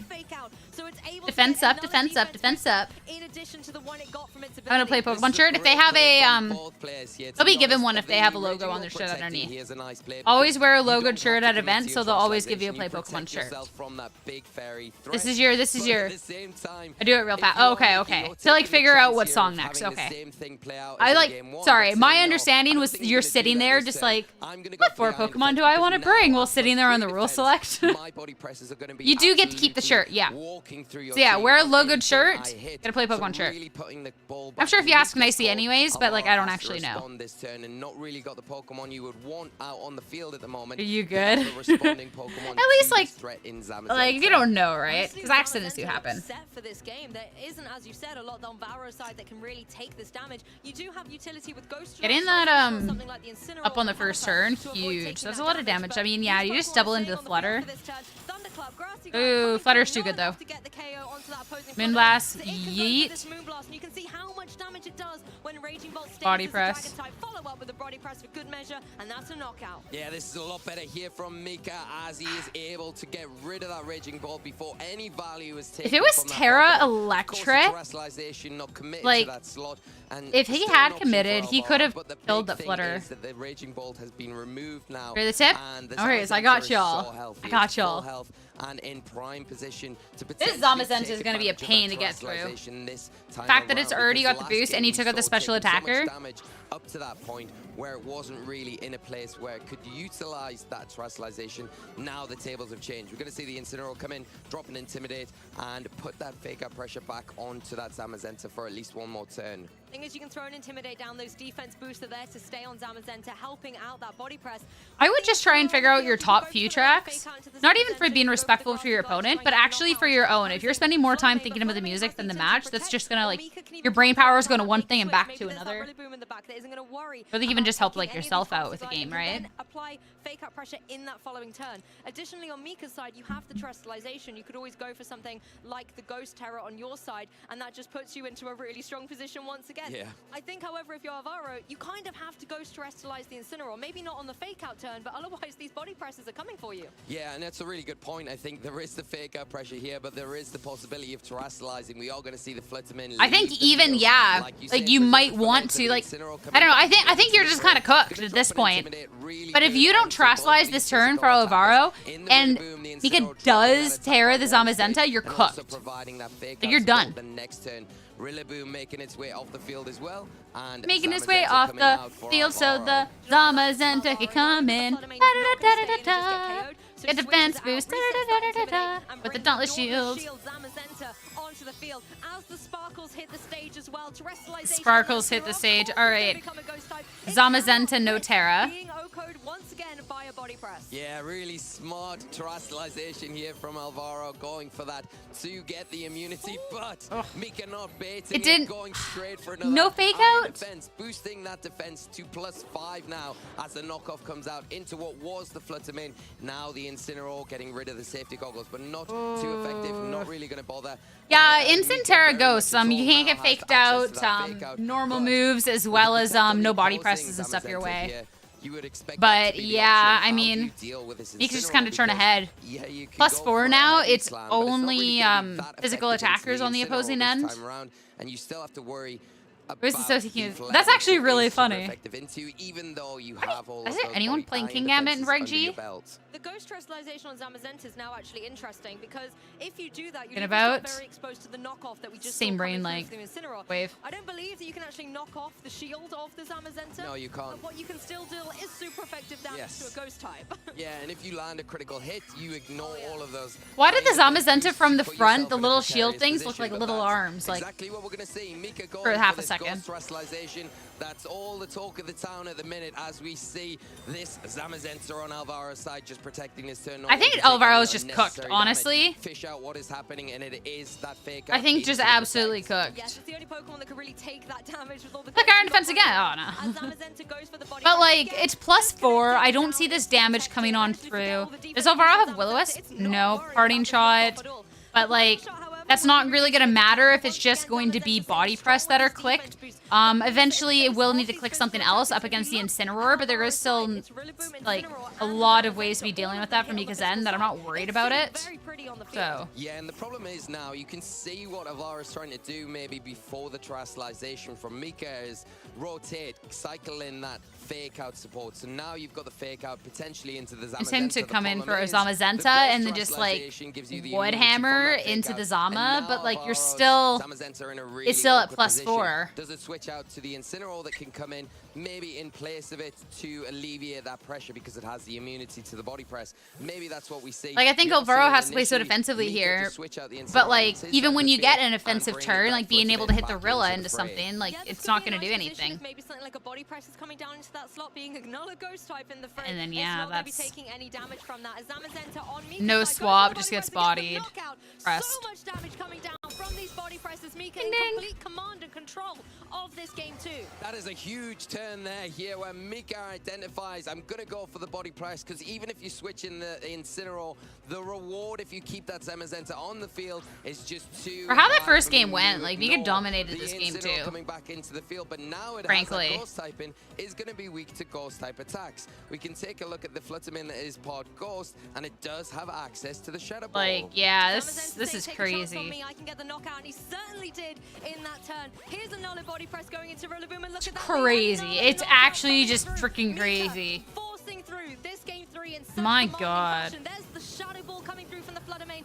Not often we see this doing a lot of damage. Oh, that did not do nearly as much damage as I thought it was going to be.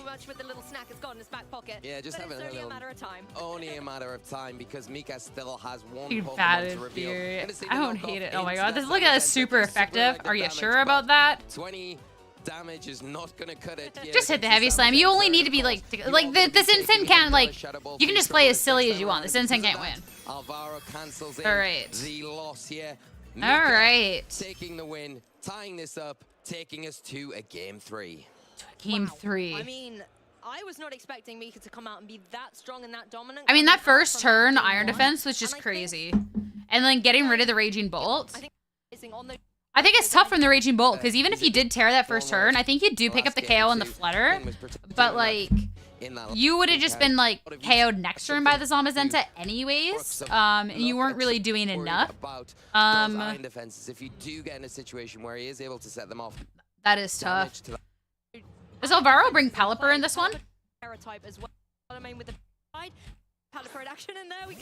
I'm so good. I was off the whole beginning part of the day. Everything I said was just so wrong. This is much better here from Alvaro, like we said. But I was right. It is going to bring the rain, but along with it, some big, powerful water-type attacks, and more importantly, the speed control, which negates any sort of action from that Flitterman that just was so free to fire off attacks in that game 1. Flutter will have one opportunity to hit an attack first, though. You could easily double up into it and remove it from play, and I think the speed is actually with Mika there before even something like the Tailwind is able to go off. The issue is you then if you have the Tailwind, you have it going on forward. It's going to be able to absolutely remove it from the and yeah, going for the double is like. The big problem, I think, is the trade-off worth it in this situation to get maybe some useful damage off here. You're not picking up knockouts onto the Zamazenta or the. You could also just taunt the Pelipper and go for an Iron Defense. Which I don't hate. Potentially, yes. Unless, like, I guess if you're just like scared of the damage, but I just meant to turn into like the Tailwind. Doing that, we identified that as a big problem in game 1. If Mika does leave it exposed, doesn't protect it well enough, you're not getting any value out of it, and then Alvaro can really take a grip of this match and start. Every time you see it from the front, it looks like the arms out Zamazenta. But we're gonna see once again Zamazenta go for the Ghost Terrestrialization. For the shield. The actual redemption art. Oh, a Terra for a Terra. I wouldn't be surprised to see here, Lee, a little bit of similarity where it is the Zamazenta on Alvaro's side as well. Into the grass. Into the grass Terra type. Yeah, it's a really nice option here because it does take away, you know, some weaknesses, even though you're going to still be taking big damage from things like that. A lot of damage there. Heavy slam. The double up, though, into Rip that Pelipper. It's a big risk. Takes it down very early on in this match. Oh, Pelipper, we've hyped you up so much, but unfortunately wasn't to be in Ding. this match. Mika knowing that it needs to be gone. And yeah, maybe never listen to me. I was right, the Pelipper came, but like, Pelipper got bodied. At least it's 1 for 1. Just where this matchup is tough is that, like... Yeah, and I actually really like the play here from Alvaro. Because Zamazenta, like, you cannot hit it with Heavy Slam, right? I guess there is Raging Bolting at their end still, which is nice, so... Yeah, sure, that's fine, but I'm going to remove your Flutterman at the cost of that. So the one Pokemon that you do have the speed advantage with, it puts a lot of pressure onto my Raging Bolt in the first Terrifier. place. So you get bodied by Flare Blitz as well, Will-O-Wisp. So even scores at the moment, you would say that the Zamazenta good defensive on the typing. Mika side of the field does have a little bit of an advantage because it is immune to those body presses that can be fired out from Alvaro's side. Yes, Rillaboom on Mika's side as well has the advantage of having that fake out in play at the moment, choosing which Pokemon it wants to slow down. I think maybe stopping the Zamazenta in its tracks from going for another body press into something like the Rillaboom and whittling away at it could be strong. But at the same time, on the Raging Bolt side, we've seen how devastating it can be with something like a Thunderbolt. And it can actually go for like a Draco Meteor or something if you really want to get that 130 base power. Considering yeah, and you have to be it'll be a neutral hit. Taking the defensive play here because it could open the door for Mika to get an Iron Defense off, and that's what you want to try and avoid. Big fake out into the Zamazenta, and here we go. There's that. Or even like T-Bolt, Draco Meteor next turn. Zamazenta on Mika's side to +3. You're really relying on your special attackers to come through now. The Thunderbolt connects down onto the Zamazenta, but it's not going to be enough to get the 2-hit KO, even considering the fact that you've got that grassy terrain in play, boosting up some of the HP remaining. It's going to take a lot to break through the Zamazenta. And just the double into the Bolt. As time goes by. Yeah, this Raging Bolt feels very, very vulnerable right now. If a body press comes out into that slot, it is likely going to pick up the knockout. It does have protect. Like, if Alvaro is just gaming and clicks, like, you don't normally see on the Raging Bolt, so it can protect. like some sort of setup or like some sort of hit and like protect on the Raging Bolt. I'm just saying. If you want, or just fire off if you're confident in picking the knockout onto the Rillaboom, go for that. Limit the ability. I think it could be fire. Next to the Zamazenta on Mika's side of the field, because I think that's what you've got to do at this precise time, because you can't really effectively deal If you just with called the double, because like Alvaro let the Raging Bolt go down a little too easy last game, and like, oh no, is it a no shot? It's a no. Please be a double. Please be a double. No.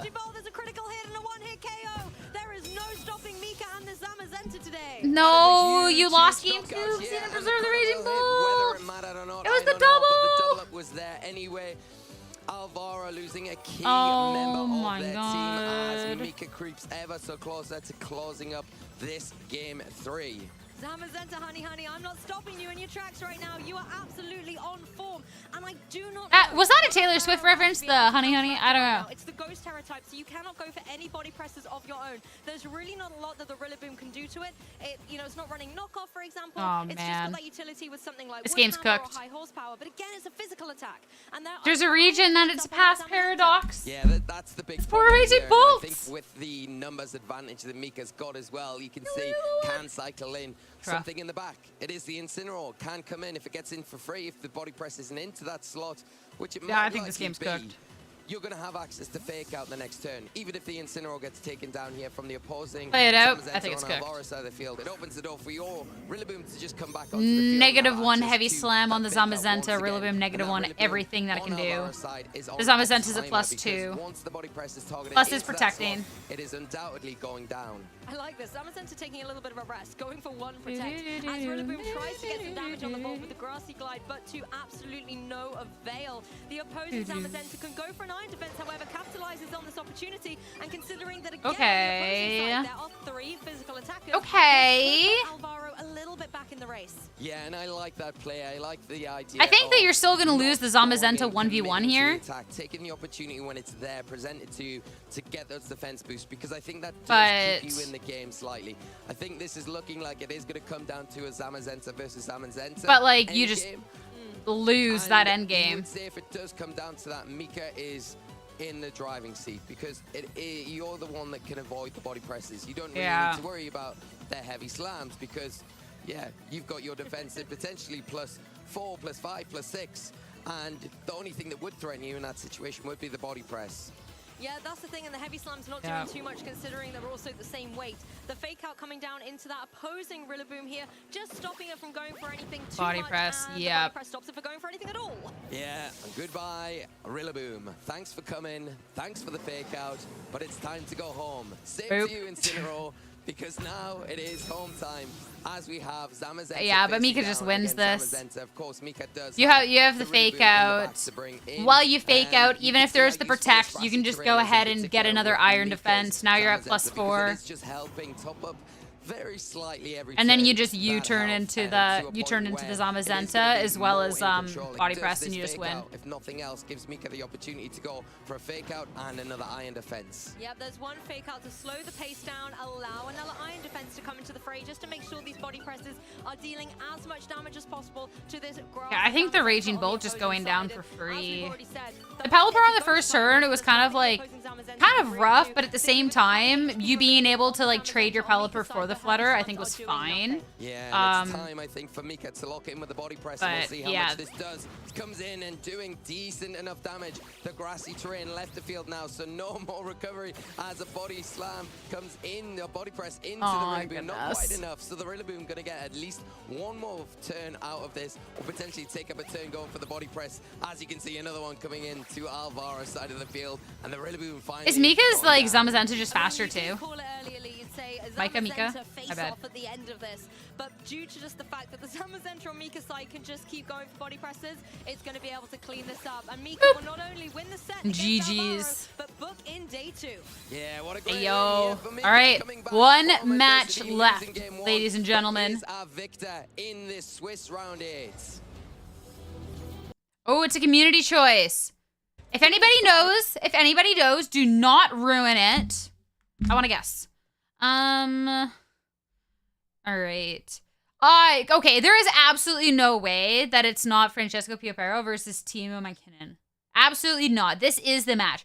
First off, there's a Milotic, a Galarian, Moltres, Tinglu on the other end. This end has a Clefairy, plus it's Piopero. Like, this has to be the match, right? There's no way. Chat will never vote for Dondozo Tatsu, so Matt and Salvatore is instantly gone. We've seen quite a bit of Miraidon today. I don't think chat's like, oh my god, we have to see more of it, so I don't think we'll pick that.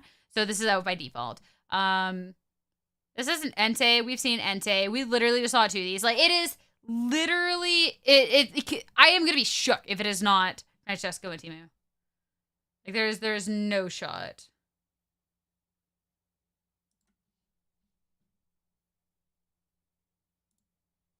No shot is anything else. All right, okay.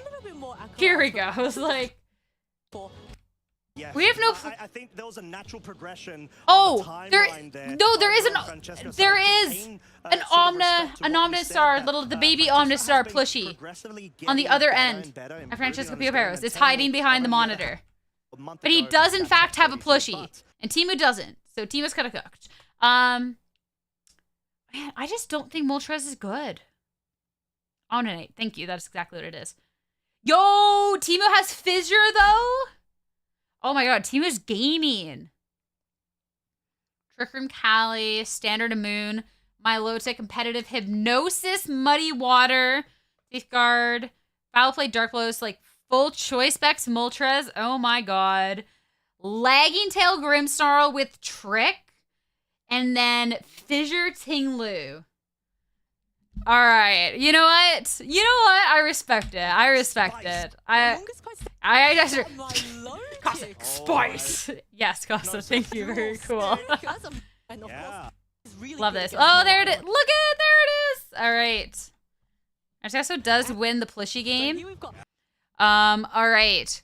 Clefairy. We got Clefairy with Sing. All right. Sideshock. Nasty Plot. Cali plus Follow Me. Yep.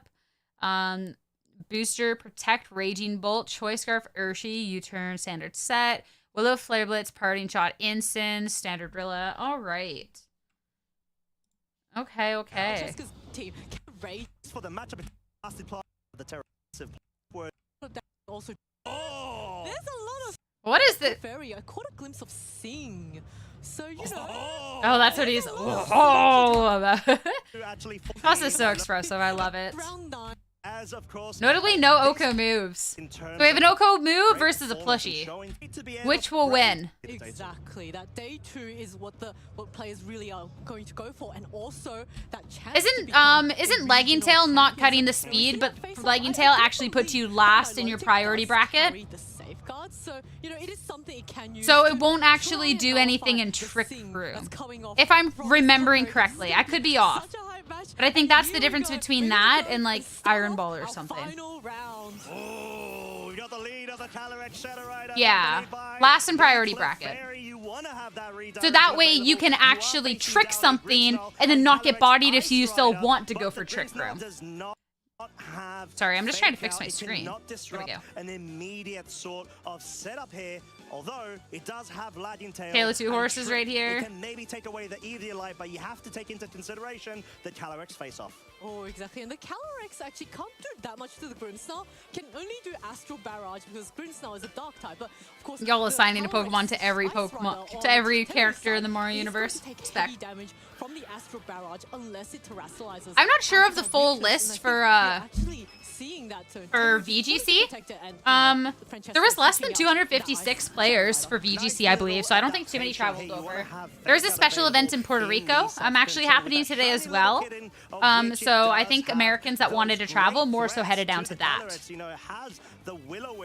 Likely gonna want to try to target down and reduce the damage output of this Calyrex, but talking about Calyrex, we have a first thrustalization and it's the dragon.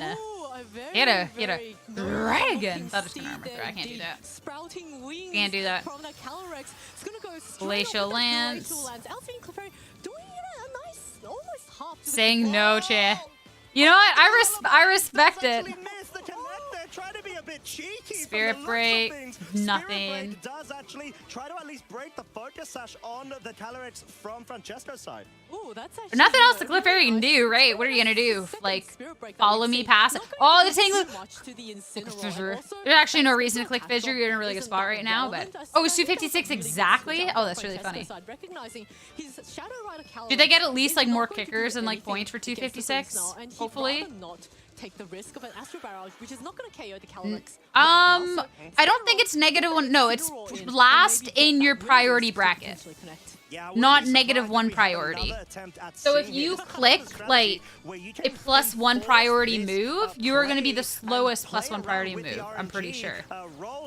And then so if you click something that's a neutral priority, it'll be last within that range. Oh, it does connect this time. Taking a page out of Jigglypuff's book and taking the microphone. All right. Hey, 55% accurate. Like, hit it the second time. You know. Is probably very happy to be burned because it can no longer be put to sleep by this Clefairy. And in fact, Among Us is going to come in and say, hey, I got the 100% accurate sleep moves. So you can try it and sing all you want, but I'm wearing earplugs right now, so I'm not going to hear your song. Well done. Very, very nice. And I think it does limit at least what this Grimmsnarl is capable of doing. We do have to take into consideration that Incineroar does have the goggles. It's sort of to the point where Teemu doesn't want to overextend and force a hard switch, which will be susceptible to a sort of setup read from Francesco if he wants to try to target down a slot. As no switch outs, but we have a helping hand. Oh, is this going to be a flare? Oh, well, Among Us protect. Among Us not wanting to take the risk, going maybe Flare Blitz into Grim. Get rid of it before it wakes up. Taking a little snooze right there. Little bit of a break, but here we go. The Flare Blitz is going to miss into that protect. Get rid of it while you still can. Nice little play from Teemu here. Just wanting to 6-3. Yeah, I saw Eric Rios got into day 2 at 6-3, right? Are you trying to expect my hard switches here? That actually caught me off guard, like the couple of 6-3s making their way in. We're at an awkward stalemate, you know. We don't have Pokemon that necessarily. Let's go then that they're able to get to 256. Not terrestrializing and not switching out. Oh, what a fantastic switch in the Rillaboom, you know. Now both Pokemon on Francesco's side is immune to the Spore. The Grimmsnarl is actually very nice, sitting quite, you know, it's going to wake up this turn and it's going to be able to get reflect, that nice. reflect off a fantastic reflect against these two physical attackers. I like that new stretch. Oh, if it was 256 before, well, no, some people already made day 2, right? So 256 should have been the number of people that were sitting down ready to play, or else there wouldn't have been people that made day 2, right? That Rillaboom is now, of course, going to be immune to the Spore focus there. So, like we mentioned, a bit of a stalemate where both of the trainers are trying to gauge and force. Or am I just tricking myself? To be able to I could just be tricking myself, honestly. The Rillaboom can ignore the Amoonguss and at least start getting damage dealt onto the Grimmsnarl slot. Oh, it can indeed. And Grimmsnarl has now woken up, so it is ready to be disruptive once more. It's holding a lagging tail. I wonder when it's going to start to trick that away. But we're going to see that Among Us just switch out. It's not going to do very much right now, and you know, Teemu calling that and wanting to get something better into it. Yeah, we're gonna have to see if the Dragon type, so you're actually resisting both of these moves, is really nice. Into the slot still counts. Okay, okay. Most likely the slot that's gonna switch out. Woodhammer does guarantee a 2-hit KO, at least the range that is, and the for Canadians. It's actually funny because I was looking at flights to like Europe, and like it would have been cheaper for me to go to some EU events than like some NA events. So I'm not surprised to see the Canadians heading over, especially. Also, let's go. 4 Canadians to top 16 for TCG. Want to think about switching out this Grimmsnarl. It's not really going to do much. It's got its screens up. There's maybe might want to set up that light screen in the future so that when the for the tail, I don't know. I think going forward, I'm gonna be more. I wanted to be competitive focused as opposed to content, but I think what makes me happier is content. I don't think I'm mentally cut out to be a competitor, sadly. Right now, there's no direct way that Teemu can sort of mitigate that situation from occurring as YouTube is the way to go for me. Which then, for anyone who likes the content, then good news. But yeah, I think my playing arc is over. Freely, unless they are, of course, susceptible to right back in. lands. But It's gonna have to be the case. Will a miss? Will a miss? Will a miss? Boy, the Will-O-Wisp, this is huge. That's actually all right. Instant lives, but still. Nope, doesn't live. Spirit break. Boop. Oh, still lives. Just kidding. Spirit break sucks. Just holding it down. Oh yeah, Joe's got me. Wow, that is amazing. And of course, Exactly. Except Joe's kind of like kicking my butt in content and playing, but like it's fine. We'll catch up. Reduces the damage it's I'll compete for fun, but I'm not gonna put pressure on myself. I think I kind of. That's kind of the issue. But go to events because I want to, not because I feel like I have to. You know, so that'll be good. And if he plays it really well, he might be able to get the Incineroar back to a really healthy state. And I think it's true. Very crucial to identify how reliant both trainers are and in these terms of pumpkin pancakes I'm gonna eat because I made extra in there in the freezer. Sweepers in safely in order to sort of do the thing, press the button, pick up the KOs. Do the thing and press the button. Classic 2024. Protect from this. So many good quotable lines. The scenario where we've got that immediate light screen, make sure that you're safe just in case you were getting KO'd this turn for when the Cali Shadow came back. Both players just trying to jostle for a better position because right now there's no immediate knockouts taking off. Maybe it might be an Incineroar with a helping hand of Flare Blitz could take out this Among Us because of course the Terror has already been used up by Teemu, so the Among Us is going to be, if it stays in and doesn't protect, it might have to take that super is not pressuring you, like I almost wonder just take out the Clefairy. Flare Blitz, it might actually knock itself out from the recoil. Yeah, I think that's a good shout as well. And at this point the Clefairy sort of feels like it's just a sitting duck. There's not much it can do. It can't put anything to sleep via seeing at least these two Pokemon on the field. Can you not put the Clefairy to sleep? All it can do is try to redirect a bit you not want to? And attention over to its slot as we do have the Flare Blitz focus into the Grimmsnarl. It will pick up the KO, and because not the Grimmsnarl is at such low HP, it's definitely not going to be threatened by getting put into a range where it does get KO'd. I think that's a really nice turn actually for Teemu. You need trick with Fluffy? The Grimmsnarl's already done its job. Okay, it was Spore. I thought I didn't see the Spore locked in for some reason. Stopping any resist? Yeah. Things like helping hand and most importantly Spirit Break. So now this Incineroar kind of nice. is going to be forced to very nice. Thank you. I appreciate that. From Temu's side, thank you. It's going to be, you know, the Incineroar, of course, does outspeed that Calyrex, so it can try and go for another Will-O-Wisp onto that Calyrex before it attacks. But of course, we do see the final Pokemon on Temu's side. It is going to be that Ting Lu. All right. And depending on Ting Lewis. We don't know which. We don't care how the Ting Lu's trained. Click the fissure button. Calc that versus fissure. No! It's the Incense on nothing. It's the right play.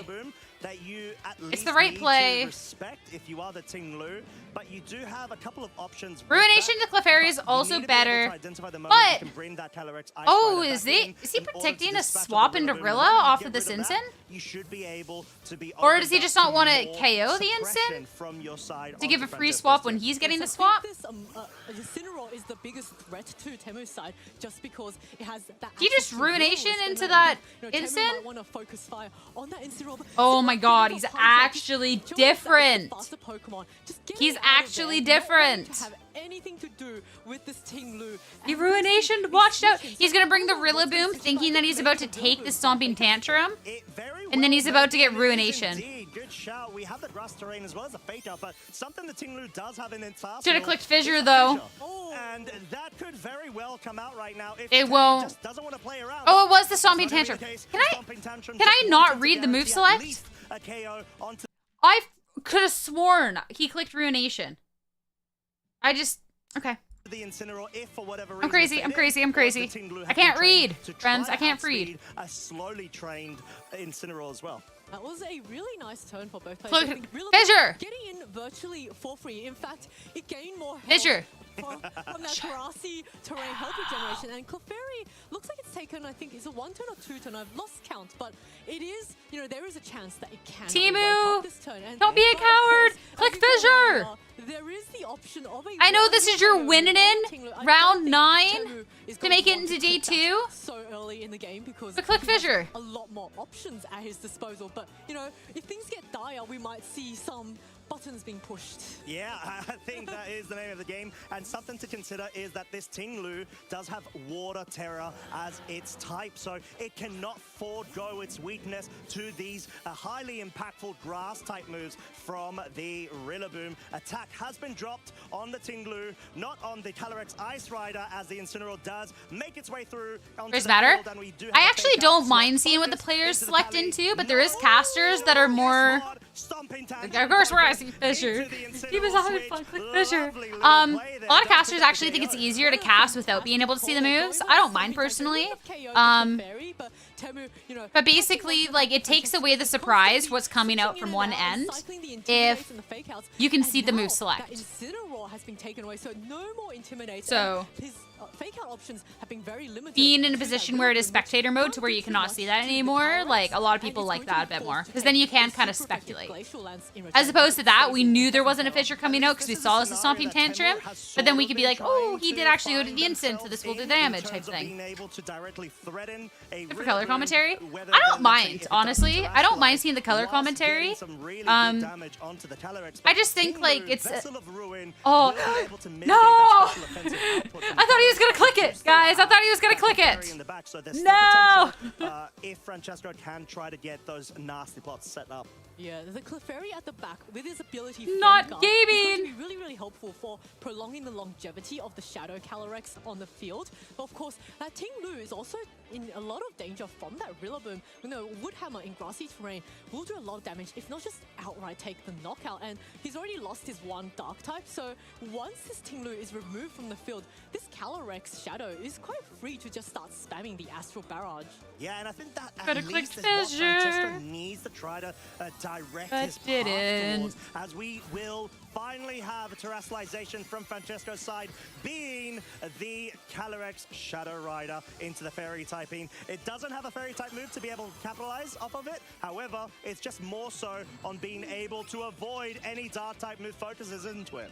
Oh, that nasty Fisher. Calyrex at +2. It's going to be really scary, but Ting Lu surviving that turn. No grass moves coming out. Super effective U-turn, but that's a bit of chip damage anyway, and leaves the Calyrex Ice very free to go for attack. But of course, as you called out earlier, the Clefairy is going to switch Sleeping in, Clef. and he's going to help protect his teammates. And I think the Calyrex Shadow can survive this turn. And Snarl's very good here. Teemu Teemu's making the optimal choices. I was just like, oh, excited when I thought that we were going to get the Fissure. If Teemu wins game 1, he is legally obligated to go for Fissure in game 2 when he gets the opportunity. Do you guys agree? I think that's pretty fair. You got Teemu. Quite nicely with that light screen now expiring over. He knows what he's doing. He knows that we get to see the move select. Do you see him, like, hover over the Fissure? Recovery of HP at the end of each turn, hence why Francesco has thought, okay, I just want to get a bit of recovery back, and if my Clefairy can somehow survive this turn, then at least I can guarantee that I'll survive another Glacial Lance. However, we have the Glacial Lance. It will be picking up the KO, and We might actually see the Fissure attempts onto the Rilla at the end. Physical attack, whilst the Rillaboom will be. It's working, like, for me every single time. Oh yeah, a really nice, like, you know, Francesco losing that Clefairy. You get this double KO. I guess if, like, the Rilla comes in, it technically is like a, you should protect the one turn. At +1 special attack, and you know, it could also just go for maybe another. Honestly, Francesco's feeling bold, but I think Fissure, the Rillaboom. +1 boost. I think it is ready to start attacking. Ting Lu can be Teemu just nullified this turn with a fake out, same as with Calyrex, but Calyrex can protect, whereas the Ting Lu cannot. So that is something that both trainers. So Calyrex should protect, and Vessel of Ruin will at least and you should just Snarl's correct. In terms of this Ice Rider, but most likely being able to could have fissured. A +2 Astral Barrage. You just protected Cali. Targeting the Ice Rider, and guess what? This is why Snarl's right. I'm not going to pick up a KO just yet. I'm just going to get another boost and maybe do that in the following turn. Oh wow, look at that. That's Snarl, of course. Bringing Calyrex down one stage of special attack, but because of those two nasty plot boosts, it is at +2. So it is going to be hitting really, really hard. Of course, it can't hit the Ting Lu for very much, but that's why you've got that full health Rillaboom. And I think, you know, Ting Lu has been left on the field for now. Maybe Francesco predicting that it's Ooh, not a threat that is the yet. perfect turn for the train to expire, though. Fissure-rilla boom, fissure-rilla boom. Let's... I don't think. Come on! Is going What to a play. I tease! think there isn't a direct reason to do it just yet, only because the grass terrain has now expired. Yes. So you may no longer be susceptible to a combination of, let's say, an Astral Barrage and Is the Woodhammer, smarter Woodhammer move. KO because of the loss of additional base power that you could profit off of because of the terrain. Yes, indeed, and you know, terrain Teemu going off playing also means silly that and there's no more optimal. recovery for all the Pokemon on the field. Calyrex going. Yeah, you definitely need to take care of the Calyrex. Yeah, take care of the Calyrex and then fire off fissures into the Rilla.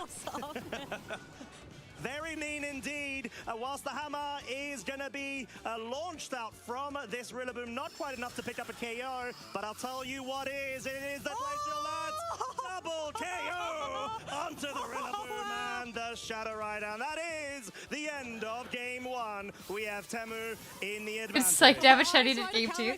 There was someone who told me once that like first turn of every match he would go for Fissure. I don't think it was entirely accurate, but he also said that he would tell them that.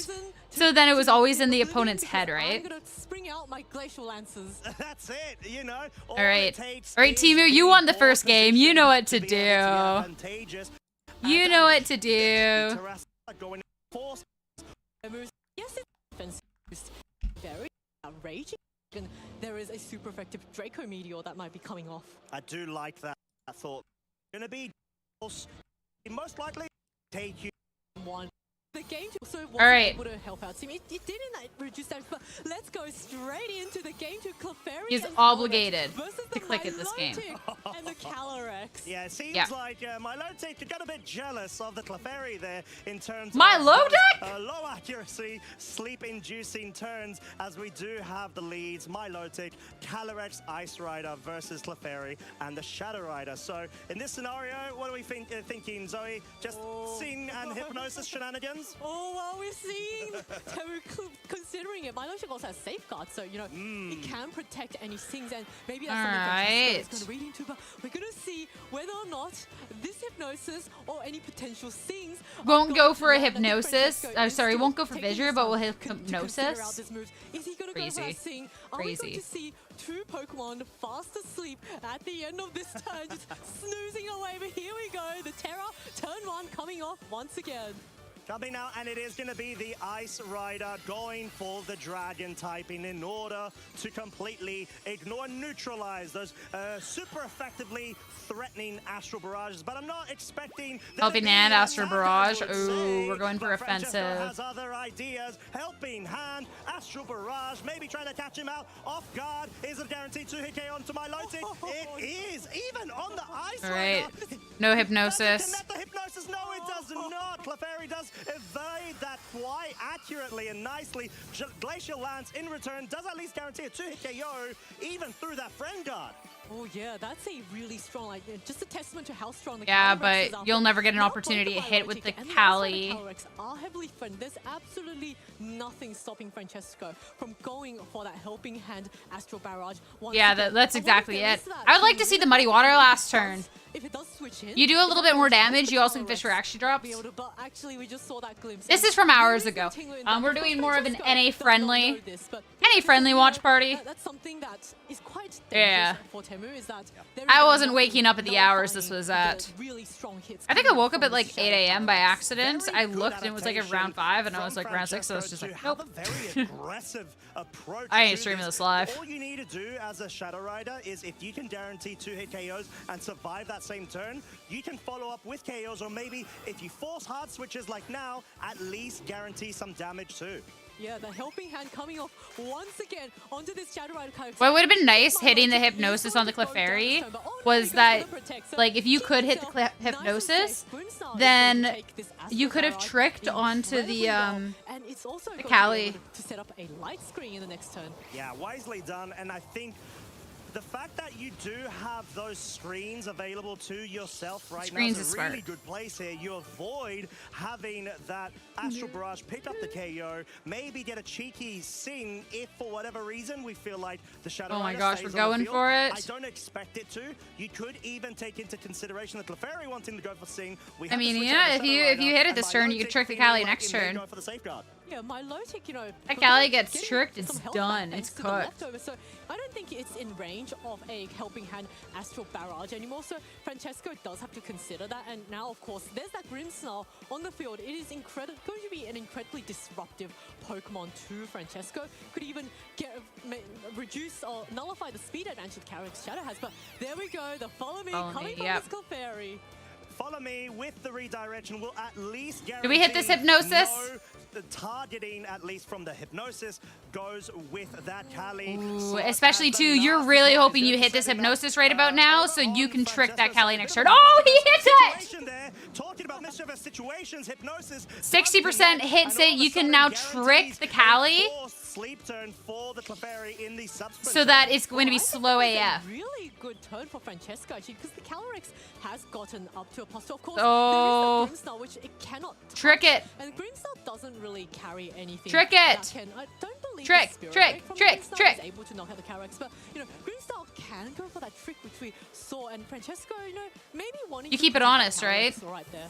It could be the double swap from Francesco, but I really do not think tricking Lagging Tail onto something right now. If it is instant swap into the other slot, so nothing happens there, I think that's like fine. But you're going to be forcing then the horse to get rid of its boost. Protect, that's fine.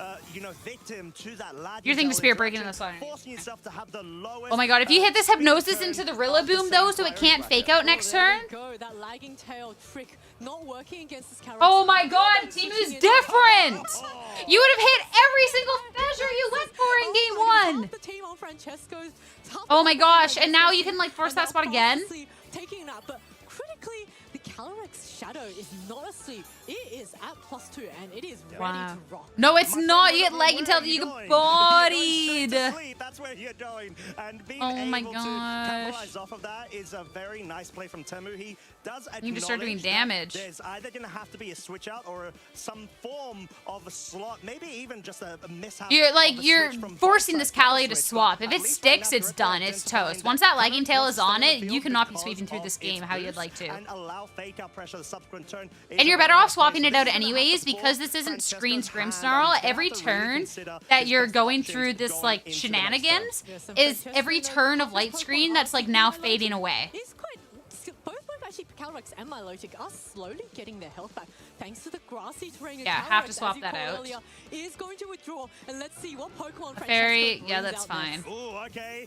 Francesco doesn't. You're going for moves that are higher priority anyway, so swapping that into the Clefairy is fine. Most importantly, the trick has now been burnt up onto the Clefairy slot. It will be losing its Eviolite, so being more susceptible to additional damage. Like you could have tried to like call that and just like do some damage, but at the same time, if you get that turn wrong, you're done.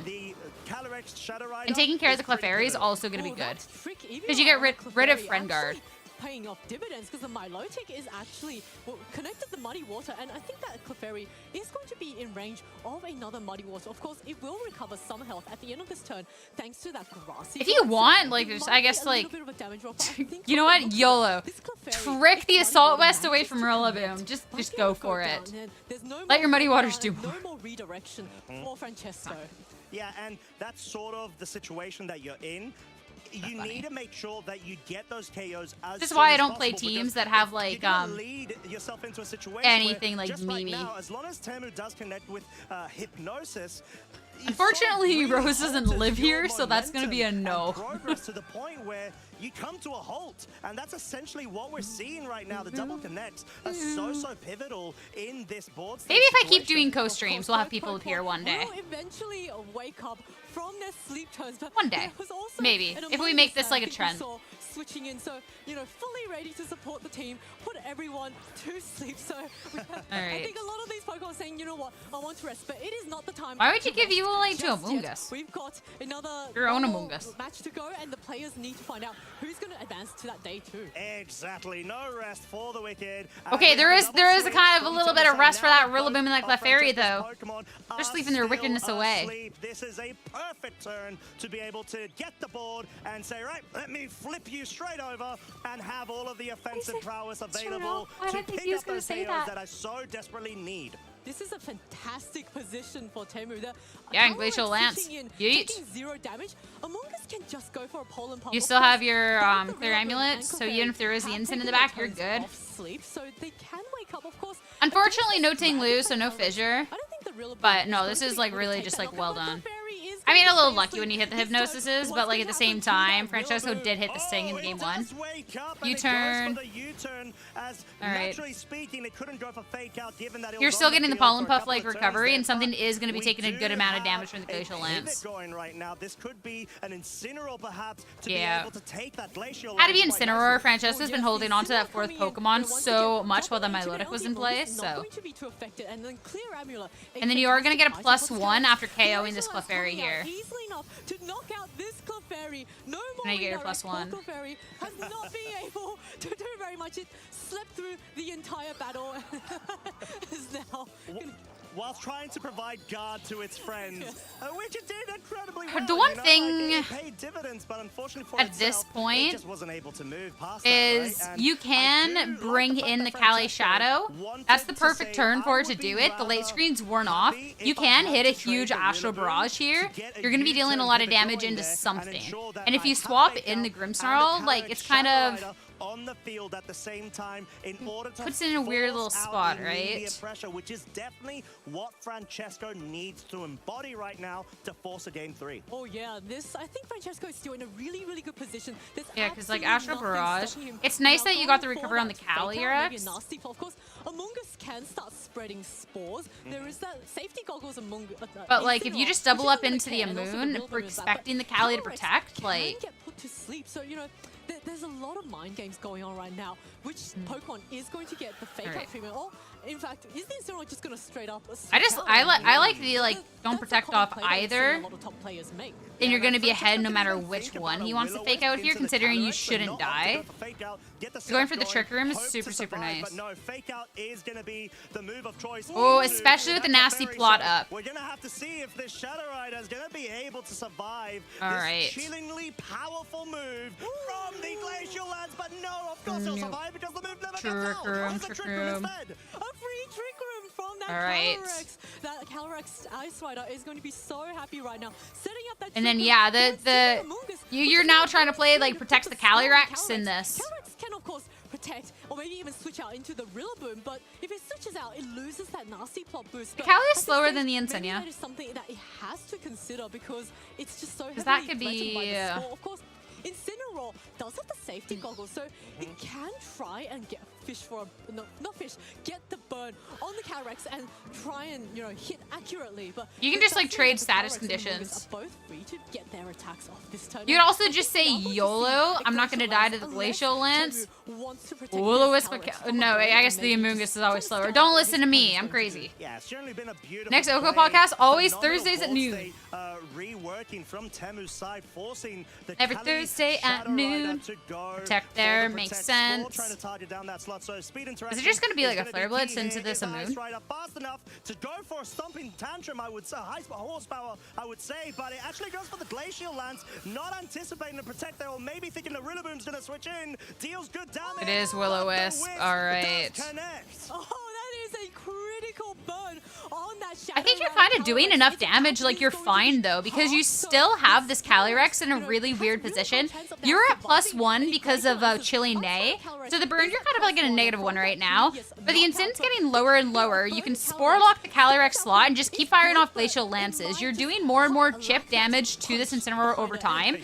And if the Rillaboom swaps in to make sure that you're not dealing damage into the Calyrex, like you're still like that you're not going to Spore into the Calyrex, you're still going to do some damage into that too. Like I think you're okay. Calyrex is still a threat. So Like, I don't, like, the burn kind of, like, sucks, like, don't get me wrong, but I actually don't think that's, like, game-defining. Yeah, it still feels like that Calyrex Shadow Rider slot is pinned down. You've got Spore Yeah, and like, they Glacial can't, Lands that you have can't to try kind to of circumvent stop yourself you from around, sporing into that given the slot. Trick Room condition. So you either go for a double protect, if Auto you're the was Shadow up. Rider, or you try Double to go for the protect, switch, and there is the double no. protect. Fails, unfortunately. Francesco That just means took his headset Spore off. He just will said no. connect in that slot, and it will most likely be followed up by a Glacial Lance too. Oh, is this Glacial Lance going to take the knockout? Here we go. Glacial Lance, is that enough? And it is not enough. Doesn't he have to concede the game next turn?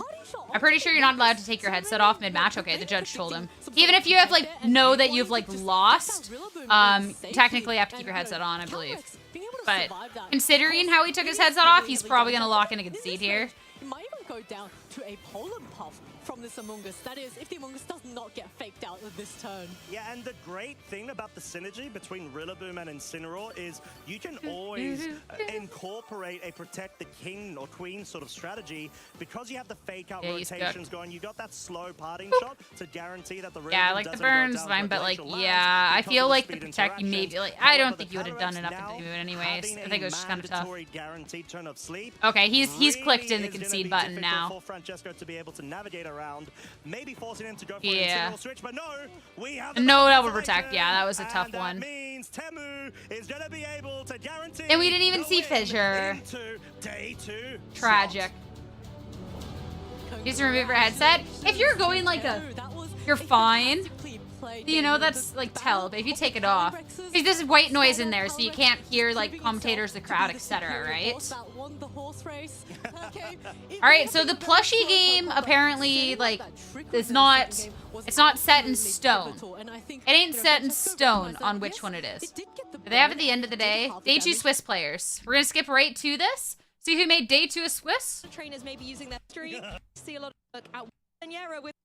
All right. I believe Marco actually went 9-0. So huge. Nils, Teemu, Frederik, we saw him earlier. Mika, Aurelien, Matt Maynard, 1, Sanvi, Gomez, Castilla, Donald Smith. Okay, so we did get actually no, I think Donald lives in actually funny enough, I think he lives in Europe now. So like there is technically a US. I don't think he traveled out. Players here in ruling round Guillermo play and then Aurelien.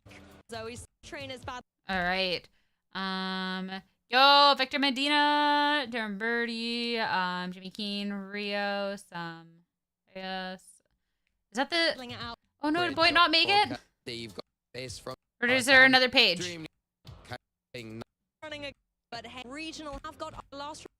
No, Boyt didn't make it. Man, that's tragic. Oh man, his luck, I swear. But yeah, I guess that is it for the first day of the Stockholm Regional Championship. So we are going to be live streaming as well tomorrow. Roughly same time as today is like 1, 2 p.m. I'll post it in the Discord. I'll post it on Twitter. If you're watching this after the fact, I'm crazy, but thank you. But yeah, thank you everyone so much that turned out. This has been a lot of fun. A lot more of these in this future if you enjoyed it, so let me know. But that is it for today's live stream, so I'll see you all tomorrow.